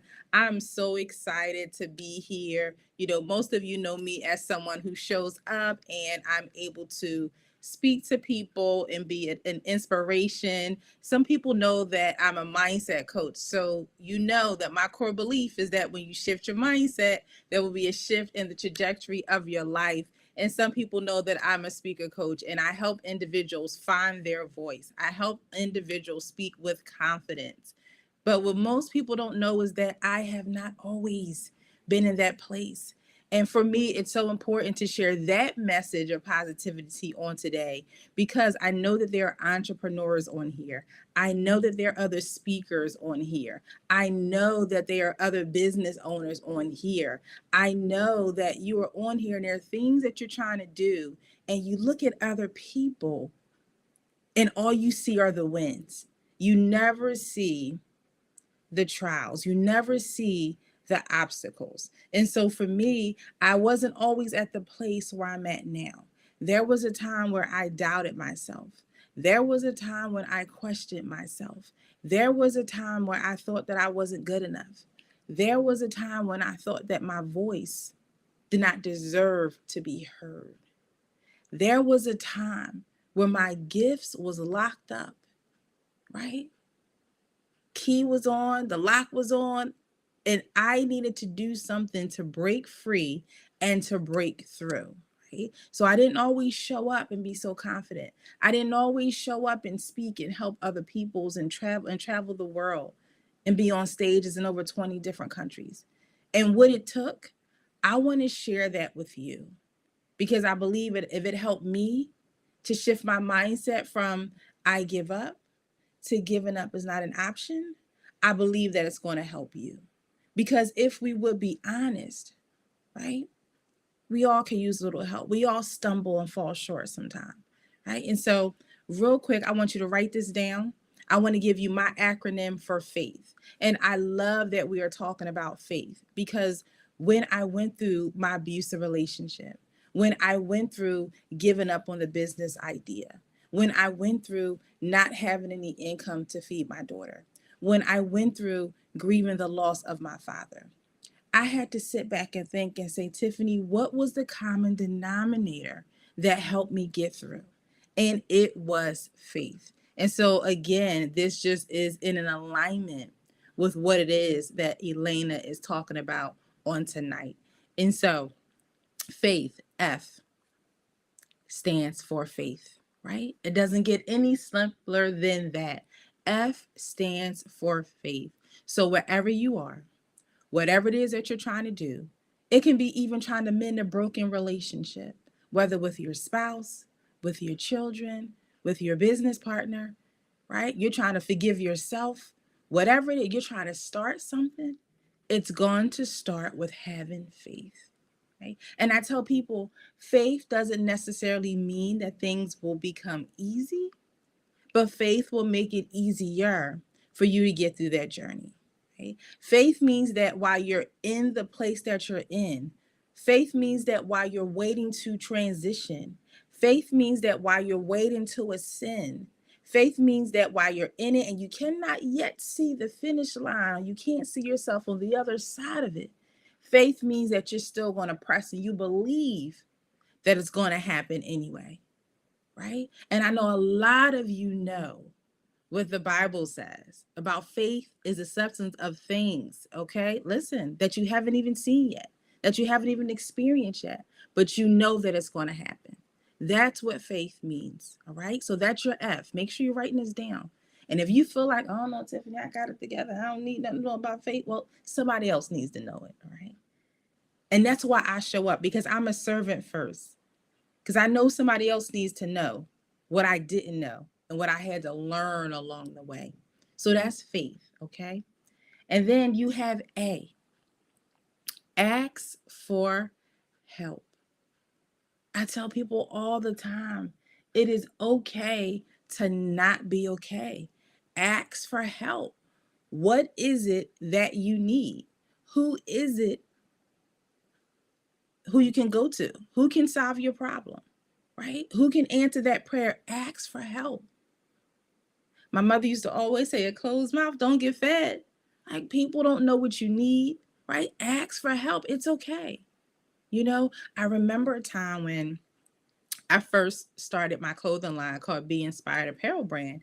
And I was very new to the field of entrepreneurship. I was new to having a clothing line and I needed some help, right? And what I did though was I prayed to God for wisdom about who to even ask for help. And he directed me to two people. It was a male and it was a female. And these two individuals were already doing the things that I wanted to do. And they were so forthcoming. They were so helpful. They answered my questions just to get me started. Okay? In that business. All right? So ask for help. We all need help. It is okay to ask for help. And you'll be surprised. Some people out there are just waiting for you to knock on their doors or to send them a text message or to call them like, oh, what? Oh, I'm glad you called. I'm glad you asked. Go ahead and ask for help. I invest in yourself. The best investment that you can make is an investment in yourself, right? And so I'll tell you, yes, a lot of things we can get for free. And I remember when I first invested in my coaches, I have a coach, Eric Thomas, ET. Some of you may have heard of him, the hip hop preacher. And I invested in him as my coach, as my mentor, as my spiritual coach, and my personal development coach. And then I invested in Lisa Nichols as my speaker coach. And let me give you a true story. Let me tell you what happened. So for years, I've been showing up. I've been connected to Lisa Nichols ever since my daughter was down by my calves. Now, if y'all know my daughter, London, she's up here. She's taller than me. So that's how long I've been connected with Lisa Nichols. But there was a time where I was just showing up for everything that she had for free. But I knew that free could only take me but so far. And then I remember she offered an opportunity.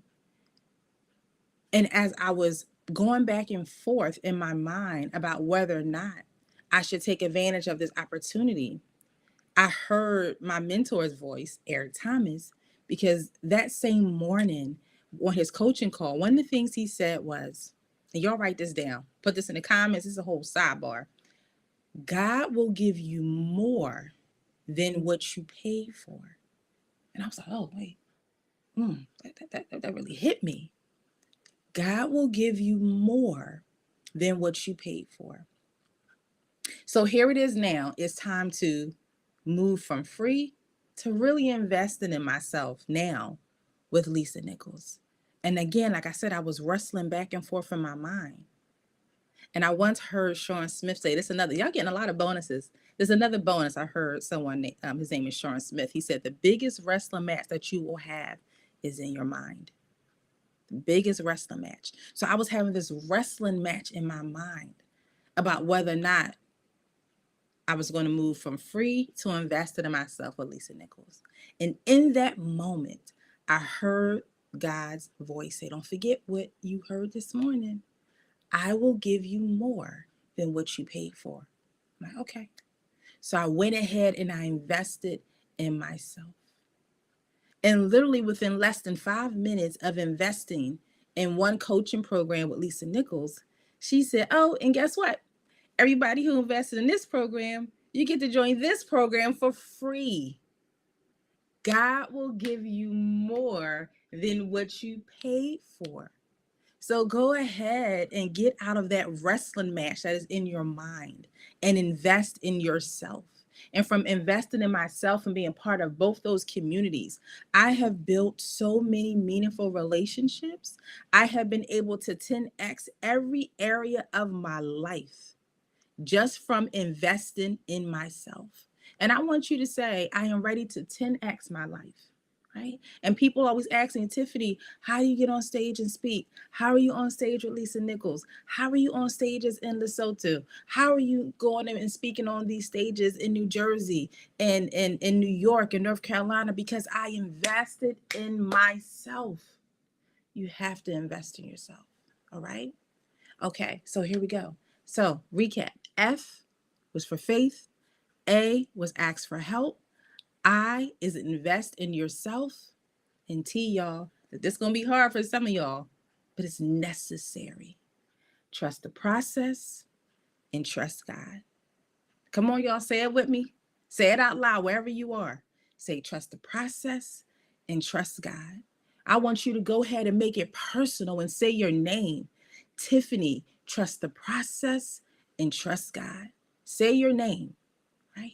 And for some of us, that's going to be challenging because we want things to happen right now.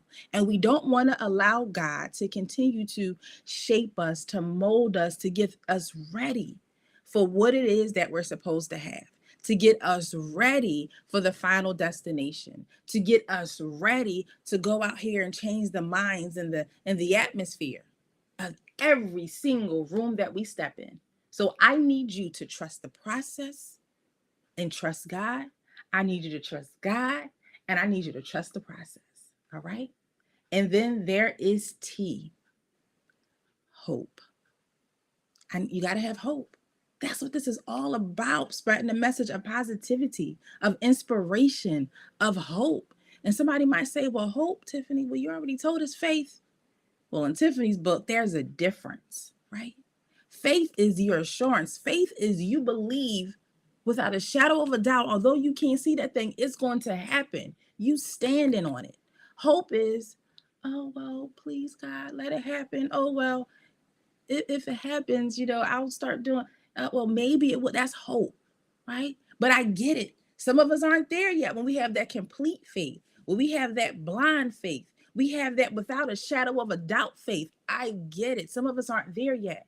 But if you just got a little bit of hope, maybe I'll take it, right? God can work with that, right? Listen, if that's all you got, right? You're not hopeless, you got hope, all right? So just to recap, to help you go to the next level in your life, to what's going to help you start that business, what's going to help you maintain that business, what's going to help you stay in the press, stay in the fight, right? What's going to help you keep putting one foot in front of the other. ET says small steps, great distances. Small steps, great distances, right? So you want to have F, faith. A, ask for help. I, invest in yourself. T, trust the process and trust God. And H, hope, right? You got to have hope. And to sum everything up, what I want to leave with you all is something that my mentor ET says to us that I want to leave with you all. This is what I want you to do. I want you to speak what you seek until you see what you said. Thank you so much, Elena, for allowing me to be here. I appreciate all of you. Oh my gosh. Thank you. Thank you. Thank you. That was amazing.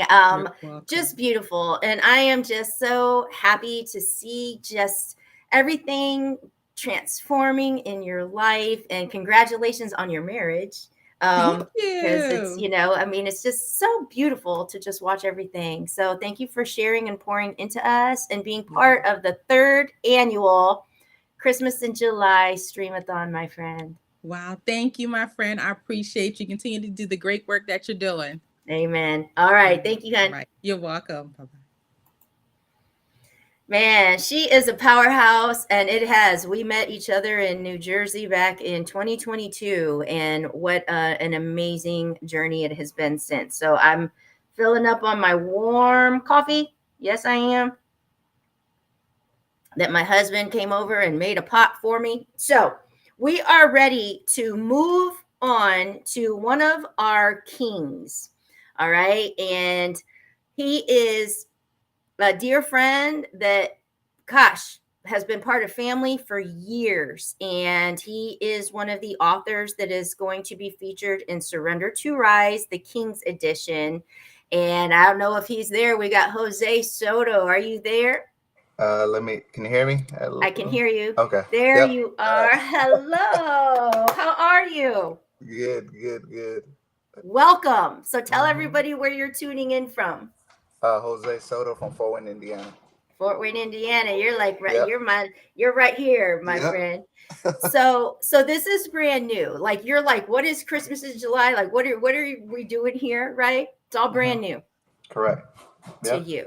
And we are honored to have you become one of the published authors that is going to be in the next edition of Surrender to Rise. And I just want to say thank you, but you have a story. You have a story of hope and inspiration that can change someone's life. Mm-hmm. And I want you to share a little bit about that. Okay. Yep. All right. So from Fort Wayne, Indiana, like I said, I know Elena, and I haven't told you actually my full story, so look forward to doing that as well as with whoever's watching. But yeah, so born and raised in Fort Wayne, Indiana. My mother was a Christian woman. My father was raised by 2 parents, and the environment where I was from, I had a lot of cousins, probably about, I would say like 30 cousins from mom and dad's side. And I was born in 1981. So around the 90s is when throughout the whole United States, a lot of like gang affiliated drugs and all that stuff came around. So when I was like in 5th grade, I'm already looking up to my older cousins and trying to like mimic them and what they're wearing, their colors, their blah, blah, blah, blah. By the time 6th grade hits, I'm already affiliated somewhat like with a gang. Yep, 6th grade, 7th grade, 8th grade. I didn't pass 8th grade, so I stopped at my 7th grade education. 8th grade had all F's already involved with the illegal activities, and supposed to go to summer school. Since I didn't go to summer, they still passed me on to 9th grade. Really? Yeah, that was surprising. Yep. Mhm. They passed me to the 9th grade, and I barely went. So my father, he was in a Spanish band, and he's also a truck driver, so he was not home too often at all. My mother worked a 9 to 5, so like I said, by the time I was in 6th, 7th grade, she was already losing control, of me becoming a young man, and me skipping school and just all that. So yeah, I didn't pass the 9th grade. Dropped out of high school around at 10th grade. I had like a credit, I believe, and dropped out. Started doing illegal activity. 18 years old, went to juvenile. I had caught a OWI, got put on house arrest, violated house arrest. Went to juvenile. They gave me 5 months. I got out in 3 months for getting my GED. So that was a good thing. And when I came home at 18 years old, that's when I got introduced with more illegal stuff, harder drugs, that was around now. So I started dibbling in that, and to throw in there just how bad the environment was, or me mimicking. About the age of 14, I was already having possessions of firearms at Wow. 14 years old, and yeah, it wasn't good. So ever since then, even when I got out at 18 years old, I had firearm, drugs, and I lived that life from 18 to 26. One thing during that whole time, though, even when I was a child, my mother's a mother of faith. I mean, she prayed hands and knees. And I believe, like, somewhere in my 20s, she really broke down to God. And she has a testimony of herself where with a mother and her child, like, learning to let go and let God. And she could not control. She's been crying and praying for me since I was 14. She couldn't control me. She almost witnessed me OD in front of her one time, I believe. So it was this really bad experience for her. When I was in my 20s, she told me after I came home years later of incarceration, I'm gonna get to that she finally let go and was like, whatever happens in his life, God, you have full control. I'm no longer trying to hang on to him with everything I have to give him to you completely. So that's something very big. I'm a fan of the power of prayer, the power of a mother or a grandma praying for you, or just somebody. Uh, yeah, a fervent prayer of a righteous man or woman could avail us to much. So 18 to 26, at 26 years old, so I'm involved in the streets all the way till then, never had a job whatsoever. 18 to 26, I had caught a case. They dismissed the case. And during that time, my grandma raised me as well. When my mother was at work, my father was gone, and she passed away. And I was about 26 years old. She passed away. I witnessed her pass away. That was the first time I ever shed a tear, and I didn't know I could really like have emotions like that as a grown man, because I don't remember crying since I was a little kid, maybe 12 and under. And I went to church, and mind this, ever since I've been 10 years old or younger, I always went to church. My mother was a Catholic till I was like 12. Then she converted to Christianity. So born and raised in the church, don't recall anything he ever said. It didn't really stick to me. And I want to share this too. When I was 18 and moved out, I still met my mother at church on Sunday. Okay. Like even though I was involved in the streets, I still went to church. It was almost like a Sunday dinner. From 18 to 26, still going to church. So fast forward 26, my grandma passes. That week, I went to church again, as usual. And the pastor said, I don't even know what he said, something about giving your life to God, this and that. I raised up my hand, and I felt like within my heart, it was saying like game over. Like something within me was like, it's over. And the pastor was like, come talk to me. And I'm going to send somebody over there to your house to come read the word. And we start at the book of John.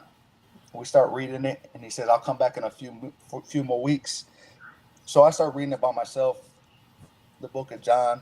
I always recommend people to start off there. And I started getting emotional. I remember I was in the back of my house outside, and I'm like, why am I getting emotional about this guy named Jesus and all this love he has for me? I never read the Bible before.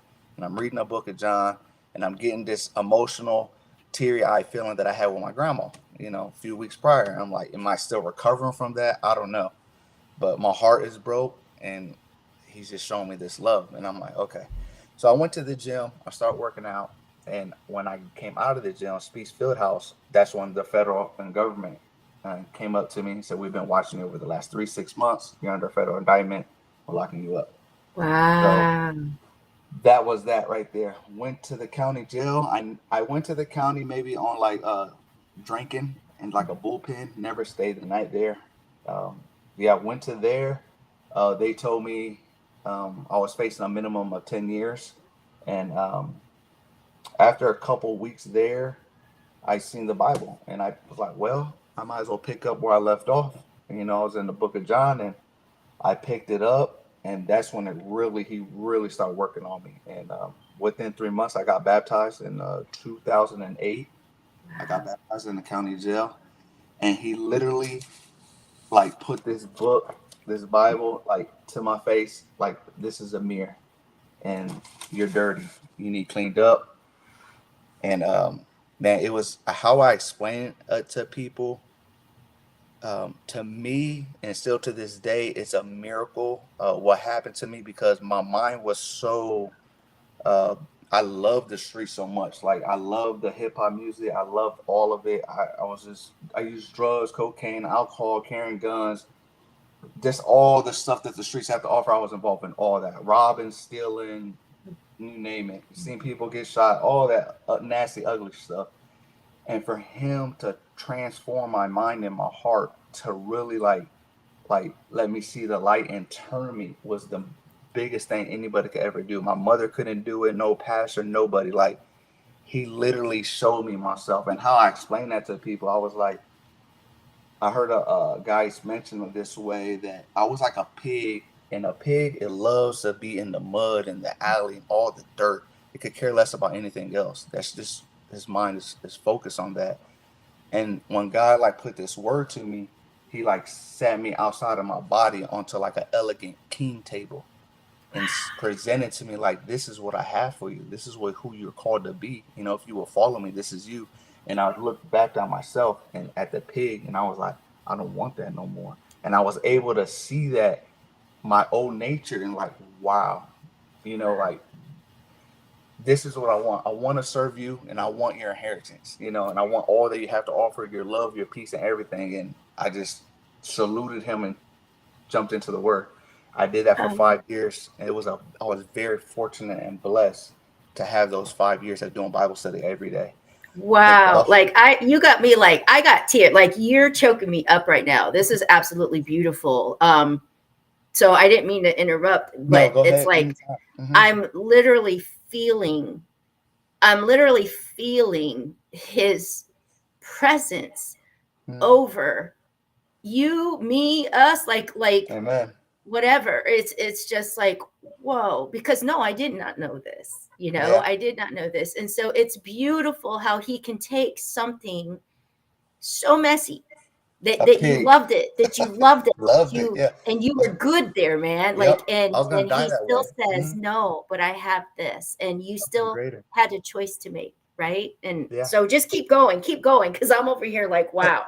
And the scripture that brings to mind that it says, when I was a child, I spoke and I thought and understood like a child or a pig, But when I became a man, a godly kingdom man, I put away childish things. I put away street things. I put away piggish, foolish things. Didn't want the mud and stuff. So I was very fortunate. 5 years of incarceration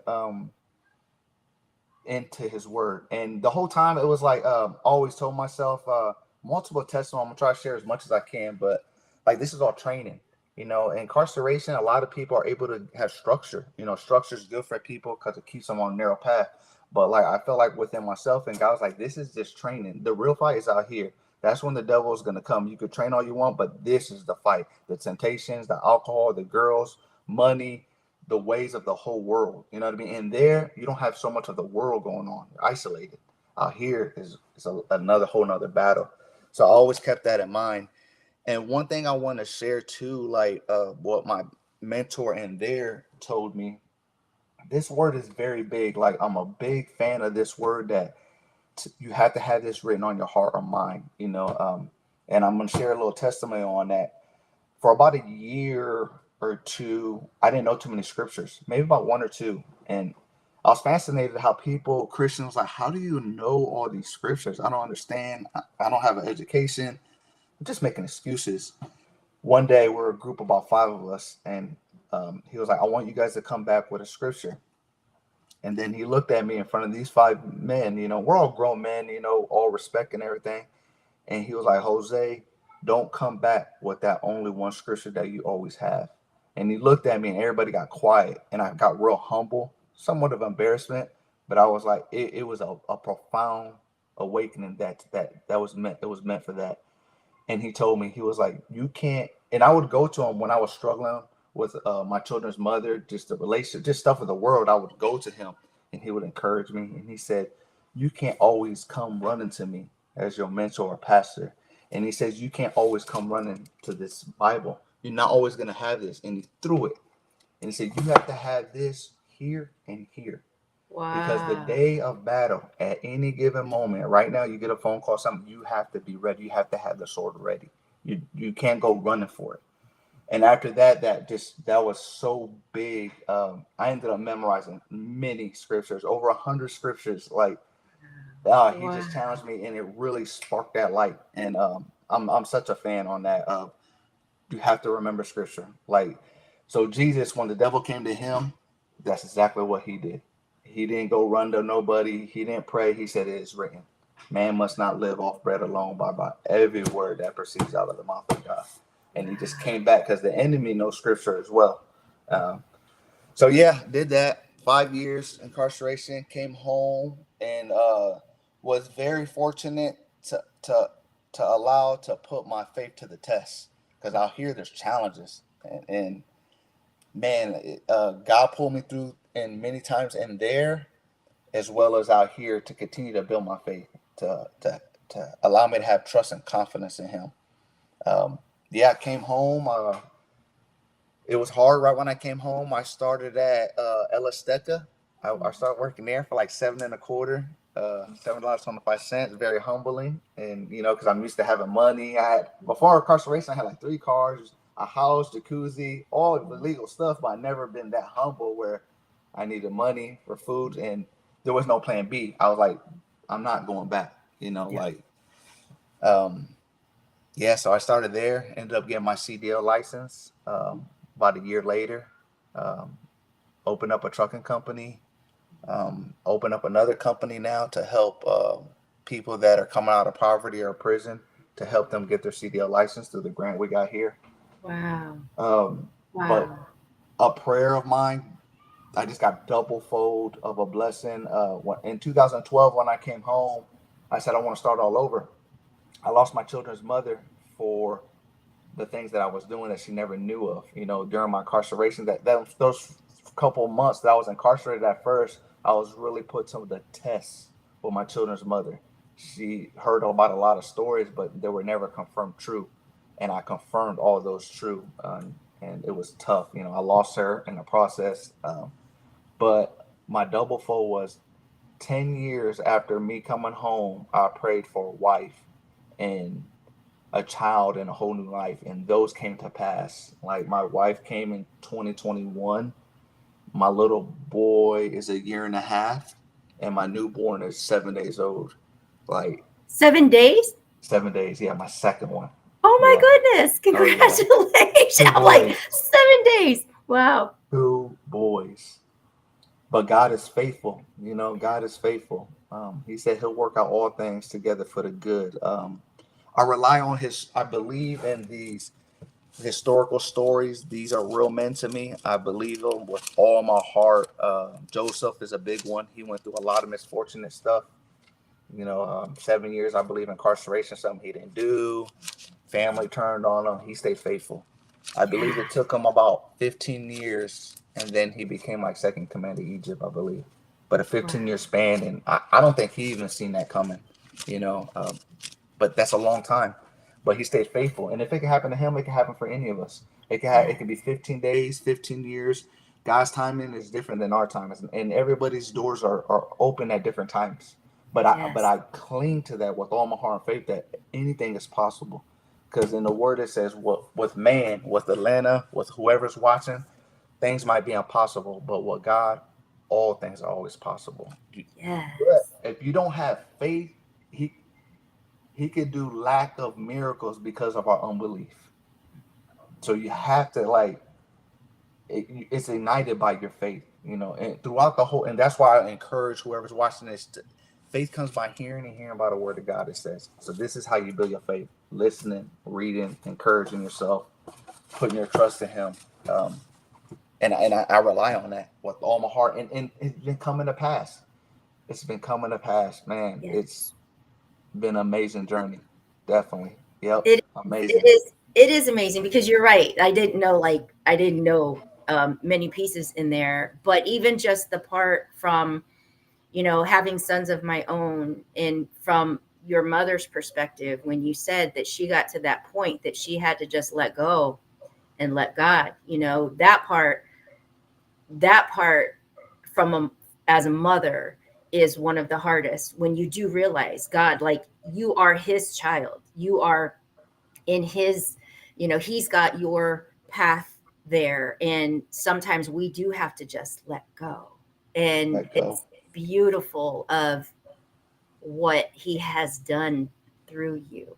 And this is total life-changing testimony for people that are tuning in. It's like, wow, because I can feel it.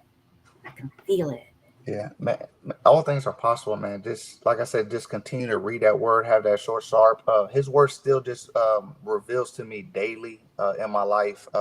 One thing I felt strongly that he was telling me when I'm trying to get an apartment complex, real estate, a big old apartment complex, and a lot of things wasn't going through, so I'm just kind of like, I'm gonna give up, I'm gonna doubt, It's not that I don't trust him. And when I'm talking to myself and I say that, it's not that I don't trust him. And I felt with him telling me the other day, he said, I don't want you just to trust me with a little bit. He says, but it says in his word, it says, trust me with all your heart. And I felt like I was giving him like 80% or 70%. I wasn't trusting him like as he would want me to trust him as a father. Like, I have your best interest. Even if I close the door, I have your best interest. But I want you to trust me.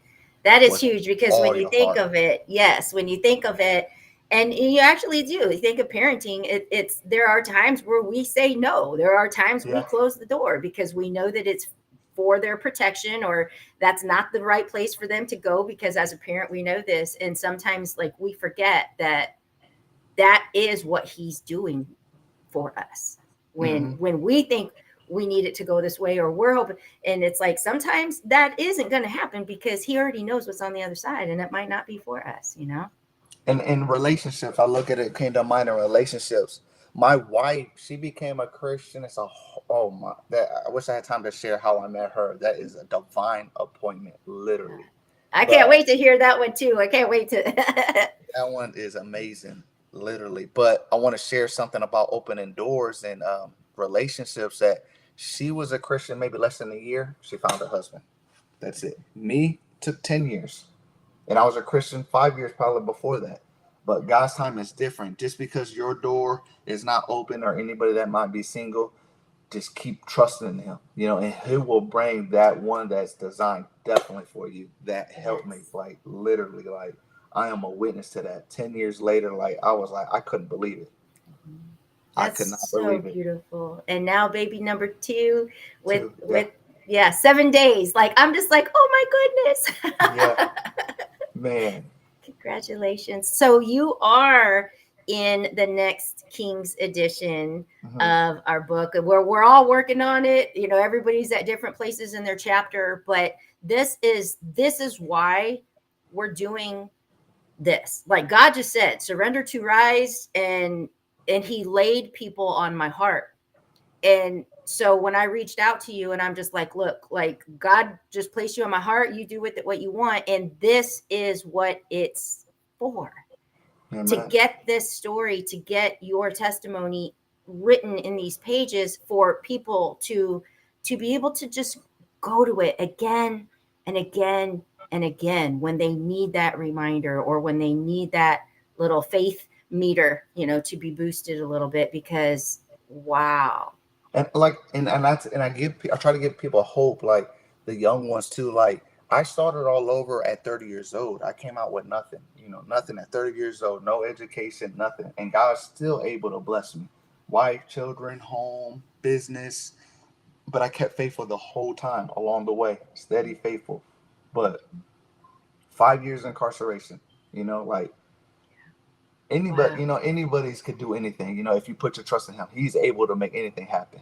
And not just with my story. If you read throughout his word, there's multiple people, multiple comeback stories left and right. But one thing And I do want that's where we leave it, like when with people, because again, this is about helping one person every day and sharing that circle of hope, but really it just boils down to that faith. Yep. 100%. Faith. Yep. And then in his word, just to help increase some people's faith, says, trust on the Lord with all your heart, lean not on your own understanding. And Jose's understanding, Elena, his ways are so much bigger and greater than our ways that we can't think. So it reminds you like a child, my child might want something, candies or something that's not right for him, or some rock he want to put in his mouth. It's not good. He's crying. He don't know no better. He think I'm taking food from his plate. I feel like that's what we think sometimes. Like, why? It don't make no sense. That's amazing. Well, be sure to tell your wife thank you for sharing you with us this evening, considering your baby's 7 days old. And how old's the other one? 1 year, 5 months. 1 year, 5 months. So yes, you guys are staying very busy right now, and it's beautiful. Like, it is so beautiful, and I am so happy to see this for you. Like I really am. It brings me joy, and I just appreciate you taking this time out to share with us, because it really means a lot. Yeah. Thank you for having me. You're welcome. You're welcome. So we are going to keep it moving. We've got 60 guests that have joined this, and I'll be here till tomorrow morning at 10 a.m. We keep going. So it's pretty crazy. Ivy says, are you in Facebook? I don't see. Oh, you got people looking for you, Jose. Ivy Perez, we'll have to get you connected, and because figure that Facebook out shortly. yeah, we're working on it, because you got people that want to follow you. You got people that you inspire. Share just a little bit about the athletic wear, that part of what you're doing. Can you share a little bit about that? Yeah, so it's called Blue Line Athletics. And what inspired me from that is when I went to in prison, God built me up inwardly, strengthened me like unbelievably strong. And then I started working out physically, and I was like, wow, this is powerful. I feel like a king, like, inwardly to outwardly.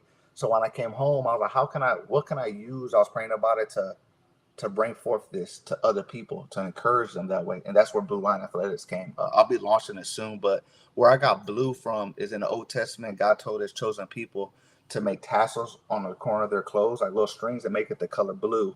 I believe it's in Deuteronomy or Numbers. He says, make it the color blue. It's to remind you of all my ways. So blue is symbolic to remember God's ways. And then the lion stands for our king. Yeah, the Lion of Judah. So I'm excited for that. That is beautiful. And we are definitely going to be here to promote and to, get the word out, because I'm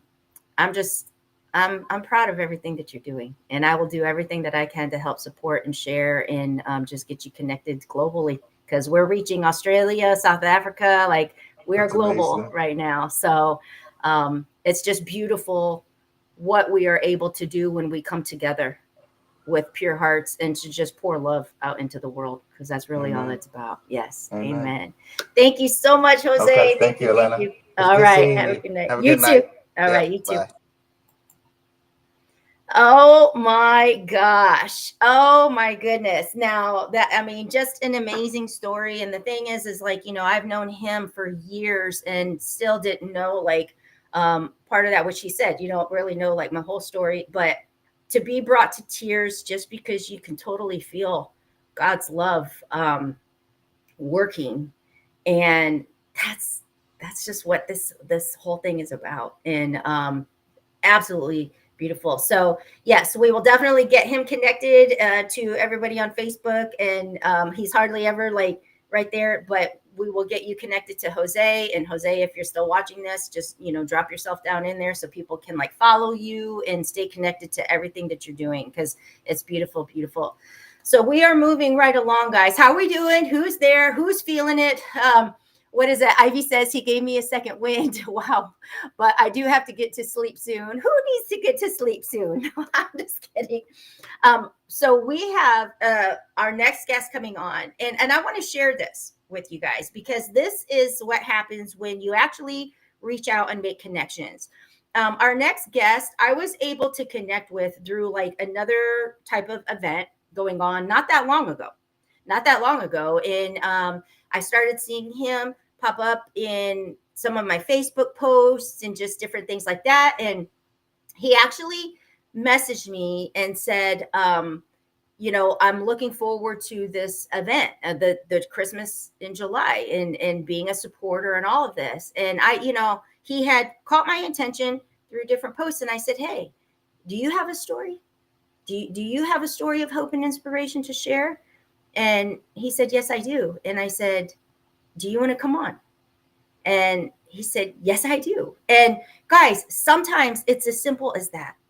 So you are meeting him actually for the first time that I'm meeting him, because we've never actually really had a one-on-one conversation. And Gina says, I'm still hanging with you.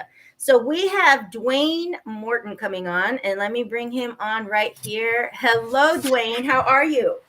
Hey, Elena, how are you? How's everyone? Well. Good. So can you tell us where you're tuning in from? Sure. So I'm in a little small town in the western part of Kentucky called Benton, and born and raised here. Super fortunate to be in such a small town, because a lot of the small towns that I was growing up in a very spiritual household. We didn't go to church, but we still were spiritual. And I know that sounds kind of weird, but at that point, there was things that were going on in our lives that just kind of just didn't feel right with the right type of church. And that's when you get into denominations and stuff like that. And so, and so what's kind of funny is I was 17 years old, and basketball is truly like one of the biggest important parts of my life, like when I was growing up. Mm-hmm. And so I actually became a Christian at 17. Okay. And so I did that because my grandmother passed away. So I started figuring out, hey, death, like, what is this, right? And so I took that and I got into a local church, just welcomed me with open arms, of course. Mm-hmm. And so through that, my basketball abilities got better. But I made a mistake in the basketball part. I quit high school basketball. So I didn't play my junior or senior year. And this is where it gets kind of crazy. I started getting better. And then God said, man, I want you to go and play for me. The thing was, I didn't know what that meant.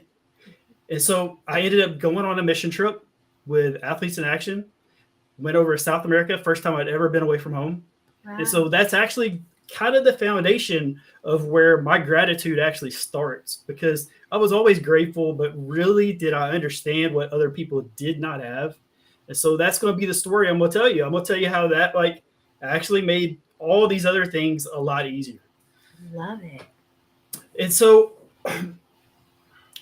using this little round object that we throw around and we play games and stuff like that, there's a lot of different stories I could tell about this.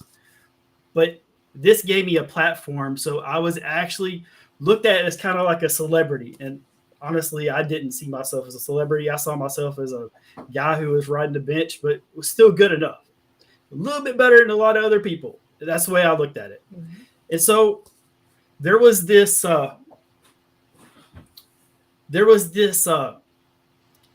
gathering of people that we were at, and they, of course, like I said, a celebrity type. So they were all wanting us to do, meet up, thank people and stuff like that. First of all, I'm a very picky eater, okay? Like extremely picky eater. The fact that like I lined my gym bag with peanut butter and cracker packs, okay? So I'm telling you, like super picky eater. And so I'm sitting there at lunch, this little kid's like, hey, can I have this?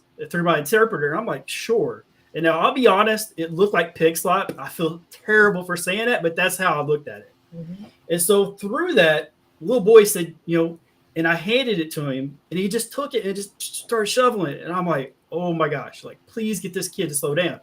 So I asked the interpreter, I said, man, can you tell me like how long this kid is like went without food? 3 days. Wow. Now, I've skipped a couple of meals. I've been sick, maybe missed, a day, but 3 days is beyond me. Yeah. And so that just made me very grateful for everything I have, because I've never had to worry about those 3 things: water, shelter, food, right? And so that's the basis of everything. And so I took that, and through all my life circumstances, okay, I've been misdiagnosed with a blood cancer at 29. And I kept saying, you know what? I have food, water, shelter. Grateful, gratitude. So that's really where my story kind of goes. And, 19 years ago, I was told, hey, I got 15 years to live at tops. Wow. So I decided, hey, I'm not going to get married. I'm not going to have kids. None of that. And so, and some of those decisions are really strange for a lot of people. I just didn't want to put any more burden on anyone else. Mm-hmm. And so that's the way I looked at it. And so I know that sounds really crazy. I've heard some people say, I can't believe you made that decision at 29. And I'm like, right off the jump, I was like, yep, no, don't want anybody to carry my burden. And so the other aspect too is I did a lot of really good things with it. I used that story to help fundraise different projects. Mm-hmm. We raised over $500,000 for in 2 years for Leukemia and Lymphoma Society. Wow. And so, yeah, I mean, it was. And then I found out in March, which is really insane, that I got misdiagnosed. It was only sleep apnea. Oh my gosh. Yes. Are you talking so, like just this past March? Yes, this past March. Whoa. Also, here's the other thing. I had always hit my head on the table. It was like, God, please, like, is there any way that like this, can you take care of this? And then when the doctor told me, Elena, I said, are you sure? And like, I didn't even like, I'm asking God every day. I got that news 4 days before my birthday. So early birthday present. And so, yeah, exactly. Wow. But then also I was dealing with a trauma from 2 years ago. And I'll let you guys like do the investigative reporting on this. May 16th, 2022, I'm riding through to take my niece to get ice cream. I drive through a police shootout. Wow. A bullet comes an eighth of an inch from taking either my life or my niece's life. Wow. And so these stories are impactful, right? But the thing is that everybody asked me, like, how did you get through it? The gratitude from the foundation when I was 19. And so it's amazing how God allows us these things, and maybe we don't take those into, but later on in life, they're bigger. So, excuse me. But the one thing about the shooting was like, it hurt me. Like I had PTSD. I had survivor's guilt. I was in my own head. I was in my own way. And so the one thing I was honestly angry at God. I was like, okay, come on, man. Like I felt like in the past that I was like Moses in the wilderness. And I was just strolling along. And then all of a sudden, I'm just sitting there looking for water. And look, I ran across this great community that Joseph Ortega does. Mm-hmm. And you. And like, his phrase, be all in. Mm-hmm. Yeah. Like it all fit me to a T. So, I just believe in gratitude so much. And that's the story. But it's I love that. that gratitude, like gratitude is that key to total life transformation. Honestly, if we can work on gratitude from like that is the transformation in there, you know? Yes. The other part was I quit living in the past. I quit living in the future. I went back to that whole runner's mentality, left foot, right foot. And I'm going to explain that a little bit just to let you guys know one of the ways that I do this. But truly, you have to be thankful and you have to live in the present. That's the missing piece that I've been doing. I miss the piece of living in the present. Destination's here. I know where that's at. I don't have to look at it. I don't have to look behind me. I have to look right here. Look for those potholes as I'm running along. Oh, and I love that. I mean, I've never even heard that, but it makes such perfect sense. Look for the potholes because, you know, we still only have right this very moment. But yeah, there are going to be potholes and there are going to be like things that pop up because that's called life. And so it's amazing to have that visual because I'm such a visual person that you can still be right in the moment. But yes, look for the potholes. Right. You know? So I'm going to tell y'all guys my daily thing. Okay. And so I had a really hard time naming it because honestly, like Dwayne "The Rock" Johnson has taken everything with Dwayne, but I'm calling it Dwayne's daily plan of attack. Okay. Because I play basketball. I'm an attacker. I love to shoot. I love to score. So it really is every morning I wake up and thank God for just allowing me to be there. The number two thing is like I stretch because I'm been through those basketball battles. I'm older, but I'll tell you this is what I do. I get out of bed and I literally go left foot, right foot. And then I tell myself, I show up to win. I'm not just showing up. I'm showing up to win. There's so many people that want to just show up and just go through the emotions. And before, I'll be honest, like there was times when I was through that in that wilderness, I was just showing up. I was just like, okay, I'm going through the motions. But now I'm back to the old Dwayne where it's like showing up to win because ultimately that's what God put me on this earth for. I'm supposed to win. I'm supposed to be living a life of abundance. Yes. And I challenge every one of you guys about it. Same thing. Also, with basketball, they always tell you like, you need to learn how to dribble or you need to learn how to catch the ball. Honestly, the one thing that totally gets overlooked so much is rebounding is because it doesn't matter if you miss or hit the shot. If you miss, you got to be in position to rebound. Mm-hmm. And rebounding is actually probably something I'm really good at because especially in life. And so the gratitude part is just the other aspect of it. Go get it. Figure out a way to win the day. That's it. I love that. Yeah. Love that. Gratitude, show up to win, and the power of the rebound right there. Right. Mm-hmm. So, yeah, I'm very thankful to be a part of this. I'm honored. When you asked me, I was like, God, I've only said I'm a speaker for 2 weeks, and you put me on a platform. And I've been running for speaking since 19. Yeah. I spoke in front of thousands of people when I played overseas. I did not want to be a speaker. I always tell people, like, when we were talking when we met Eric Thomas on the Zoom or whatever, my one question to him was like, dude, sometimes you gotta want to be Clark Kent and not Superman all the time. And so that would be I always wanted to be Clark Kent. I like show up, be Superman for a little while, go back to Clark Kent. So that's the aspect of my life right now that I'm really trying to understand. And so that whole thing, God has blessed me beyond measures. Mm-hmm. And I ran into a man who he's been through his struggles the other day. Super great guy, but man, he is so much in his head. Mm-hmm. And I just want to say, man, like I have something different that you just don't have.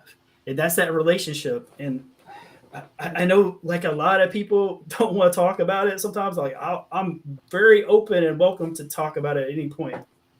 And that's the most important, because we need to be that voice to show the power of what that relationship can do in our lives. And you are able to identify the difference between people that are open to it and people that are not. And everybody's choice is their choice. But when we're in this space and we resonate and we know that there's something bigger and greater than us, it's a beautiful connection. And it's what's brought you here tonight, right now, on this Streamathon, which we made happen in just a day and a half.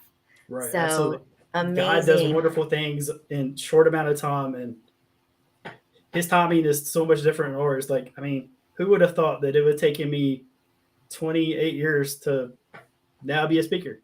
There you go. And I didn't even know that was like next on your agenda. I'm just like, hey, you got a story of hope and inspiration, and then that's what I'm here for. And so awesome, because we just came into each other's lives a couple of weeks ago.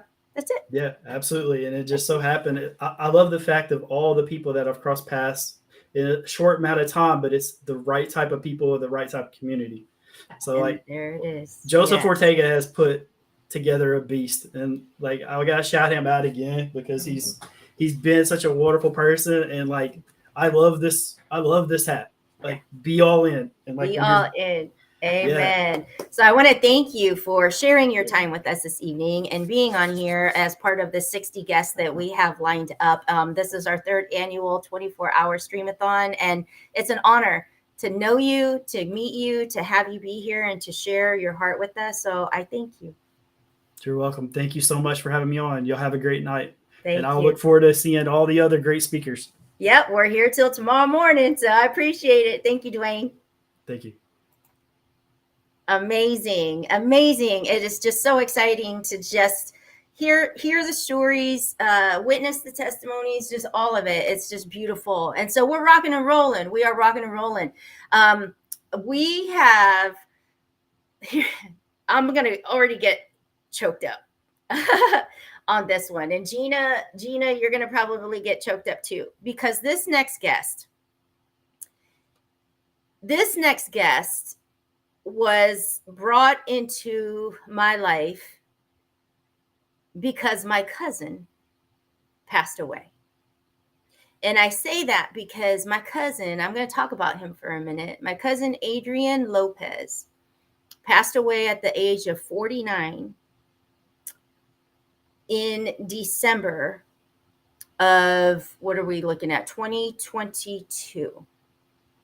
And I went to Texas for his celebration of life and was gravitated like a magnet to this beautiful spirit and just started a conversation. And months goes by and we didn't really, we try to connect and then we didn't connect, and we try to connect and we didn't connect because life is busy and you know how that goes. But again, God laid her on my heart. And so when I was putting Surrender to Rise together, the first Queen's edition, I reached out to her. We share the same last name. I reached out to her and I said, look, I know that we don't really know each other. I know I only met you at my cousin Adrian's celebration of life, but God laid you on my heart. And I told her about this book that I was putting together. And she jumped at the opportunity. But let me tell you this, I didn't even know her story. I didn't know anything about her hardly. And when she sent me her chapter and I read her story, I cried. I cried because she is a true representation of grit, grind, hustle, strength, discipline to keep going. And I am honored to bring her on to you guys this evening as a published author, Miss Dawn Rodriguez. Hello, beautiful. Hi, Lena. Hey, everybody. Oh, you're gonna make me cry. I'm like, oh no, not yet. Not yet. Not yet. Give it like a couple minutes. But that's the truth of it. That's the truth of it. We were brought into each other's lives, and here you are now. And your story is, you are not a statistic. Yeah. Yep. That was the main takeaway, and that's what I learned through all the mistakes and all the all the things that I had to go through. But first of all, thank you so much for having me here. I feel so honored to be a part of all of this. This is my first year, y'all, being a part of this greatness. I've met Elena, and ever since I met her, it's just like all of these floodgates of all of these wonderful, opportunities, and just to be a part of like something bigger is just like it just keeps flooding my way. I'm noticing so many things, and it's just like it's just such a beautiful thing. And I love you, and I thank you so much for having me here. I love you too. So tell people where you're joining us from tonight. So I'm in San Antonio, Texas. So I was born and raised here. And I do I just jump into my story? Yep. Yep. Okay. Go right to it. Okay. So how everything started and how I ended up where I'm at today, it was a struggle. I mean, growing up as a child and going through a lot of, I guess there was a lot of abuse and a lot of it was a very complicated, very troubled childhood growing up. So that kind of takes a toll on somebody's mind as they're growing up and they're trying to proceed as an adult and figure themselves out. So, I was a young mom. I had my son when I was 17, and I just kind of kept adding these things to my life to make things harder. As my 20s, I just kind of self-sabotage for a little bit and just didn't really know way I was going to go. My path with God, it just wasn't right. And, I struggled a lot. But finally, it's like I put my foot down one day and I said, you know what, I'm gonna make it. I'm gonna go to school. I'm gonna do something with myself. I have to stop. That the party's not gonna last forever. Mm-hmm. And so I did. I went back to school. I put my foot down that this is good. This is gonna be what I need to do. Back when I was in my 20s, I wanted to go to school, but my son's dad ended up going to prison. I was by myself. All kinds of things. So this time I was like, no, I'm going to dedicate myself. So, I got pregnant again, of course, because I like making things difficult. But I told myself, no, you're going to be pregnant. You're going to go to school. You're going to study. It doesn't matter. Her father and I used to fight all the time. And, I would just be in the bathroom on the floor studying. I had all my papers scattered around. I was just like, nope, this is going to happen. So it really just like I made that decision. I made that choice that I didn't want to be a statistic, and when I was a young mom, that's how the world sees you. And that's what they'll tell you. When I tried to go back to high school, they didn't want me to go back because they were like, no, you're too much trouble. You get into fights and you're always skipping. And now you got a baby, you're 18. Why don't you just go get your GED? You don't come back to high school. And I was like, what? Are you serious? Like, you're supposed to encourage me to finish. Like, why would you like tell me no? Like, you're kicking me out of school? Like, that sucks. Wow. But I had to sign a contract. I wasn't going to fight and I wasn't going to drop out or I wasn't going to skip. And so I did. I finished school and, so anyway, fast forward, got myself through college.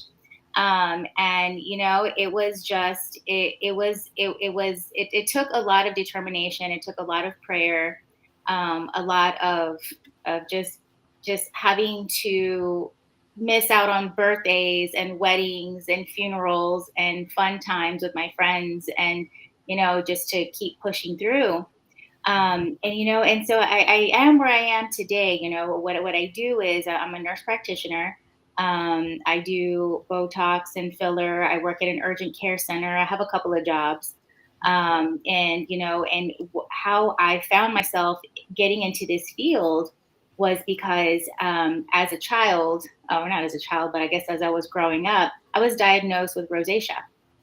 Rosacea is a skin disease where your cheeks get really red and you just don't know what, and you can't make it go away. And everybody thinks you have a sunburn and they're like, oh, you got a sunburn. And I'm like, no, it's my skin. I hate it. And I would cry because there's nothing I could do about it. It was just red all the time.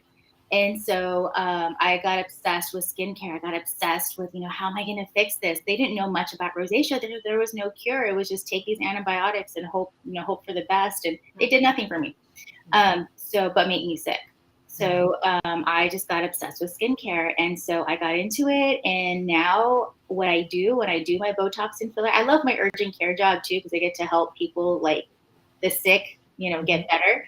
But when I do the Botox and filler and the skincare and all that, that's like my passion. It's like you're making people feel beautiful about themselves. You're giving them back something they feel that maybe they lost or they lost touch with. You're educating them on how to care for yourself when you're at home. And to me, it's like you're just putting the power and the tools in these people's hands so they can go home, feel good about themselves, and then do more, right? Because like when you feel good, you're empowered. You want to like take on the world. You start dressing different. You start talking different. You wear your hair a little different. You just have that boost of confidence. Yes. And to me, it's just such a beautiful thing. I love watching somebody just flower up. They first start off very reserved and I don't like this, and then I have to take the before and after photos. So I take the before photos, and they're like, I hate this part. You're not going to show anybody these photos, right? And I'm just like, no, girl, I'm doing this because you have to see the after. I want you to see, because you look at yourself on the mirror all the time, you don't know the difference, but when you actually put it side by side, before and after, it is powerful. I mean, people will cry, and people are just like, just so grateful to be able to get back into their element and go out there and make some moves, make some money, whatever it is that makes you tick, feel the energy and the empowerment to go and do it. Yes. And I love how you use the term flower up. I love that. I don't know if you've used that before or whatever, but I'm like, that's a thing right now. Like you just made that a thing right now. Flower up that's awesome. Yeah, because they are like so reserved and just, bundled up, and all of a sudden they bloom and they open and they're just like, oh my goodness, I feel amazing. I feel great.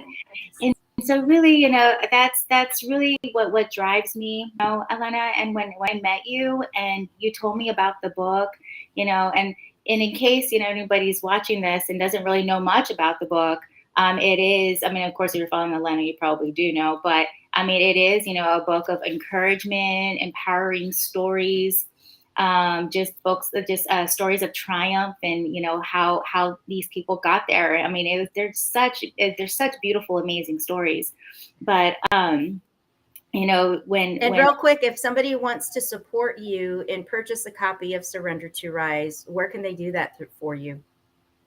Through your website, thecomebackqueens.com. Oh, okay. I didn't know if you had like your own yet. They can go to Show Your Crown, showyourcrown.com. And if you just click on Dawn's photo, then you can order, and you're actually supporting Dawn as a new published author. So I just want to make sure we throw that plug in there. So thank you. Yeah. And you can read the story, and I don't know if we were supposed to get into the details of the story, but yeah, it's a lot, and it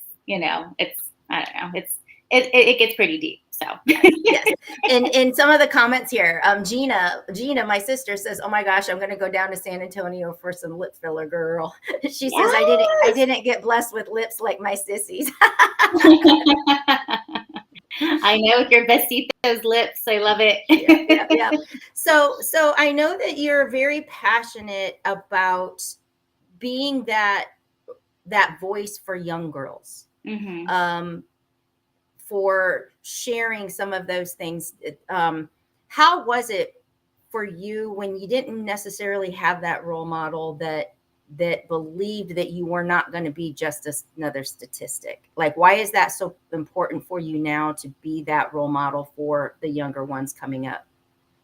Because that's just it. No, it's gonna make me cry. Because that's just it, right? Because if you don't know, if you're stuck with the world telling you that you're nothing, and you're constantly like putting you down, or you're just coming across bad situation after bad situation, you're gonna believe all the ugly. You're gonna believe the negative. If somebody tries to tell you something positive, like, oh, you're smart, or tries to tell you something wonderful, you're more than likely gonna repel the good, and you're gonna absorb the bad. Okay. And so I just I just feel like there's so many people that go through that, and they kind of fall through the cracks, and it's a struggle. And when you try to find your way back, like I did, I self-destructed a lot of my 20s. And it was bad. I found myself like almost dead a few times, and I would have to get revived through this hydration, but alcohol poisoning a few times, like always doing something that was negative. And had I had that positive encouragement, somebody that I had known that gone through it and actually got to the other side, and I could see that the light at the end of the tunnel. If I guess if I had that opportunity, or somebody came to me and told me these things, I feel like maybe it would have made things easier. I don't know. I probably wouldn't have listened anyway, but I'm hoping that by me saying these things and me putting it out there, that hopefully it'll touch somebody's heart. If not a whole bunch of them, at least one heart. I want to at least change one life, because I think that's what we're here. God put us here to make the world a better place and to grow each other and to be fishers of men, not to drag each other down and to hurt each other. So I really think that is part of the purpose.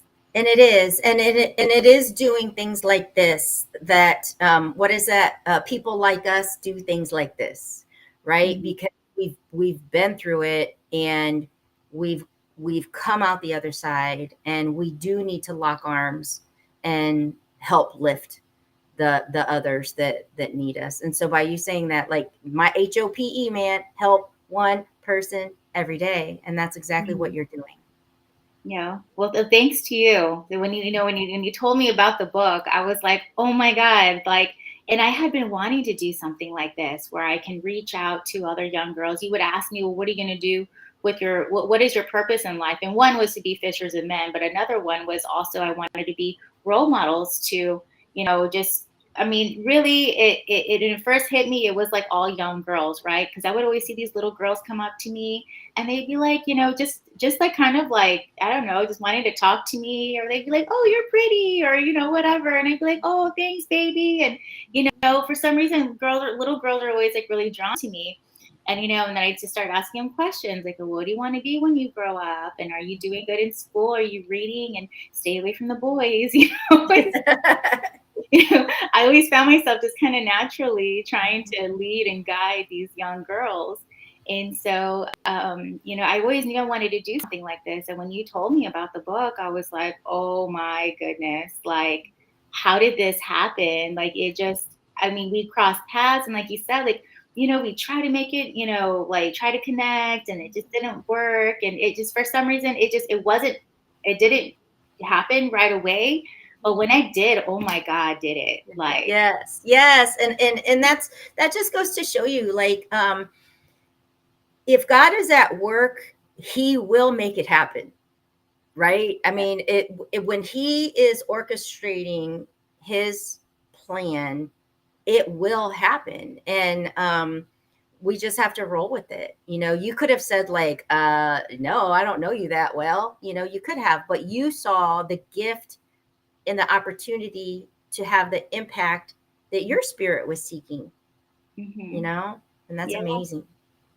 Yeah, no, I'm so open and receptive to it. People come up to me and start asking me questions. I'm like an open book. I'm like, oh yeah, and just start saying things, or girls are like, oh, I like your lipstick, or I like, your clothes, or oh yeah, I bought it on sale. It was here. I'll tell you exactly where I bought it, when I bought it, and the link. Here's a link. You can go buy it too. Like, I don't believe in gatekeeping. I tell everything. Yeah. So the work that you do, when, like, how do you juggle like two different places? Didn't you say you were urgent care and also the skincare? Like, how do you got to stay busy then? Yeah, it is. It is really busy. Sometimes it's a little much, but I have a plan in mind. I don't plan to be like that forever. But yeah, I'm full-time at the urgent care, and then part-time I'll be at the spa. And so when I'm not doing that, then I try to, you know, come up with like content for social media, or, you know, always trying to like just continuing to improve, you know, and to get those things done, you know, you have to keep with a positive energy in your life, right? You have to surround yourself with positive people. You have to put yourself around people that can help like elevate you, you know, just you have to keep putting yourself in these environments. And so, you know, what I started to practice was, you know, when I'm in my car, instead of jamming out, because I mean, I would jam out to like, I don't know, either heavy metal or or, you know, or even, you know, Frank Sinatra or whatever. But, you know, I was always jamming out to something. But now, like, I try to just like listen to positivity podcasts and books, you know, audible books, you know, about empowerment, growth, marginal positive differences in your life, you know. So I try to focus on that. When I wake up in the morning, I pray. I do affirmations. I look at myself in the mirror and tell myself wonderful things, because you have to love yourself, right? Yes. I try to just, you know, keep with that positivity. And I feel with just doing those things and not allowing myself to be a part of like a group that, you know, all they do is gossip, or, you know, always just, you know, making bad choices, or you just trying to, you know, put myself in a good spot. I feel like because I do that, I feel like, you know, I just go with the flow, and yeah, I do work a lot, but it doesn't feel bad. You know, sometimes it can get a little tiring. Like I just got off a 12-hour shift right now.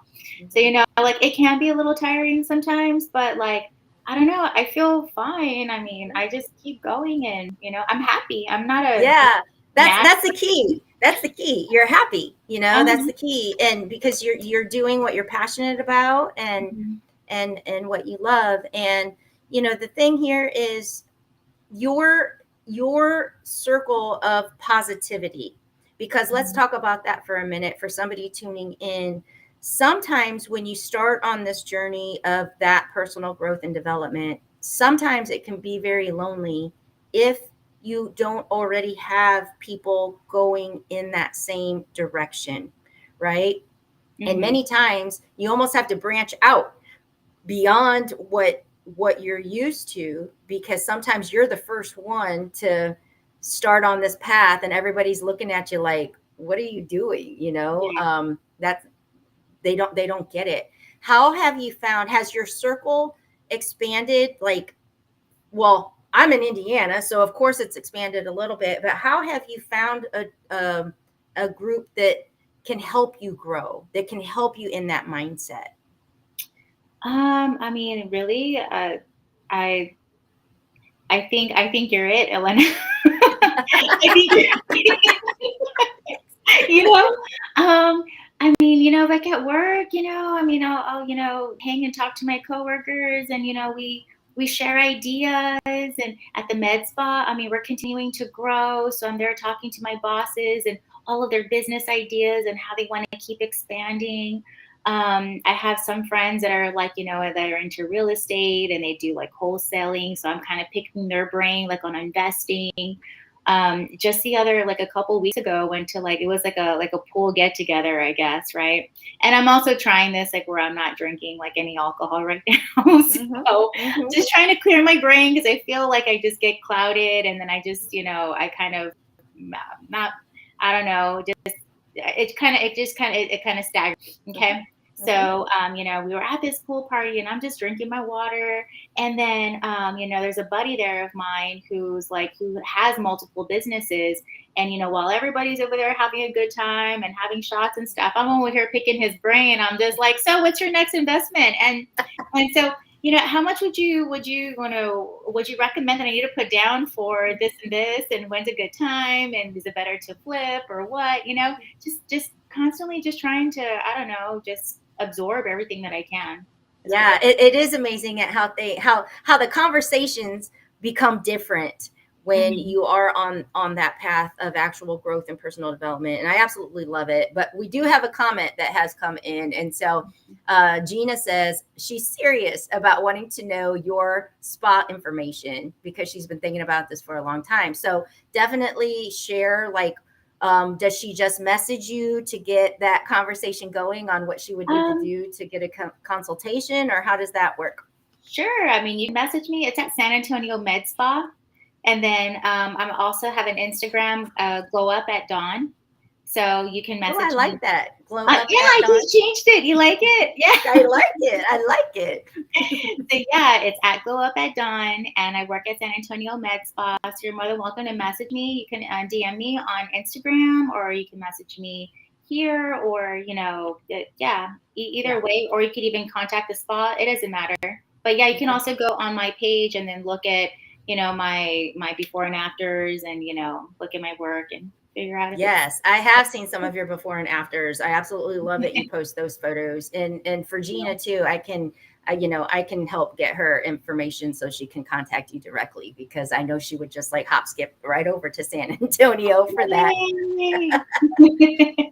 So for you, if you were going to share with somebody that's catching this, either they're tuning in from somewhere around the globe tonight, or they catch it on a replay and they're feeling like, I know that there's more, I don't really have a support system, I don't really believe maybe I'm good enough to move forward and do these things, what glimmer of hope can you give them? What inspiration can you share with that person that doesn't quite believe that goodness is for them? You know what? Honestly, I mean, it was hard for me to believe too, because I know when I think about, all these great things I want to do, we talk about in terms of money, right? Because money comes up a lot, right? Wealth and being able to help the masses, you need money to do it. And, I was just like, well, what if God doesn't want me to have money? What if I'm just meant to be, here where I'm at, and I thought that maybe those things aren't meant for me. It was hard for me to wrap my head around it because I didn't grow up with money. I grew up in the hood, so I just feel like that's my place. I came up a little bit, so maybe this is the night. And so it's hard to believe, for anybody, no matter where you're at. I think that something of greatness is not meant for you, but just understand this: that God meant for us to be a part of greatness. He meant for us to be a part of something better. And, if you feel discouraged, or you feel like, it's just not matching up, maybe you got to change your environment. You got to change your friends, the people you hang out with, the music you listen to, change the way you talk to yourself. Because I feel like sometimes especially women, we do this a lot. We look at ourselves and it's like, oh, our wrinkles or our weight, or just our grays or whatever, oh, I look tired. The way we see ourselves, it is contagious. Yes. And you'll start to believe it. So start telling yourself nice things, and start doing little things, and it's not all going to happen at once.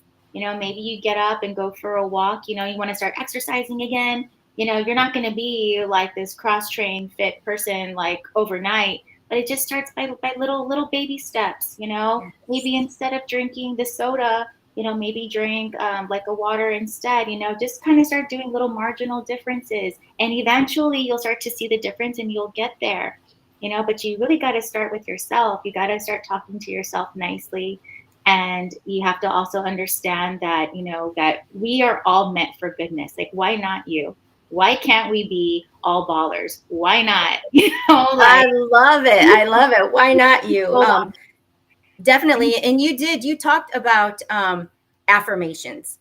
Do you have like specific ones for specific things that you focus on, or is it just simply stating affirmations on a regular basis? Like, how do you look at your affirmations? Yeah, it's just, I just wake up in the morning, and whatever I feel in my heart, if I feel like, lately I've been, making bad decisions, I'll look at myself and I'll be like, you are smart. You make wonderful decisions. You are a child of God.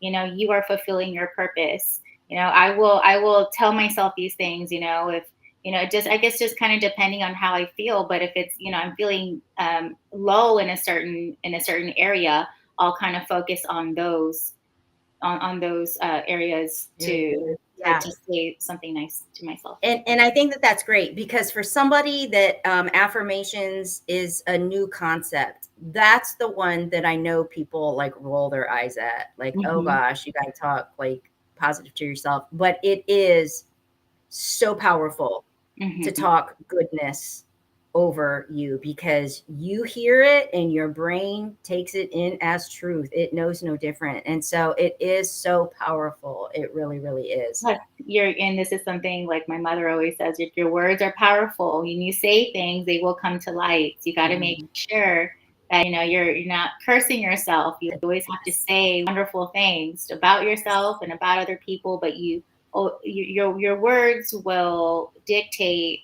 the direction your life goes. So you have to make sure that you're always saying wonderful things to yourself. I love it. I love it. Thank you so much for sharing your time, especially after coming off like a 12-hour shift, but to be here with us from Texas, as a published author and just a queen, man, a queen in my world. I love you. I'm so glad to be a part of it. I'm so glad to be here. Thank you for inviting me. You're welcome. All right, girl. I will be talking to you soon, and have a good night. Love you. Have a good night. Love you. Bye. Okay. So I absolutely love Dawn, and you guys, can see the power of God working, because again, we were only introduced to each other through my cousin that passed away. And there's no other way around it. I would not have met her had he not passed and I had not gone to Texas for his celebration of life. And it really doesn't get any simpler than that. So how are we doing, folks? I know that Gina is here. I see my husband Charles on here. And Charles says froze. I'm froze. Oh, did I freeze? Am I frozen? Am I moving? Am I back? What's happening? Okay, I'm checking out the other cameras. I'm checking out where I'm at. So am I moving again? Can you guys tell me? Okay, thank you. Not frozen. Sweet. All right. Nope, I'm all good. Okay, good. All right, so we are going to bring on our next guest, and she is a beautiful soul that I have had the privilege of getting to know throughout this past year. And she's also part of my Faith and Focus group, where we really just drill down and focus on goals. That's part of the work that I do. And I'm going to bring her up. Gina says no, then Gina says yes. So I'll go. So Jada, if you are there, we are going live. Let me see. We got. Here I am. Let me see if I can see you here. There we go. I want to make sure that I can see you on camera before I let you. Are you there, Jada? I'm here, but my camera's turned around. I see it. I'm gonna keep you off until. Sometimes if you hit the thing that looks like the camera, it will flip around. So again, folks, we are live. Let me see here. Charles says frozen in Fort Wayne, Indiana. I see myself moving. I don't see myself as frozen anymore. Oh, now he says good. Okay. So we're going to wait for Jada to come on, and we'll allow her camera to get situated, unless she's just gonna. Oh, there we go. Back. I see you now. There we go. Oh my gosh, I don't know what I'm doing. The beauty of live TV is what we're talking about. Hello, beautiful. How are you? I am rocking and rolling and feeling fabulous. It is so great to have you join us because I know that your story of hope and inspiration is extremely powerful. Can you tell everyone where you're joining us from? Actually, I am in your city today. I You am are? in Fort Wayne. Yes. What? Yeah. Oh my goodness. What brings you here in Fort Wayne? Family. Today was Okay. my cousin's birthday. Her son's birthday was yesterday, and the Wow. grandkids wanted to come and see their kids, and so we just all kind of came up for the weekend. And Oh my goodness. How long are you going yeah, to be here? till tomorrow. Okay, well, I'll be asleep. Yes, you will. I was going to say I'm going to like meet you somewhere so I can hug you, but yeah, Yes, I I'll be like know. that. Yes, you will. Well, it is Yes. great to have you join us. And you know, I'm going to let you guide where you want to take this conversation because you definitely have a story of hope and inspiration, but it touches so many levels. Thank you. Yes, and it's ironic that this is today because it'll be 8 years on Monday when everything started. It started between the 22nd and ended on the 27th. Okay. Is between those, what, 25 days, we lost three people. I lost my son as well as two other young men who were like my children that I watched grow up. And it's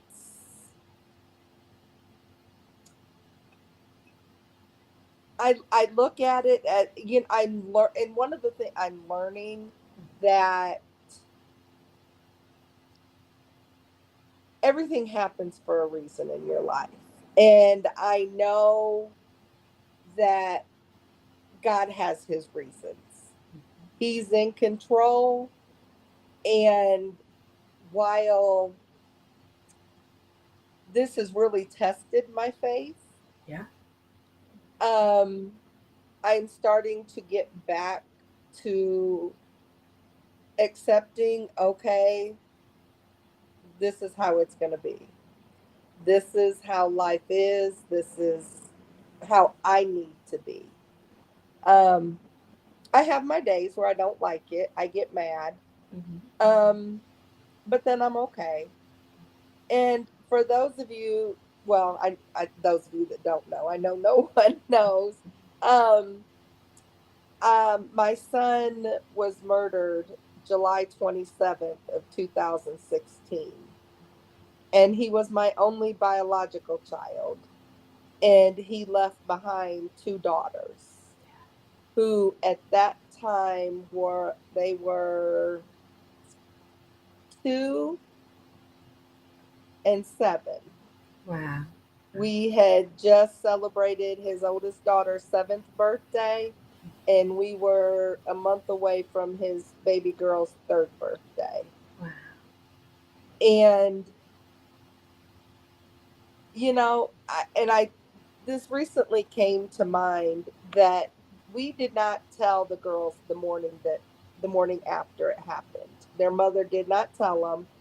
She took them to daycare and stuff like they were supposed to.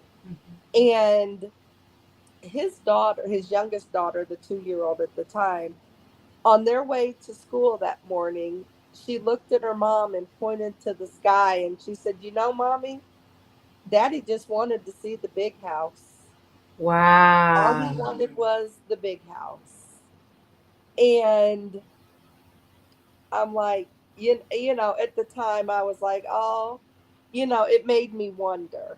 And that's something that I've held on to lately again to try to restore some of my faith and to help me move forward.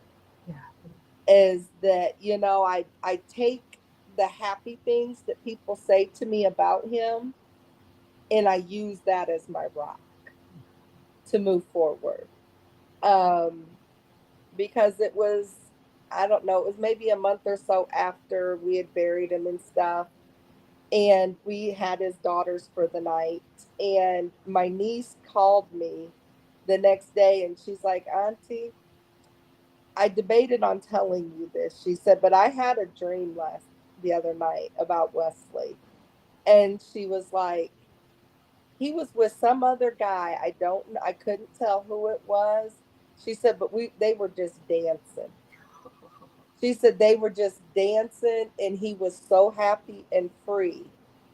And the night that she had that dream was the same night that his youngest daughter just was dancing through the whole house. Oh. It was just like all she wanted to do was just dance and play music, and so it's just kind of, I've been getting some, I guess, closure here in the last few weeks. Okay. And I don't know if it's because we're coming on, the 8th anniversary, or it's just time, because I know how my son would want me to be, and I know what he would want me to do. So I'm learning to use those things. Yes, as the pieces of, well, hope and through the faith, and because there's no book that tells you how this process is supposed to go, and how the grieving and healing is supposed to go. And so, these could be gifts that he's giving you to allow you to move forward in the direction that you need in your life,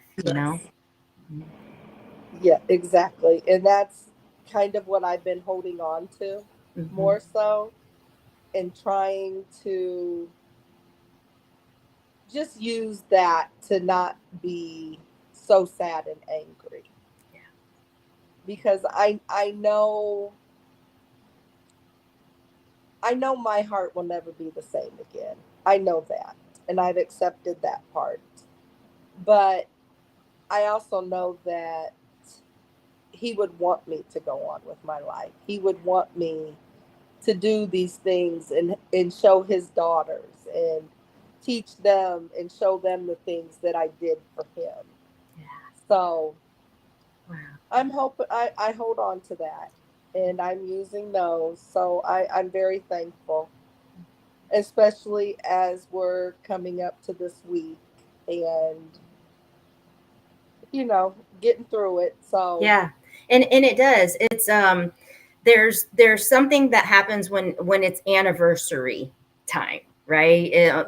And I guess I don't know if you would call it anniversary, but yeah, I remember I can't even fathom what it would feel like to lose a child. I just can't.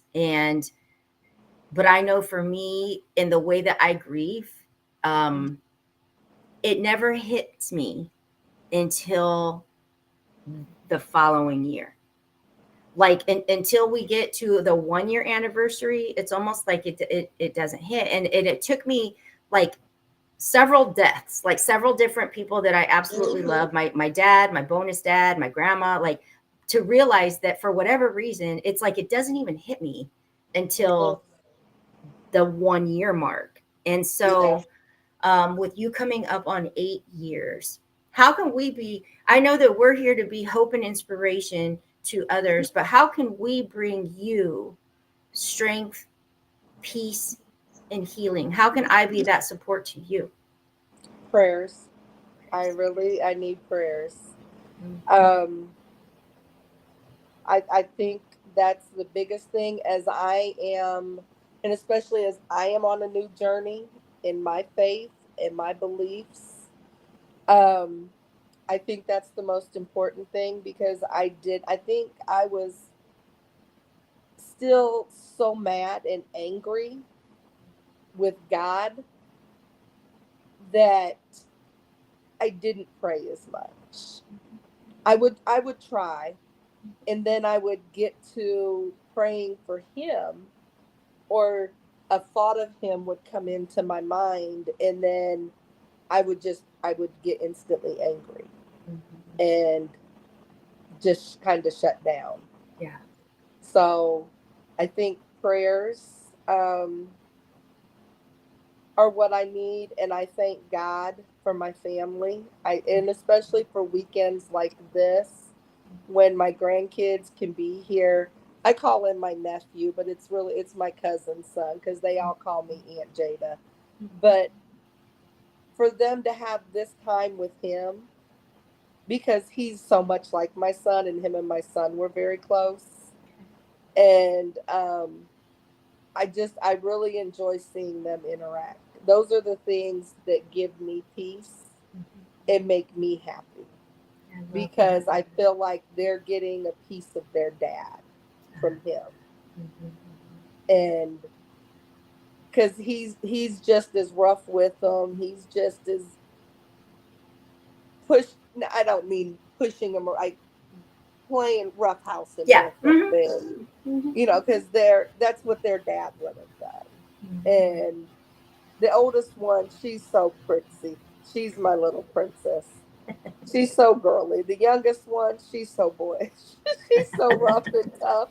Her idea of fun is out there working on the bikes and throwing the football and stuff, but all while in a dress though. We have to be in a dress, but we have to we still have to be out here playing with the boys and doing things. So I really appreciate that part. So Yes. and if one of the things,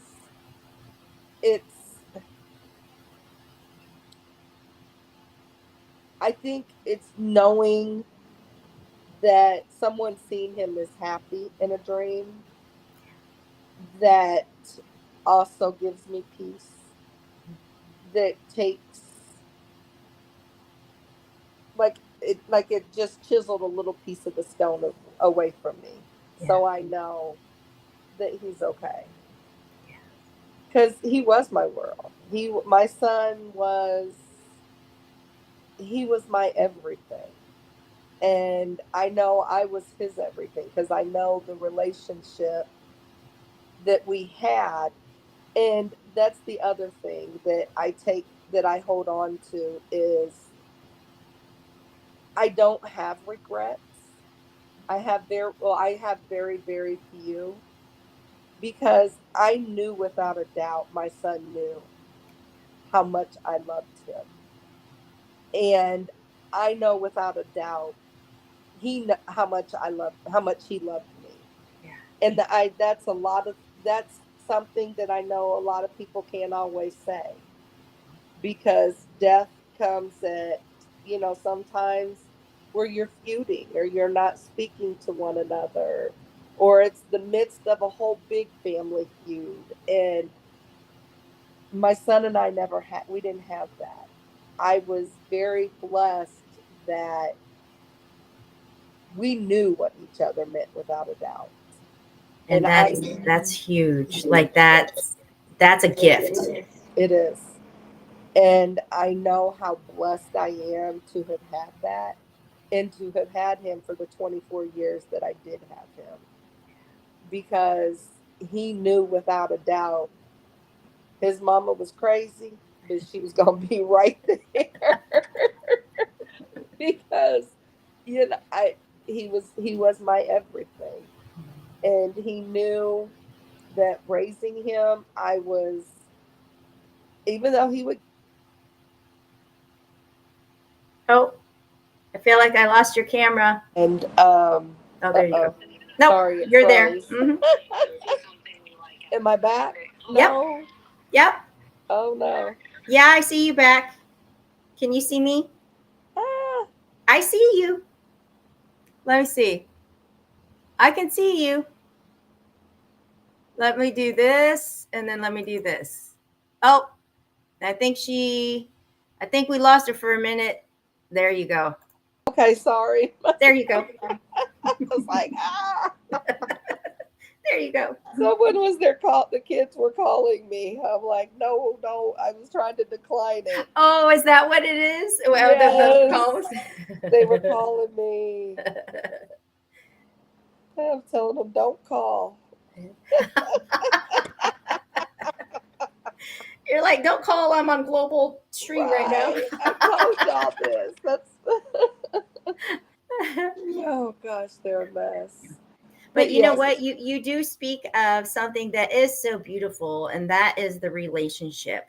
that you had with him, because we were saying, like, that is a true gift, you know. It is. It is very much. And you know, and I just I thank God for it all the time. I because I just see where so many kids and their parents are with each other, and the arguments and the fights, and you know, where they're not speaking because the mom said something or tried to tell them something, so they cut you off out of their life. And it's just like, we never had that. We never went without talking. um he knew when I would call him, like, "What, Mom? I'm okay. What is it now? I just talked to you." And I'm like, "I don't care." And then he would just shake his head and laugh because he knew. But that was just a blessing, because given my line of work, and then I see so many parents and the relationships that they have with their children. And I just couldn't imagine, you know, God forbid something happened and we were in that space with one another.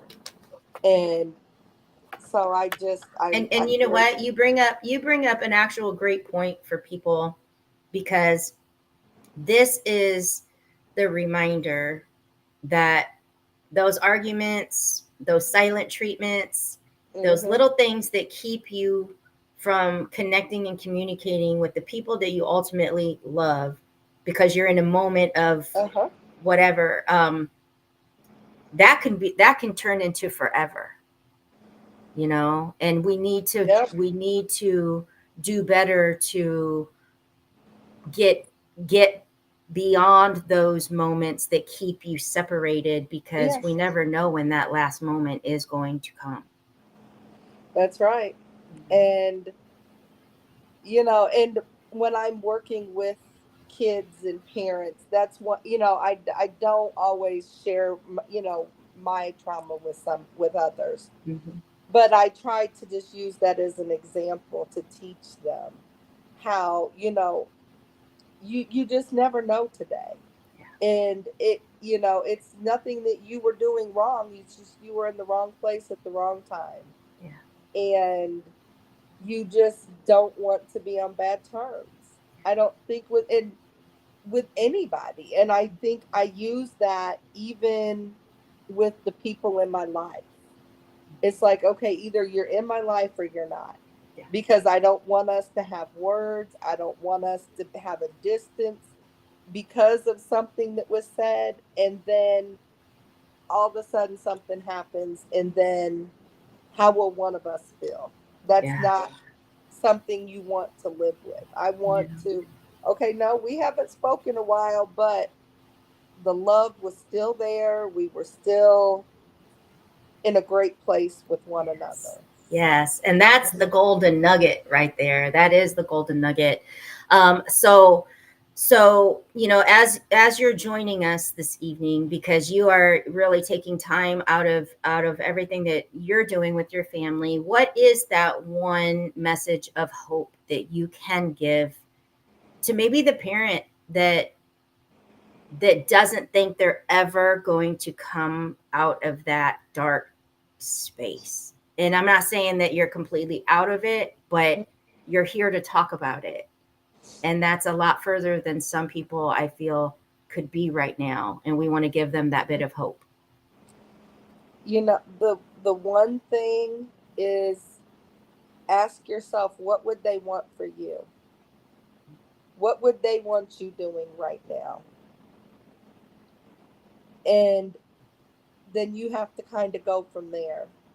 It's because, would they want you sad, crying, angry? No. Yes. Or they, you know, and you have to think of, and this is why, and again, I'm going to repeat myself, this is why it's so important to have that good relationship, or that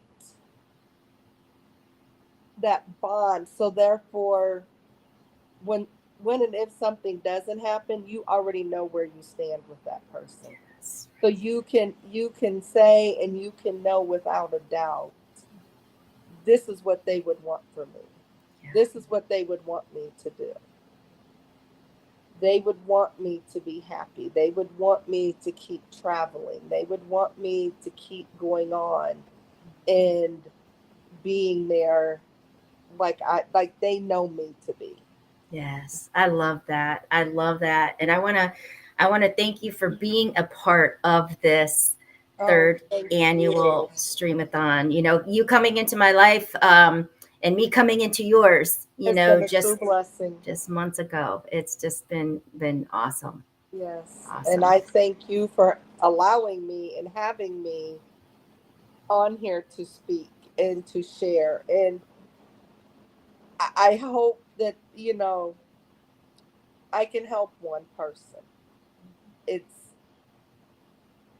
Your hope has stuck with me. Help one person every day, because that's what I use within my work life, is if I can help one family at a time, then I've done something. Then you've done something. And I actually want to pray for your heart and your healing. And as you come upon his anniversary on the 27th, may you know that you are not alone, and that you've got a tribe, a community lifting you up and being there for you. And I want to honor him and let him know that I didn't have a chance to meet him, but in knowing you, we're here for you. His mama is not alone. Thank you. Thank you so much for everything, and for everything that you are doing for so many people out here. The way that you have opened your heart and all the things, as I'm learning so much more about you and all that you are doing. That is just, it's amazing. It's amazing. And folks like you are few and far between these days. They really are, because we just don't live in a world where people want to help or are willing to go out of their way. And I think that's one of the things that connected me to you and made me feel the way that I do, because I'm so appreciative of that. And to know that there's other people out here still. I love that. That makes me, it just makes my heart fill with joy. Because that's what I like to do, is to help people. I like to be there to support. And you just take it up 100 notches. You are my true hero. You are amazing. Well, I couldn't do this without beautiful souls like you, because nobody would want to sit here for 24 hours and just like hear me talk. I don't know about that. I could. I absolutely love you. And real quick, as we get ready to move into the midnight hour here on Eastern time, we're actually going to turn this stream off because Facebook is going to shut us down at the next 6 hour. And so for those of you that are still connected and you are still tuned in, you're going to need to give me just a couple minutes, because I'm going to log off and we're going to start up with actually part 3 of the 24-hour live Streamathon. So thank you so much, Jada, for sharing your heart and your story with us tonight. And we're wrapping up part 2. So we'll be back up here in just a moment. Okay. All right. Thank you. Thank you. Thank you. All right, folks. So you heard it from me. I'm going to be logging off. So this camera is going to be turning black, and give me just a couple minutes to be able to resync, and we'll be pulling up part 3. And we've got another queen in line to be the next guest on our Christmas in July 24-hour live Streamathon.